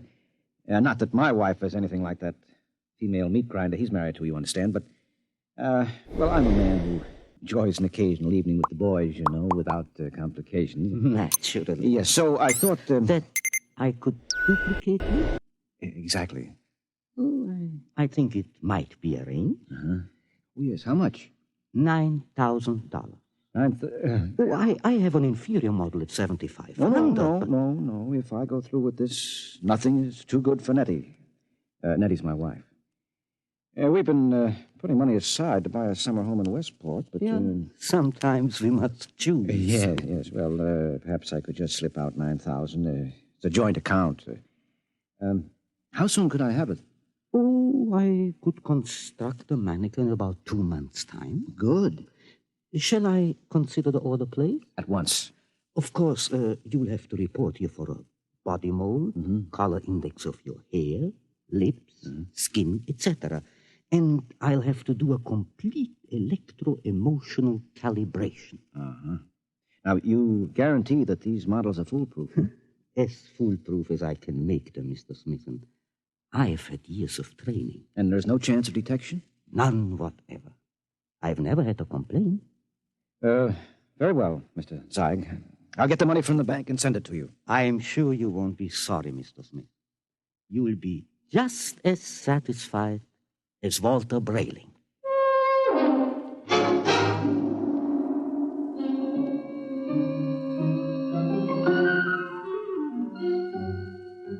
Oh, Teller. Yes, Mr. Smith? I'd like to cash this draft on my joint account, please. Yes, sir. $9,000, sir? That's right. Oh, I'm afraid that's impossible, Mr. Smith. Impossible? My wife and I have a good $15,000 in our account. You're mistaken, Mr. Smith. Well, I know. Here's your card, sir. You see, Mrs. Smith withdrew $10,000 recently. $10,000? Without even telling me? I remember it distinctly, Mr. Smith. She said it was for a surprise for you. Oh, good Lord, she's bought that house in Connecticut. My birthday is next week. No. I've got to borrow it somewhere. I've already contracted... Yes, sir. Quite a surprise for you. Mr. Smith?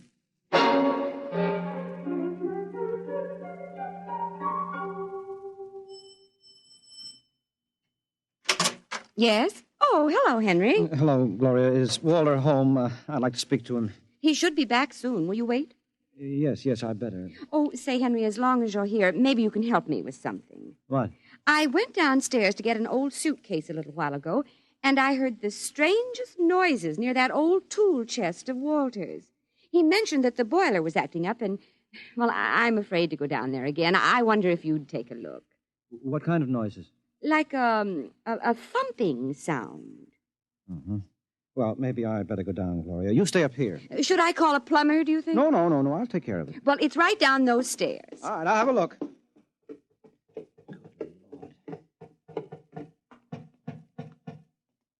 Hello? Hello in there. Let me out. Let me out. Shh, just a minute. Keep quiet, for goodness sake. Let me out. I'll have to smash the lock. Now, what? Henry, thank God you've come. What's the meat? I've been in there all night. I thought I'd suffocate. He tried to kill me. He tried to murder me. Who? Which one of you? No, don't be an idiot. I'm Walter. Well, what happened? Me, too, the marionette. He stuffed me in a toolbox and left me to suffocate. What? Fortunately, I found an old file in there, managed to get an air hole through the wood. He's taking Gloria with him to Rio. Have they left yet? No, he's gone downtown for the tickets. Good. We may have time. For what?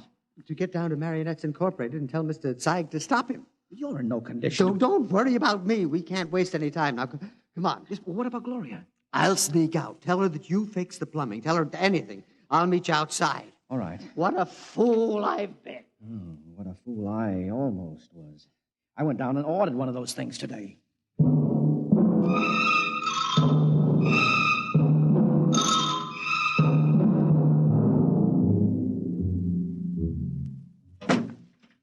Gloria, love. Yes, darling. Did you get the tickets to Rio? Right here in my wallet.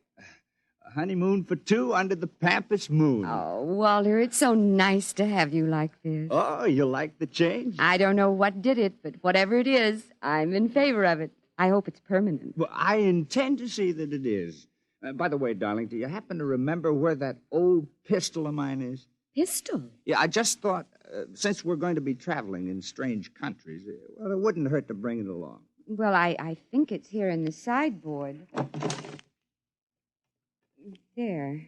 You know how frightened I am of these things. Well, I'll be very careful of it. Now, in fact, I think I'll go down to the basement and practice. Not really shooting it, of course, just to make sure it's in good working order. Well, now, do be careful, darling. Oh, I will. If you should hear a shot, now, don't be frightened. I may fire it into a block of wood just to test it.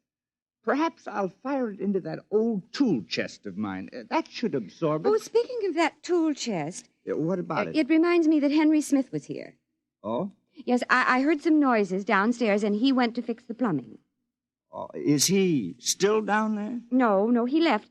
I really don't understand it. He seemed so anxious to see you before he went down to the cellar. And then he just left. Did he stop the noises? Well, he must have. I don't hear them. Yeah, I see. What is it, dear? Well, I have to go out for a while, darling. But, Walter, we have to pack if we're leaving. Well, I'll be back soon. There's something very important I have to attend to. What is it? Well, just some personal business with Henry Smith. Now, please excuse me, darling. And now, don't worry. When I get back, everything will be fixed once and for all. Oh, we can enjoy the rest of our lives just as though the old Walter Brayling never existed.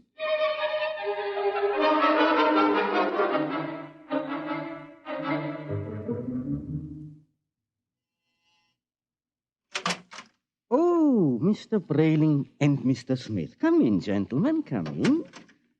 What brings you? Mr. Zeig, you told me your marionettes were foolproof. They are. My personal guarantee goes with We know each all one. about your personal guarantee. Except that Mr. Brayling's dummy knocked him out, stuffed him in a toolbox to suffocate, and is making plans to run away with his wife. Oh, dear. Yes, well, Mr. Zeig. Well, I really don't know what to say, gentlemen. What Mr. Brayling and myself would like to know, Mr. Zeig, is exactly what are you planning to do to stop this overambitious robot? Well, of course, we shall have to recover B2 first, and then I'll simply dismantle him Yes, and... well, he doesn't seem to want to be dismantled, Mr. Zeig. In fact, I think that you'll have trouble catching him. Maybe I can save you the trouble, gentlemen. Yeah, B2. Look out, he's got a gun. I thought I'd find you here when I discovered the tool chest empty. Now, you look, B2. Whatever you're planning, you won't get away with it. Oh, I think I will. Mr. Zeig, can't you do something? I'm afraid I can't think of anything. I'll save you the trouble because I'm going to kill the three of you. No, you won't get away with it. No, you forget that Gloria and I will be on a plane to Rio in a few hours. All right, Mr. Syke, you first. Now, see here. This isn't fair. I created you. You can't.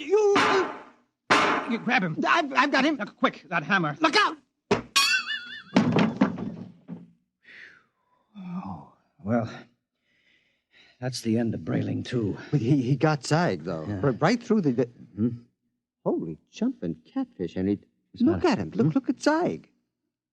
It's nothing but a mass of coils and springs, just like Brayling, too. Well, he's nothing but a marionette. He's no different. Brayling, you know what this means? Oh, this is incredible. A marionette building other marionettes? But someone must have built Mr. Zeig originally. I wonder what... Well, perhaps Mr. Zeig turned on whoever built him the same way Brayling, too, turned on you. Well, at any rate, we'll never know. Oh. Say, I wonder how many of these things are walking around among us. Oh, I shudder to think of that. You know, some of our best friends might be. Ooh. Yeah. Come on, we have to get out of here. But the police... Now, don't be a fool, Brayling. There's been no crime committed here. All the police will find is two oversized puppets with the springs coming out of them. And they seem so lifelike. Yes, I know, and they were only machinery. You got to remember that. Yes. What'll I tell Gloria? Well, if I were you, Brayling, I wouldn't tell Gloria a thing. I'd simply pick up that other ticket to Rio and take her on a honeymoon, just as she's expecting. What about you, though, Henry? What are you going to do? Me? Well, I'm going home and give Nettie a kiss that'll singe her hair. Oh, you know, when I think of what might have happened if I'd gone through with this marionette thing, it makes a fellow realize how lucky he is to be married to a decent woman. Oh, come on, let's go.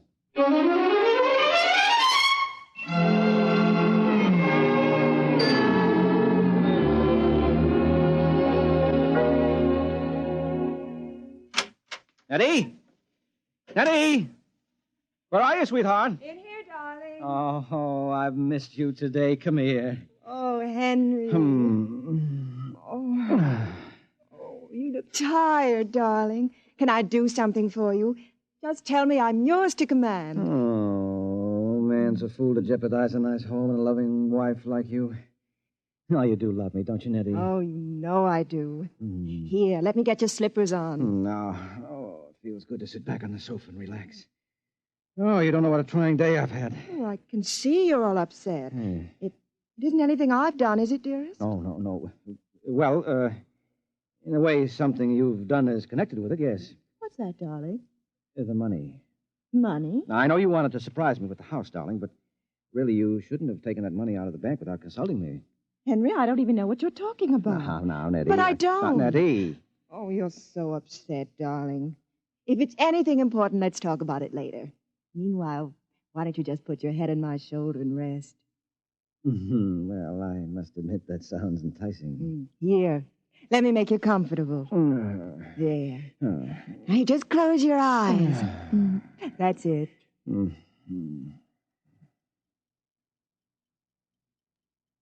Nettie, Yes, darling? you hear something? No, darling. You sure? Like what? Like the ticking of a clock? No. Strange. I don't hear it now, but when I had my ear against your chest... Oh, no. Oh, no, she couldn't have done that to me. Not Nettie. What are you talking about? I'm talking about... No, I won't believe it. You're my Nettie, aren't you? You're real live flesh and blood. But I hear it. It's coming from you. It's coming from you.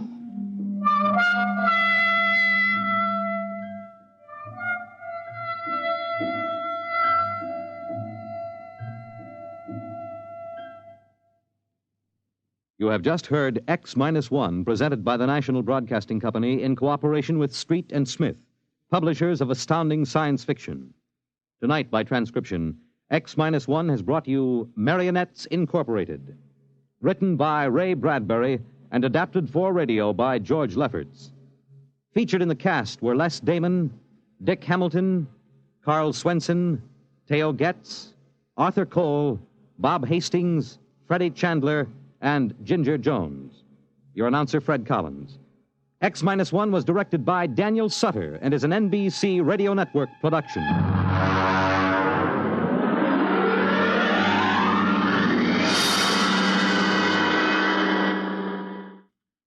Pro Football Championship, Los Angeles Rams versus Cleveland Browns, Monday, NBC Radio.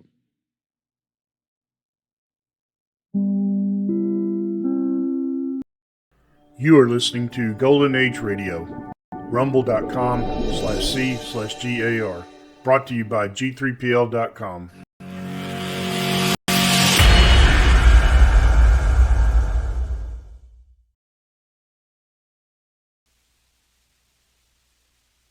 Adventures in time and space, told in future tense. Dimension.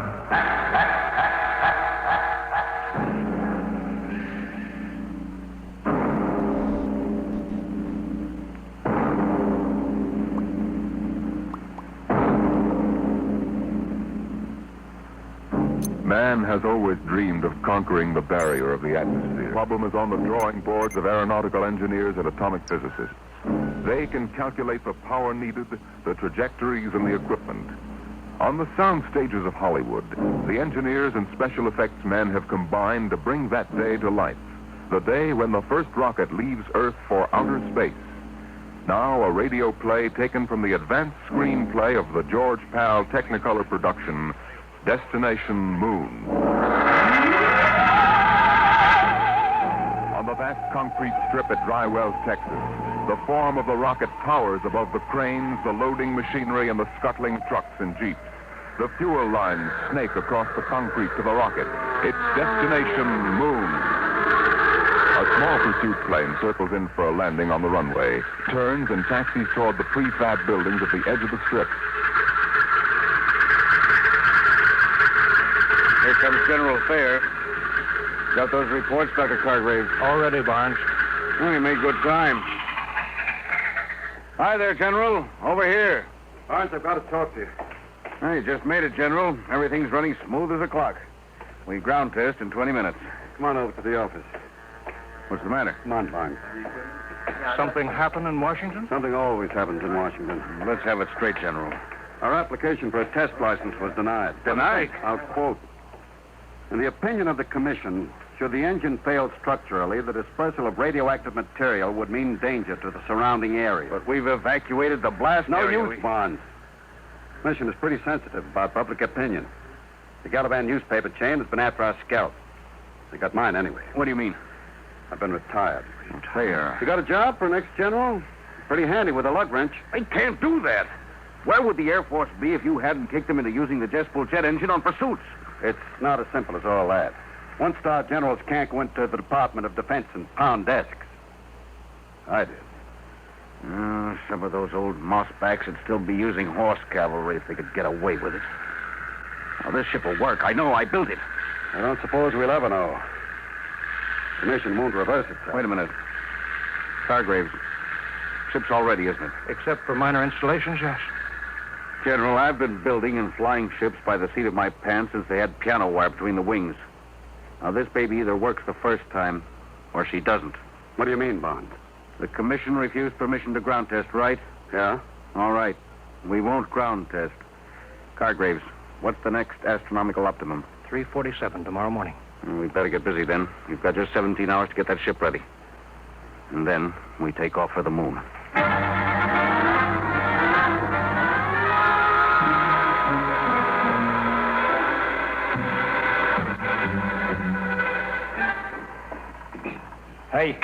Hey, Brownie. What do you want, Sweeney? What color is the skin temperature lead wire on the chart? Orange with a black stripe. This stuff looks like insulated macaroni. I got it. Hurry up, will you? We're running behind. What's your rush? You're going along on this clam bake, aren't you? Can't you wait to break your neck? Hey, look out for the starter. Come on, move. We got to take off before somebody slaps a writ on us. Brownie, you really going? Sure. Beats me. What do you want to go to the moon for? To see what's on the other side. Ask a stupid question, you get a stupid answer. What's the separation rate positive lead? Red and white spiral. Oh. What's the matter? Nothing, a bellyache. Eating green apples? No, I'm all right. Come on, Sweeney, get busy. We've got 2 hours left to patch this mess together.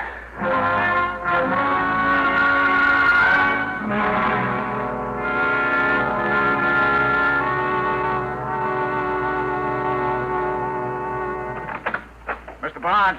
What is it, Sweeney? It's Brown. They just took him to the hospital. They what? Well, is he all right? He will be after they cut out his appendix. There goes our radio, man. There's no chance of finding a substitute? No, it's special equipment. Brown installed it himself. I've got it. Barnes here. What? Well, we'll have to delay Sure. checkup a month. Okay, goodbye. We can't, General. That was Hastings at Dry Wells. There's a United States Marshal driving over. Something leaked, and he's got a court order forbidding the takeoff. We were so close. Yeah. $1 million gone up the flue. You want me to give a standby, Mr. Barnes? I suppose. Wait a minute. Sweeney, Yeah. you installed that communication equipment with Brown, didn't you? Yeah, but... Then you must know the operation. You could go in Brown's place. The moon? Oh, no, not me. It's an important project, Sweeney. The scientific advance... There's the military aspect, Sweeney. I had 4 years of the military aspect, General. That's enough. Afraid? You're darn tootin'. That ship is safe. Maybe, maybe not. But, Sweeney... Look, you guys aren't going to get anywhere pressuring me. Maybe you got reasons to go to the moon. You, Mr. Barnes, you got $1 million tied up in a ship. It's your scientific baby, Doc, and the General's out on a limb in Washington. What's in it for me? That's no way to talk, Sweeney. It's an important advance for the whole world. You'll pardon the expression, baloney. Sweeney. I work on a scientific theory, too, General. Hooray for me, you look out for yourself. I ain't going. I don't like to say this, but this isn't the time to consider yourself, Sweeney. This country's defense hangs on being the first to develop space travel. Somebody else, not me. There's nothing I want on the moon. All right. We'll take care of that. Sweeney, I'll offer you $10,000 bonus and a 10% royalty on the ship patents out of my cut. Barnes. It's no use to me unless we get off before that marshal gets here from Dry Wells. Well, Sweeney, you'd be rich enough to retire. You could take it easy the rest of your life. Well, now you're talking my language, Mr. Barnes. Okay. When do we leave?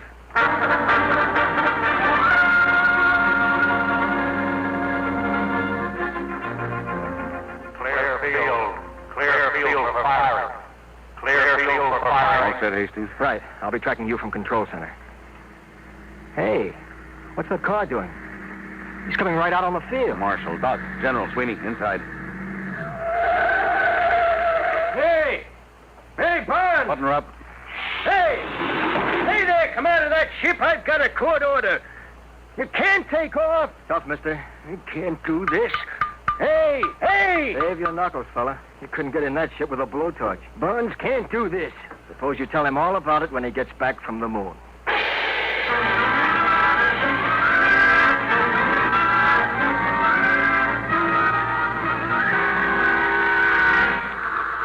Sweeney, warm up your communication circuits. Yes, sir. Calling traffic shack. Traffic. Traffic calling rocket blue. Over. Get a clearance check. There was a clearance, traffic. Over. All clear.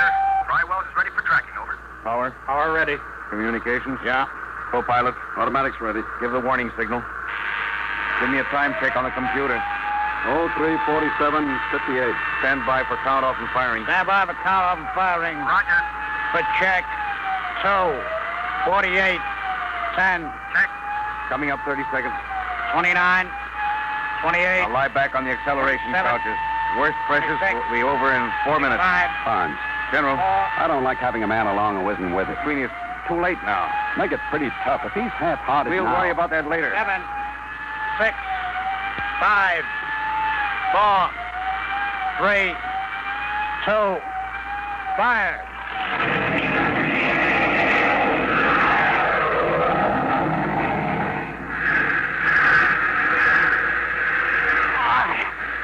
What happened? Noise. All gone. Past speed of sound. Switch on televiewer aft. I can't move. Pressure. Switch is right under your finger. Go on. That's it. Time. 3:50:12. Altitude 2 miles. Get your sun goggles on. It'll be coming through in a minute. There's the dawn line. And the sun. It works. This thing really works. Now, look in the viewer. There's the Earth down there. Yeah. Time 3:51:10. Altitude 20 miles.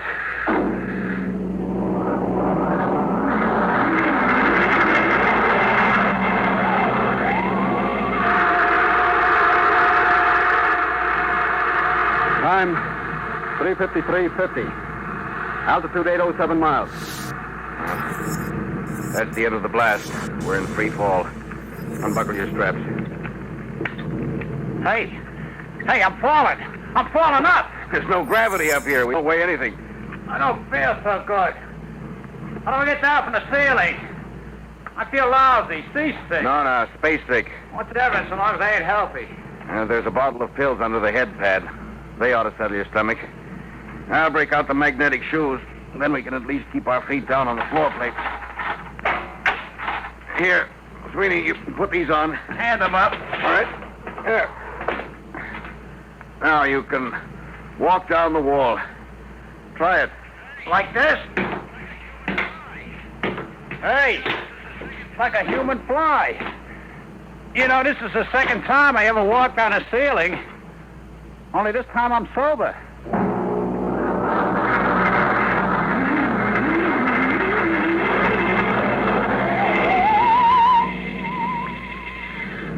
Hey, General, would you mind tapping that ham sandwich back and float it away from me? Feeling better, Sweeney? Yeah, I guess so. It's a heck of a note when your meal floats away from you before you eat it. Sweeney. Yeah, Mr. Barnes. I tried to crank out the radar antenna. She's stuck. Well, let me see. All right. Stuck all right. I don't understand it. I greased it good. Grease? Well, no wonder it's stuck. It's exposed to outer space. It must be frozen solid. What's the idea, Sweeney? Didn't you read the engineering manual? Yeah, and a flush fitting gets greased. Don't jump on me. Well, if we can't get that radar mast cranked out, we can't land on the moon. Well, it's all right by me. Don't you realize that half the value of this trip is in the landing? Geological surveys, radiation tests. Look, General, I told you before I started, this whole thing is slug nutty to me. Who wants the moon? We're trying to be first with the old Brooklyn Battery Tunnel. Sweeney, this isn't getting that mast fixed. Well, we've got to go outside in spacesuits and chip it loose. Outside? You mean outside the ship? You can't fall. You'll be in the same trajectory as the ship. Worst that could happen would be to drift away. Drift away? Don't bother getting one of them monkey suits for me. I'm comfortable in here. Sweeney, we've taken enough from you. We can't let one man endanger the whole project. You get out there in a spacesuit, or we shove you out without one. All right, all right. Well, that's settled. You got us into this mess. You're going to help get us out. General, break out the spacesuits.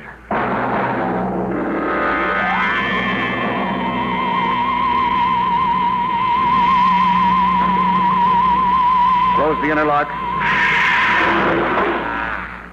Now, let's get this straight. Keep your magnetic shoes on the hull plates. Your safety line's hooked. If you break loose, we won't be able to go after you. You'll hit the moon at 20,000 miles per hour and squash. Hey, wait a minute. How come General Thayer don't go? That's right. He doesn't go. He's co-pilot.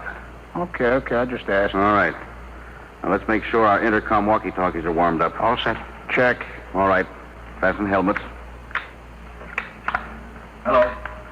Hello, Doc. I hear you, Barnes. I'm okay. Check instruments. I'm going to pump out the lock.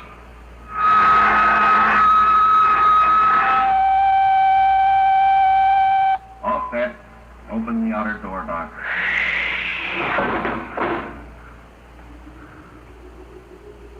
Look at that, will you?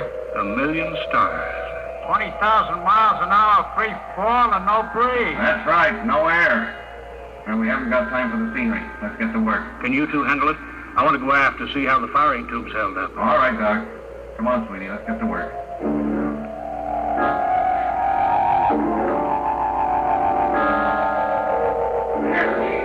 It's loose now. Pull the mast out, Sweeney. Slippery as a hog on ice. Yeah. Now, let's get back. Suits me. That's the Earth up there? Western Hemisphere. You can see America. That dark strip against the light. Pretty far away, huh? Barnes. Hargraves, what's the matter? Help, I'm loose. I'm drifting. Stop, what happened? My shoe magnet's pulled loose. There he is. The safety line broke. Hurry, help. He's too far to keep alive. Oh, he's cooked. We'll never get him back. Hello, General Thayer. All right, Barnes. I heard you on the control room speaker. I'm coming outside. Bring an oxygen tank, got that? Right. Hurry. What are you going to do? Throw him a bottle of air and forget about him? Barnes, help. Now, all right, Doc. General Thayer's coming out of the lock. Where's Hargraves? 50 feet out down that left. Give me that oxygen tank. What are you going to do? Trying to hook my shoes first. You're crazy. You'll float away, too. I can use the pressure in the oxygen tank for a jet. Maybe I can ride the tank out there if there's enough power from the nozzle. Just turn the bell. There. What was that? Recoil's making my helmet light shake. I'll try it again. Hey, it works. Like an outboard motor. Keep going, Barnes. About 30 feet more. Swing a little to the left. All right. A couple more shots. There. Now, reach out for me, Doc. You're too far. I can't. Hang on, Doc. One more shot. There. Hang on. Can you get back, Barnes? If we don't, we tour the universe together. Hang on to me, Doc. All right. You wait us while I turn the bell. You're drifting farther, Barnes. There better be enough pressure to get us back. Here we go. Oh, we're moving. Yes, it's not fast enough. Pressure's almost down in this tank. There's the last of the gas. We're too far out, Barnes. They can't reach us with a line. Get you back to the ship. On the count of 3, push the tank as hard as you can. The reaction may shove us in close enough. Yeah. Ready? 1, 2, 3. got, Bond? Grab the line. I got it. All left. Thank God. Well, glad to have you aboard.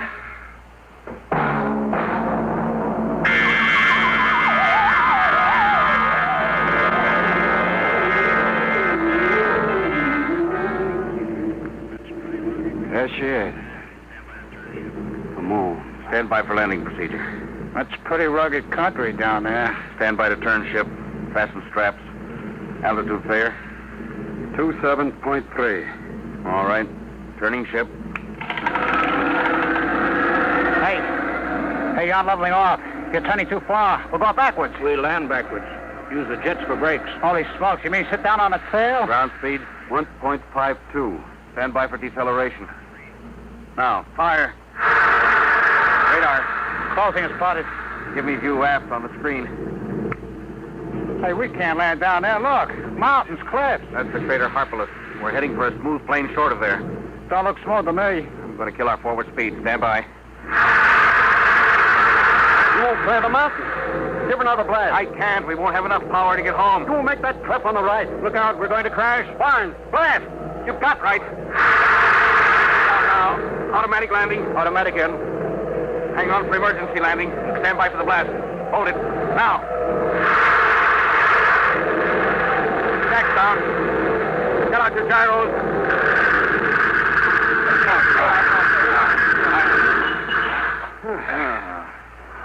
That was a lousy landing. Darn safe. Yes, but I wasted reaction mass we'll need to get home. We'll worry about that later. Right now, I want to get out there and plant my feet on the moon. The moon.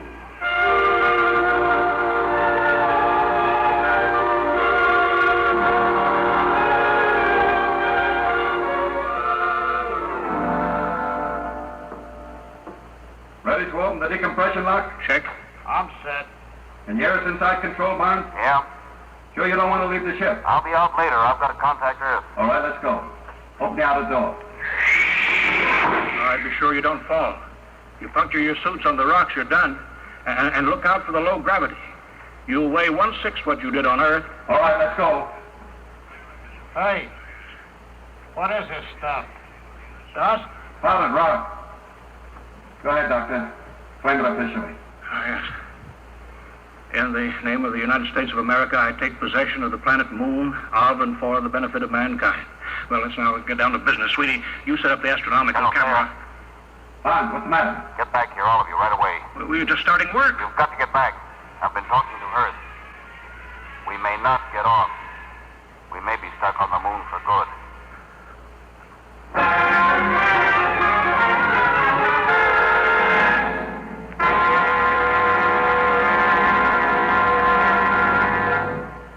Hello.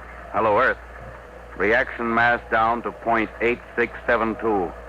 Wasted power in a bad landing. Request new figures for return trip. Earth to Luna. Looks bad, Mr. Barnes. I'll have to run it through the machine. In the meantime, dump everything you can. I'll check back with the result. I'll be standing by. Roger. Out. Well, Barnes? Well, we wasted too much power on that lousy landing. Hastings checked the figures. We've got the lightened ship. We've got just 4 hours to get off. If we miss that, we don't get another chance to hit the Earth for another month. We don't have more than 10 days' oxygen supply. Exactly. Come on, we better start dumping, and we better pray we can get rid of enough weight.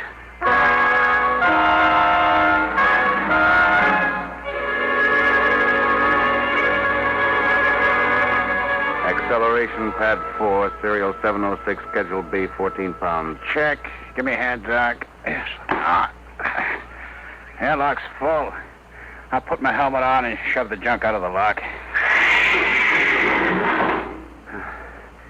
Franz, is that everything we can get out? 3 of the spacesuits will be dropped before we take off. How about the 4th? We'll have to keep that so we can open the airlock to shove the others out. I've got a removable bridge I could dump. You may have to, General. Well, Hastings is due back now with the takeoff figures. Hello, Earth. Luna calling Earth. All right, Mr. Barnes. We hear you. How much weight have you dropped? 4,003 pounds, Earth weight. Then you're still short 110 pounds. What? If you can dump 110 pounds, you can coast home. We're stripped. We unbolted the locker doors, junked the radar chassis and mounts. We'll have to take a chance as we are. It's suicide. You haven't enough reaction mass to clear the moon. You could be wrong, couldn't you? I could, but not the computer. I'll be standing by, Mr. Barnes. Over. All right, Hastings. Out. 110 lousy pounds. What happens if we're not light enough? We fall back and crash. Or just go into an orbit around the moon. Just keep going around? Yeah, that's it. We've got 14 minutes left till takeoff time. Oh, that's fine. I could have gone over Niagara Falls in a barrel, but I had to come to the moon. Well, it's pretty simple. 110 pounds. One of us stays. Yes. I guess that's it. Highway 180. That's plenty. Now, wait a minute, General. I'm the oldest one here. Yeah, and I'm the captain of this ship. If anyone stays, That has nothing I to give do- the orders here. Doc is the engineer. General pilots when you hit the Earth atmosphere. But Bonds... I've got no family, so I stay. No. You've got to go back, both of you. I've been discredited. They won't listen to me. You've got to tell them what you've seen on Listen, here. General, You've got to tell them what the Earth looked like from here. Vulnerable, defenseless, hanging in the sky. I knew this trip would have military value. Well, it does. Can you imagine atom warheads launched at Earth from up here? The moon is the perfect base for an attack on the Earth. Remember, it's only 1/6 as hard to shoot rockets from here to Earth as it is the other way. You've got to tell them the only government to control the moon must be a world government. General, I guess you don't know it. But what you just said means you've got to get back to Earth and convince them even if the rest of us don't make it. Bonds, don't be... No, General, that's all there is to it. Now, listen, Mr. Barnes, General. Never mind, Sweeney, you're not in on Don't this. worry, you'll get back. I was going to say, why don't you heroes match for it? Odd man's out. All right, Bonds, I'll go for that. I'm in. No. 2-1, Bonds. Well, all right. What do we use? You can match buttons off your overalls. All right. Each one pull off a button. I better check Hastings on Earth. Here's my button. Cosgrave. Hello, Earth. Standing by, Mr. Barnes. We're working it out. One of us stays behind. What? We're matching for it. Check time. Well, it's only 110 pounds. Isn't there some Check other... time. Ladies and gentlemen, we interrupt the program Dimension X for just a moment for two important bulletins from the wires of United Press. From Seoul, Korea, the North Korean radio says the North Korean Communist government formally declared war on South Korea effective at 11 a.m. Sunday, Korean time. And then a little later, this bulletin from Washington. State Department officials say they will hold Russia responsible for the North Korean attack against the independent South Korean Republic, which this country and the United Nations brought into being and have supported. We now return to the program Dimension X. Yes, sir. 9:41:50. 10 minutes to 0 hour. Check. That's all, Hastings. We'll take off with 3 men. All right. Ready to match? Hey, what? The airlock. Sweeney, he went out. What's he doing? What? He's going out. Out there on the moon.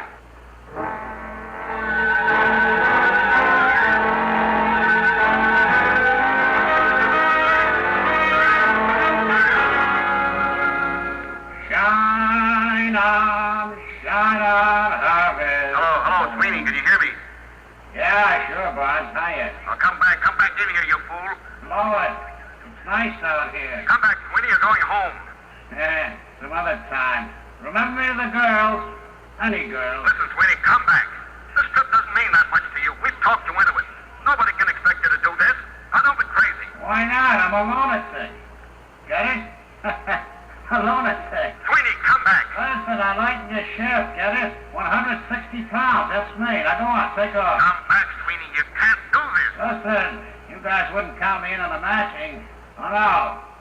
I run on hooray for me, and you look out for yourself. Well, maybe you change my mind. I've been looking up there at that Earth hanging in the sky. We're going to build something on this moon. All of you guys got to go back. Doc, he's the guy to work it out in the lab. Bonds, you build the ships. And the general, he's got to pound those desks and see that it gets done right. You don't need me. Oh, Sweeney, wait a minute. Come back. Go on, blow. Get gone. You're spoiling my whole day. So long, heroes. You don't understand. We can take off, all of us. What do you mean? What's 110 pounds? Now, listen to what I say. Get back in here, and on the way, pick up a screwdriver and a rat tail file and an oxygen tank. What's the deal? Get back in here. I've got a way to get us all off, if it works.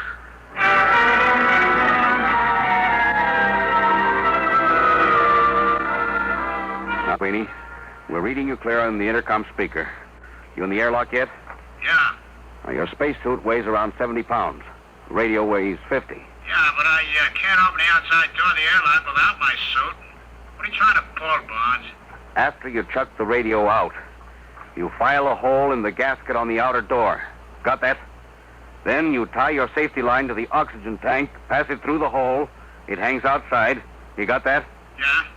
Then you close the outside door, get out of your suit, come in here.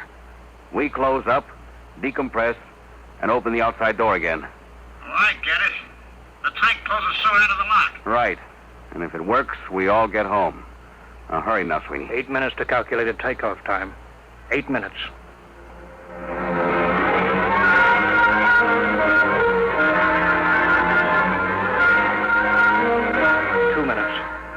Two minutes. All set, Sweeney? Yeah.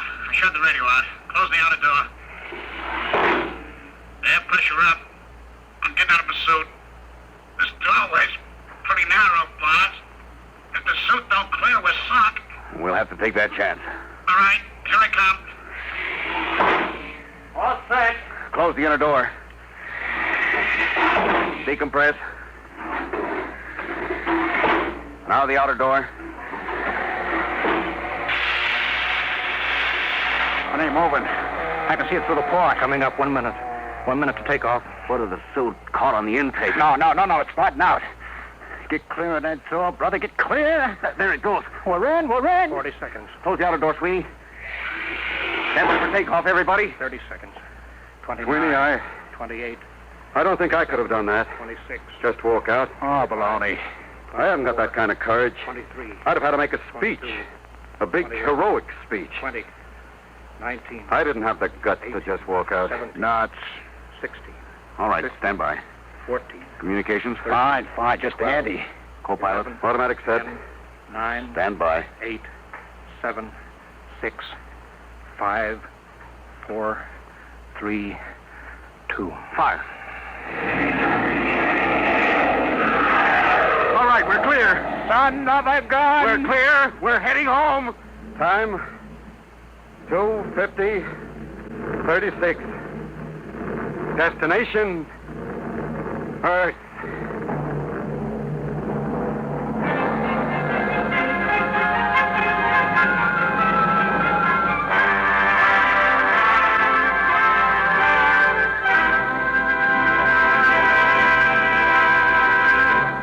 You have just heard another adventure into the unknown world of the future.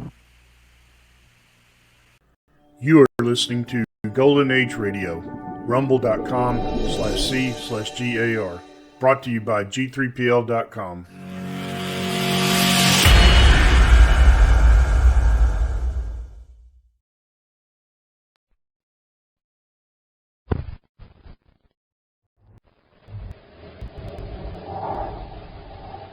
Sweet checks, rice checks, and good hot roastin' present Space Patrol! High adventure in the wild, vast reaches of space. Missions of daring in the name of interplanetary justice.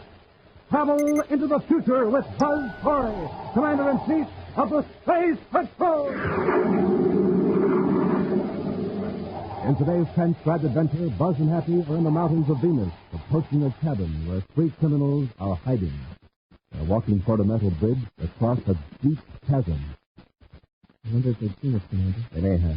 This way they won't have as much warning as if we landed our ship near the cabin. All right, quickly, across the bridge.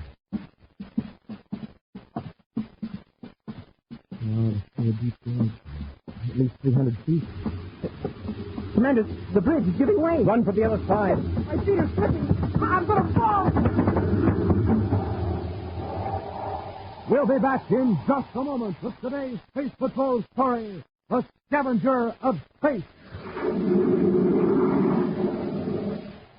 Hi, gang. Captain Dick Tufeld reporting. And Captain Jack Nars reporting. We're going to tell you all about those wonderful new Space Patrol space binoculars. We're going to tell you how to get them, How to use them. what they look like, What they do. the fun you can have with them. The thrills you can have with them. Space Patrol Space Binoculars. Gang, you can see way, way off in the distance with them. People, houses, and cars blocks and blocks away look nearer, bigger, clearer. You'll wear them on your head just like outer space headgear. They stick out from your eyes a full 3.5 inches. Makes you look like a strange person from another planet. Wear them when you're watching sports. And when you play Space Patrol. Spot airplanes in the sky. Spot your dad coming home from work while he's still way, way down the block. Have fun with them no matter where you go. One end magnifies. Makes faraway objects look close. The other end does a switcheroo. Makes close objects look far away. Not flimsy celluloid goggles or a mask, but real, solid plastic binoculars with a beautiful leather-like trimming. Giant size, too. 5 inches wide, 5 inches long. The greatest value ever offered on Space Patrol. But we can only offer it for a limited time. Now, to get a pair, do this. Buy a box of Instant Ralston. Then, with your name and address, send 25 cents in coin and an Instant Ralston box top to Space Patrol. Box 686, St. Louis, Missouri. This offer good only in the USA and may be withdrawn at any time. That's Space Patrol, Box 686, St. Louis, Missouri.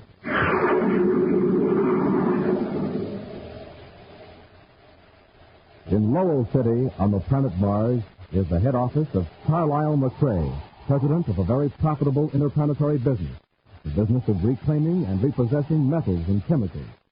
At this moment, he's sitting at his desk, looking over reports from his branch superintendents on the various planets. The door of his office opens, and a young man enters. Immediately, Carlyle McCrae's frown turns to a deep scowl. Larry, what are you doing here? Ah, my big business brother Carlyle.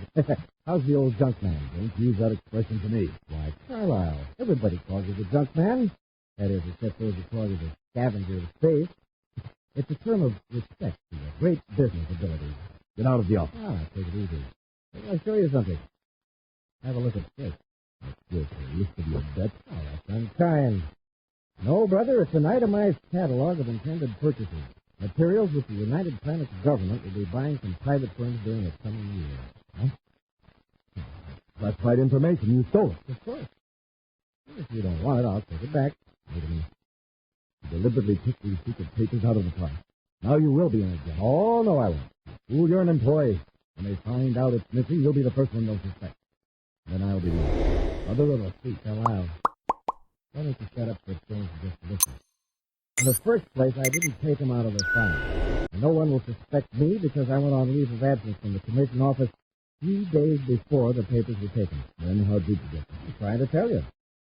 The head of my department's an incompetent character named Donald Hall. Yes? He can't keep up with his work during office hours, and he doesn't want the higher-ups to find out. So he's been taking some of his work home every night. You hijacked him one night and took the paper. Well, you catch on quick. Does he know you did it? No. If it ever gets out that my brother's a crook, I'll never get another government contract. It can't get out. Hall himself won't let it. How do you mean? That's the see. It's against security regulations to take secret documents out of the building. Now, Donald Hall isn't going to admit he violated regulations, so he'll cover up the theft somehow to protect himself. You know, Larry, perhaps I've misjudged you. Thanks, Charles. Now, if you think this information can be of use to you... Of use? Oh, why, we can clean up. Now, I suppose you'll be needing a little money. Sit down and let's work out the deal.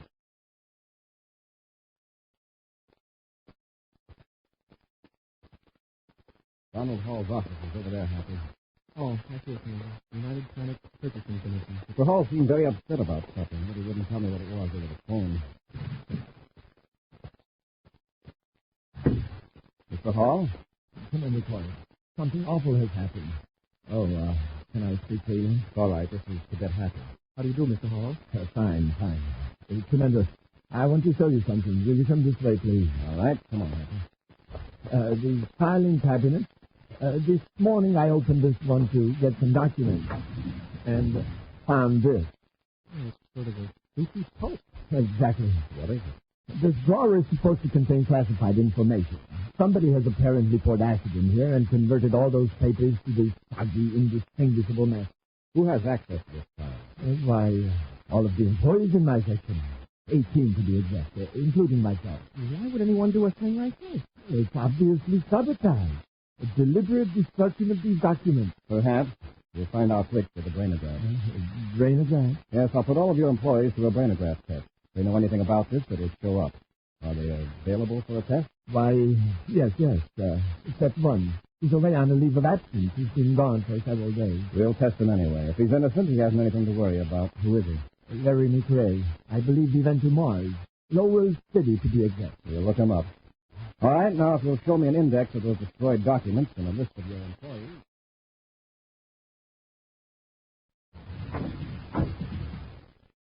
All right, Larry. Here's an advance on the money we agreed on. Thanks. Carlisle, now listen, don't spend it. Don't do anything to arouse suspicion. When your leave is over, go back to Terran your job with the purchasing commission. Understand? Sure, sure. Look, I'll pick up a couple of things in the next room. Be right back. Now, don't worry about a thing. McRae, go ahead. Mr. McRae, you don't know me, and please don't ask any questions. I have some vital information concerning your brother, Larry. My brother? Yes, sir. Let's have it. He's to be questioned about some documents which were destroyed in the office where he worked on Terra. Documents? What documents? Please, no questions. Just listen. I happen to know that the Space Patrol is putting all employees of the purchasing section to a brainograph test. Why do you think my brother would be concerned? Just who is it? Naturally, Mr. McRae, I don't suspect your brother of any wrongdoing. This is just a friendly tip. For all I know, he may welcome a brainograph test. I have no doubt that he will. Well, in that case, you can get a free trip back to Terra. Commander Corey is coming to get you. Right away. Goodbye, Mr. McRae. Who is that? I don't know. You're in a jam. Corey's coming here to give you a brainograph test. What? I can't face that. The whole thing had come out. I've got a place on Venus where you'll be safe. You can take one of my ships. I'll blast off right away. Wait, you'll need some more money. It's in a safe at the chemical lab near the spaceport. I'll give you the address and the combination to the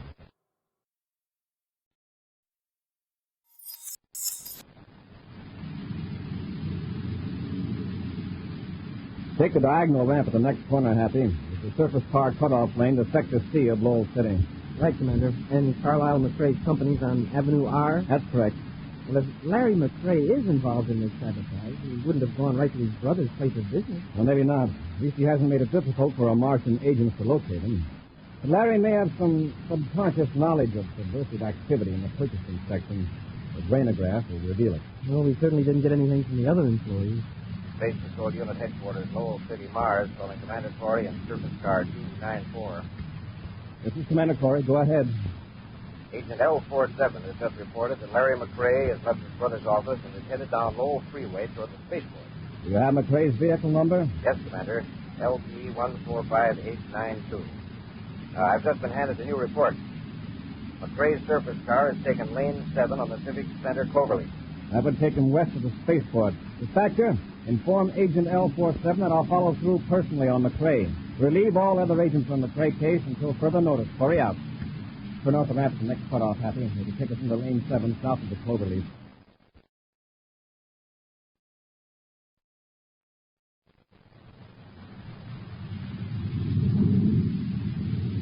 I've sighted Larry McRae's surface car, Hap, through the space binoculars. It's the blue one, quarter of a mile ahead of us. Oh, yeah, the one turning off the main lane? Yes. It leads to an industrial plant of some kind, a very small one.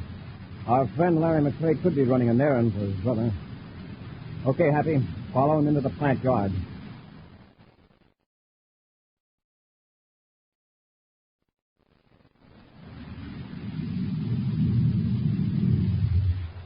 Well, let's go, Happy. I just went inside the building. Yes, sir. Well, this plant doesn't seem to be in operation, Commander. One of Carlisle McRae's properties, all right. McRae Synthetic, the sign says. I thought he was chiefly in the junk business. Only in a very general sense.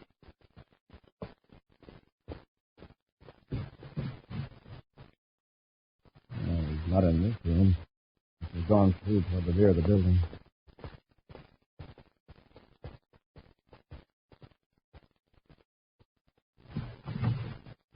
What do you want? Are you Larry McRae? Yes? I'm Commander Corey. What do you want with me? Mr. McRae, a file drawer full of documents has been destroyed at the Purchasing Commission offices back on Terra. I don't know anything about it, Commander. Your department head, Mr. Hall, told us you'd left Terra before the sabotage occurred, but we'd like to give you a brainograph test. What for? If you don't think I had anything to do with it. All the other employees have taken the test. There's a possibility that subconsciously you might have a slight clue that would point to the guilty party. What if I refuse to take the test? If you're innocent, why should you refuse? But in a case of this kind, I'm afraid you don't have any choice. Okay? Oh, yes, I do. Commander, he's got a ray gun. I'll take that gun, McRae. Need some help, Commander? No, thanks, Happy. What a spot, Commander. I'd say Larry McRae had a lot more to do with those destroyed documents than Hall thought. I remember what you said in Hall's office about the sabotage being used to cover up a theft. Looks like you sure were on the right vector with that one, sir. Keep an eye on him, Happy. I'm going to phone Space Patrol headquarters here in the city and arrange for them to take Larry back to Terra right away. I'll watch him, sir.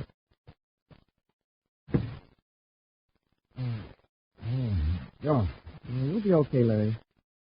You can get up if you want to, but don't try anything. Now, look, get this straight. I didn't destroy any documents. Yeah? Then you were a chump for pulling that gun on the commander. You sure look guilty now. I'm being framed. Donald Hall is trying to put the blame on me to cover up for his own mistake. That's it. Who else is in this building? Nobody.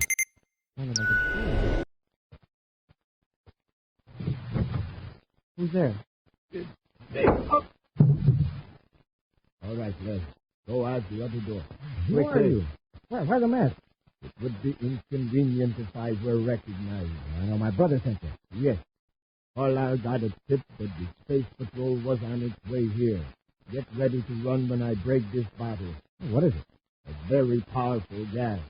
A few whiffs of this and the cadets will be taken care of for good. Hurry up, it's coming too. Stand back. Come on, Larry, let's go.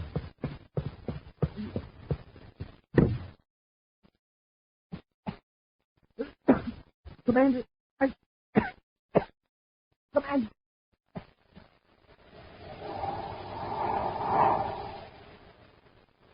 We'll be back with Space Patrol in just a moment.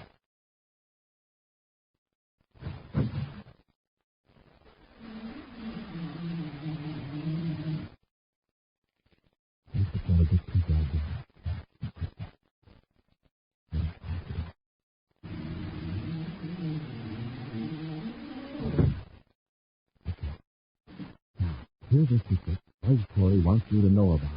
The secret of how Space Patrollers get a rich, roaring start in the morning.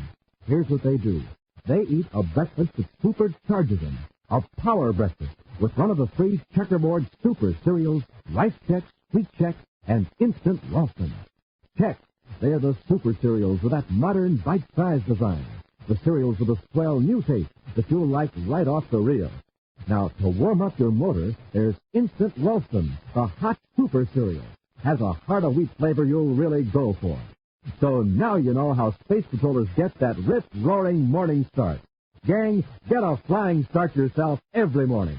Sit down to a nourishing breakfast with a checkerboard super cereal and get supercharged. Rice Chex, Wheat Chex, and good hot Ralston. They're the super cereals that help to supercharge you.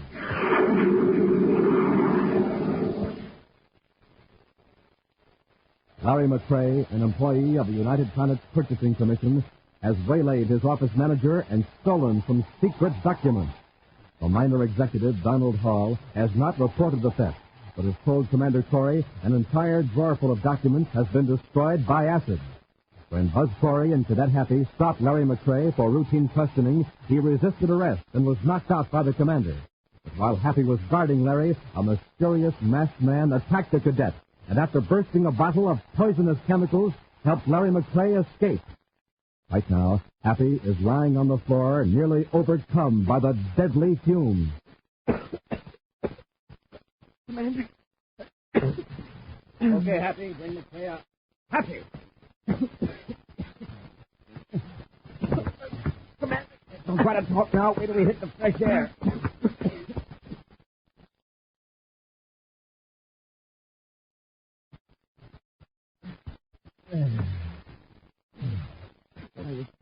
Take a few deep breaths before you try to talk. What happened in there? How did Larry get away? Somebody shot me. I think he was wearing a mask. Then that gas started burning my lungs. Somebody must have been tipped off that we were after Larry McCrae. I think I can stand up now. Good. We'll broadcast an alarm to Larry. Then we'll have a talk with his brother.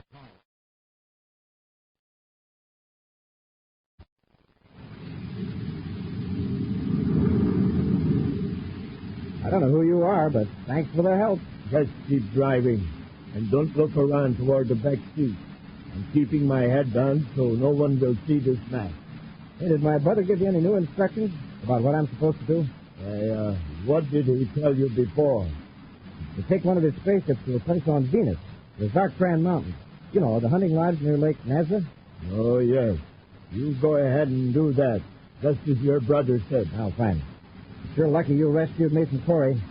The brainograph test would show right off that I slugged Hall in his apartment and stole the documents. You?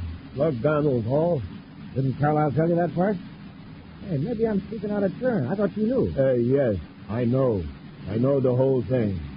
Larry dug down the side street and into an alley. I'm getting out. I get it. You don't want anybody to see you when you remove that mask. Sure. Can't take any chances,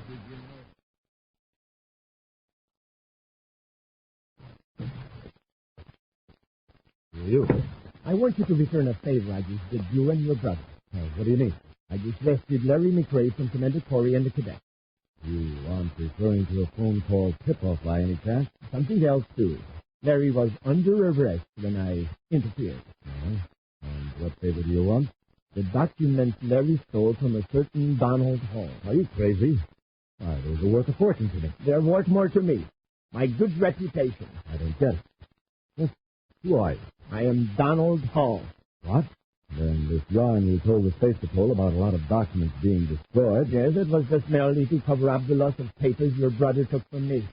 I had no idea he was the guilty party until a few minutes ago. Now, Hall, I'm sure we can work out a deal together. Give me those documents. You wouldn't use that gun, huh? I didn't hesitate to get rid of a Space Patrol cadet. Why would I hesitate to eliminate a character like you? Now get the papers. All right, Hall. They're locked in this cabin. No tricky stuff, you know. No, don't worry. Hurry. I haven't much time. They're right in here. By the way, my brother must have been surprised when you appeared to rescue him. He didn't know who it was. I wore a mask. A mask? Yes, this one. Not taking any chances, are you? The papers, if you please. Sure. Here they are. Thanks. These are the ones, all right. Are you reasonable? Yep, I warn you. Try to act possibly, will you? Now I'm going to win it and really take care of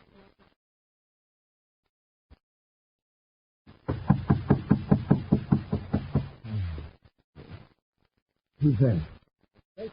Oh, come in. Commander Corey, this is Cadet Hacker. Yes, Commander. Oh, look at his head. What happened? Nothing. Just a fall, but very clumsy. Seems to be a lot of clumsiness lately. You didn't get that many dizzies from one fall. Who did it? As I tell you, I fell. I get dizzy. No. All right, I'll get you away. We came here to find out where your brother was headed after he left that chemical plant of yours near the spaceport. Brother? I haven't the slightest idea. Did he come back here? I told you, I don't know. Commander, look at this. I found it on the floor. Oh, man. Do you wear this at work, Carlisle? It's a dust rag. A dust rag with eye holes. Hand it here, Hacker. Yes, It has a strange, pungent odor, very powerful and pleasant. Smell the mask. Ooh, that's the same smell as that chemical back there where I got slugged. Exactly. Carlisle, either you rescued your brother, or the man who did came here afterward and dropped that mask. Probably in a fight with you. I don't know anything about the mask. All right, Carlisle. You don't want to press charges against the man who attacked you? That's your affair. Come on, Happy. Yes, sir. Sorry to have bothered you, Mr. McRae. Goodbye, Corey.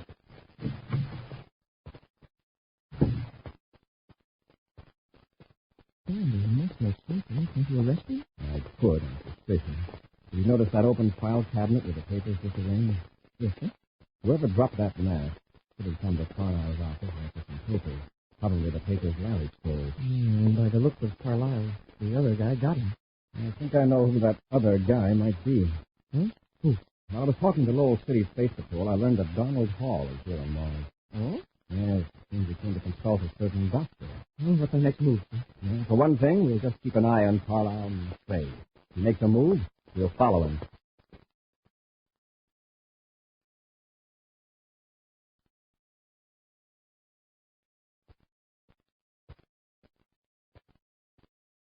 Any reports since I've been out of the office, Happy? Not on Carlisle and McCrae, sir. He's still at his office, according to the last report from our agent 5 minutes ago. Space Patrol calling Commander Corey. Corey here, go ahead. Carlisle McCrae is preparing to leave Mars, Commander. Our agent at the spaceport reports that McCrae's private cruiser is being given a pre-flight check by his chief engineer. We'll blast off ahead of him and pick him up after he leaves Mars. Corey out. Let's get to our ship, Happy.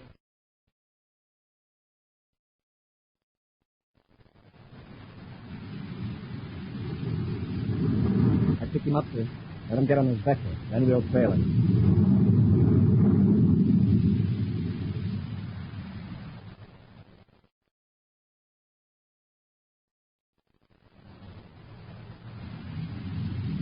He's setting his ship down about a mile from Lake Nazareth. Carlisle sure picked a good hideout for his brother. If we hadn't trailed him here, we never could have found him.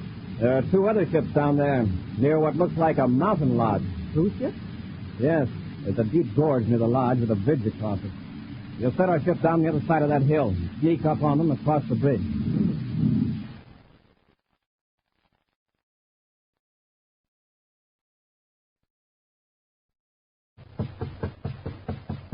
Just a minute, Carlisle. Come in. I recognize the ship. Hey, what's wrong? Nothing. What's that other ship doing out there? Oh, that.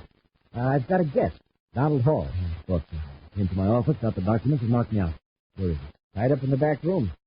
He came here to be sure I'd never be able to expose him in a brainograph test. But I managed to get the first floor. We've got to get rid of Hall. He's as dangerous to us as you are to him. I suggest... Larry, look out the window. Huh? He's Space Patrolman. That's Corey and the cadet. He's smarter than I gave him credit for. What are we going to do? Now, don't get panicky. They're still on the other side of the gorge. The bridge control. Drop the bridge so they can't get across. Now, let me handle it. Take just a few seconds more.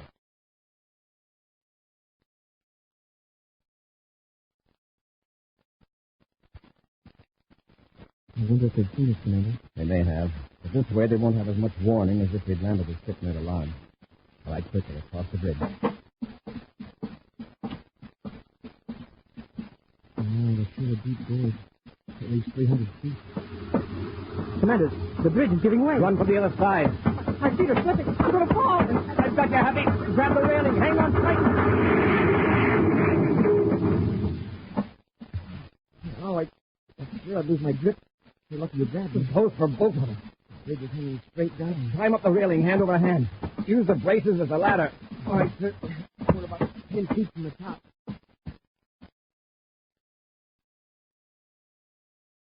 Well, that takes care of that. Yeah. They'll never survive that 300-foot drop to the bottom of the gorge. Neither will Donald Hall. Oh, is that what you're going to do with him? Yes. There isn't time for anything more fancy. Let's get him. Okay. I'll have to get you a new hiding place. Ah, the McCrae brothers. Corey! That's right. You're both under arrest. We'll see about that. Happy, take care of Larry. Yes, sir. Try this for size, Larry. And now, fella, let's see how tough you really are. That's enough, Corey. I've had enough. Okay. You got Donald Hall here? Yes. This is in the back room. You can see it. I'll do it, sir. He's here all right, sir. All tied up. Commander, you've got to listen to me. I didn't steal any documents. Honest, I merely took them home to catch up. You could have kept yourself out of the worst, Jan, by telling me that at first. Now there are quite a few counts against you, including freeing of an official prisoner and an attack on a cadet of the Space Patrol.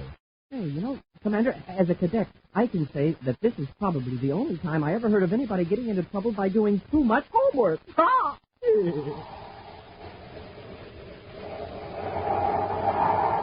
An exciting preview of next week's thrilling Space Patrol adventure in just a moment. But first, gang, this is Captain Dick Tufeld. And Captain Jack Nard. And we're going to tell you once again how to get a pair of those wonderful new Space Patrol space binoculars that you can see way off in the distance with. A pair of space binoculars exactly like Commander Corey uses. Now, you don't hold them in your hand. You'll wear them on your head like outer space headgear. You'll look like a boy or girl from Mars because Space binoculars stand out from your eyes a full 3 1/2 inches. Yes, sir, space binoculars are not just little goggles made out of flimsy celluloid. And they're not just a little mask made out of cardboard. Space binoculars are big, full-size, 4-power binoculars. 5 inches wide, 5 inches long, made out of solid black plastic with a bright red leather-like trimming. Remember, they make objects blocks and blocks away look clearer and closer. 4 times closer. You can watch airplanes in the sky, study birds in the trees, watch squirrels at close range, spot your dad coming home from work, and do hundreds and hundreds of other things with them all year long. Absolutely the greatest value ever offered on Space Patrol. But we can only offer it for a limited time. Now, here's how to get a pair. Buy a box of Instant Ralston. Then, with your name and address, send 25 cents in coin and an Instant Ralston box top to Space Patrol, Box 686, St. Louis, Missouri. Gang, if you don't think your binoculars are top, return them and we'll return your money. That's Space Patrol, Box 686, St. Louis, Missouri.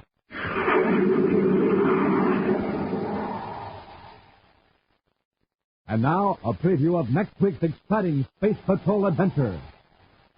2 criminals are holding Tonga in the subcellar of a Venus skyscraper. As Buzz and Happy advance toward the men, they pass a large ventilating tunnel covered with a metal screen. One of the men pulls a stick, and behind the screen, the blades of a giant fan start to whirl. He turned the ventilator fan on. Rush them, Happy. I can't stay on my feet. Keep away from the grating. I can't move. The air blast pulled me against the grating. Got me too. Try to pull loose, Happy. The wind's too strong. Commander, the grating is sliding out. Pull, Happy. Pull hard. If you don't get out of this tunnel, you'll be pulled into the fan. Be sure to be with us next Saturday for the exciting story, The Top Secret D-Ray, when Wheat Check, Rice Check, and Good Hot Ralston again present Space Patrol! Space Patrol, an original Mike Moser production starring Ed Kemmer as Commander Corey and Lynn Osborne as Cadet Happy, was written by Lou Houston and directed by Larry Robertson. Other players were Ken Mayer, Norman Jolly, and Bela Kovac. Dick Hufeld speaking. Now, don't forget to tune in next Saturday and every Saturday when Wheat Check, Rice Check, and Good Hot Ralston again present the new exciting Space Patrol! And be sure to see another exciting Space Patrol program on your local ABC TV station. Consult your newspaper for time and channel. Space Patrol comes to you transcribed from Hollywood. This is ABC Radio Network.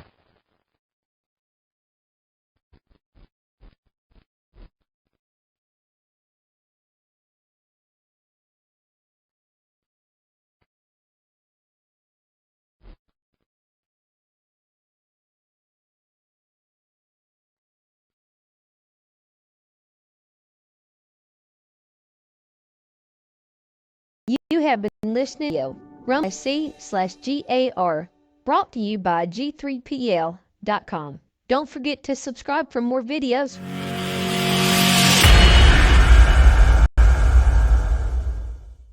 I would like to extend my sincere gratitude to Old Time Radio Research Group for their remarkable efforts in preserving and archiving the captivating world of old-time radio programs.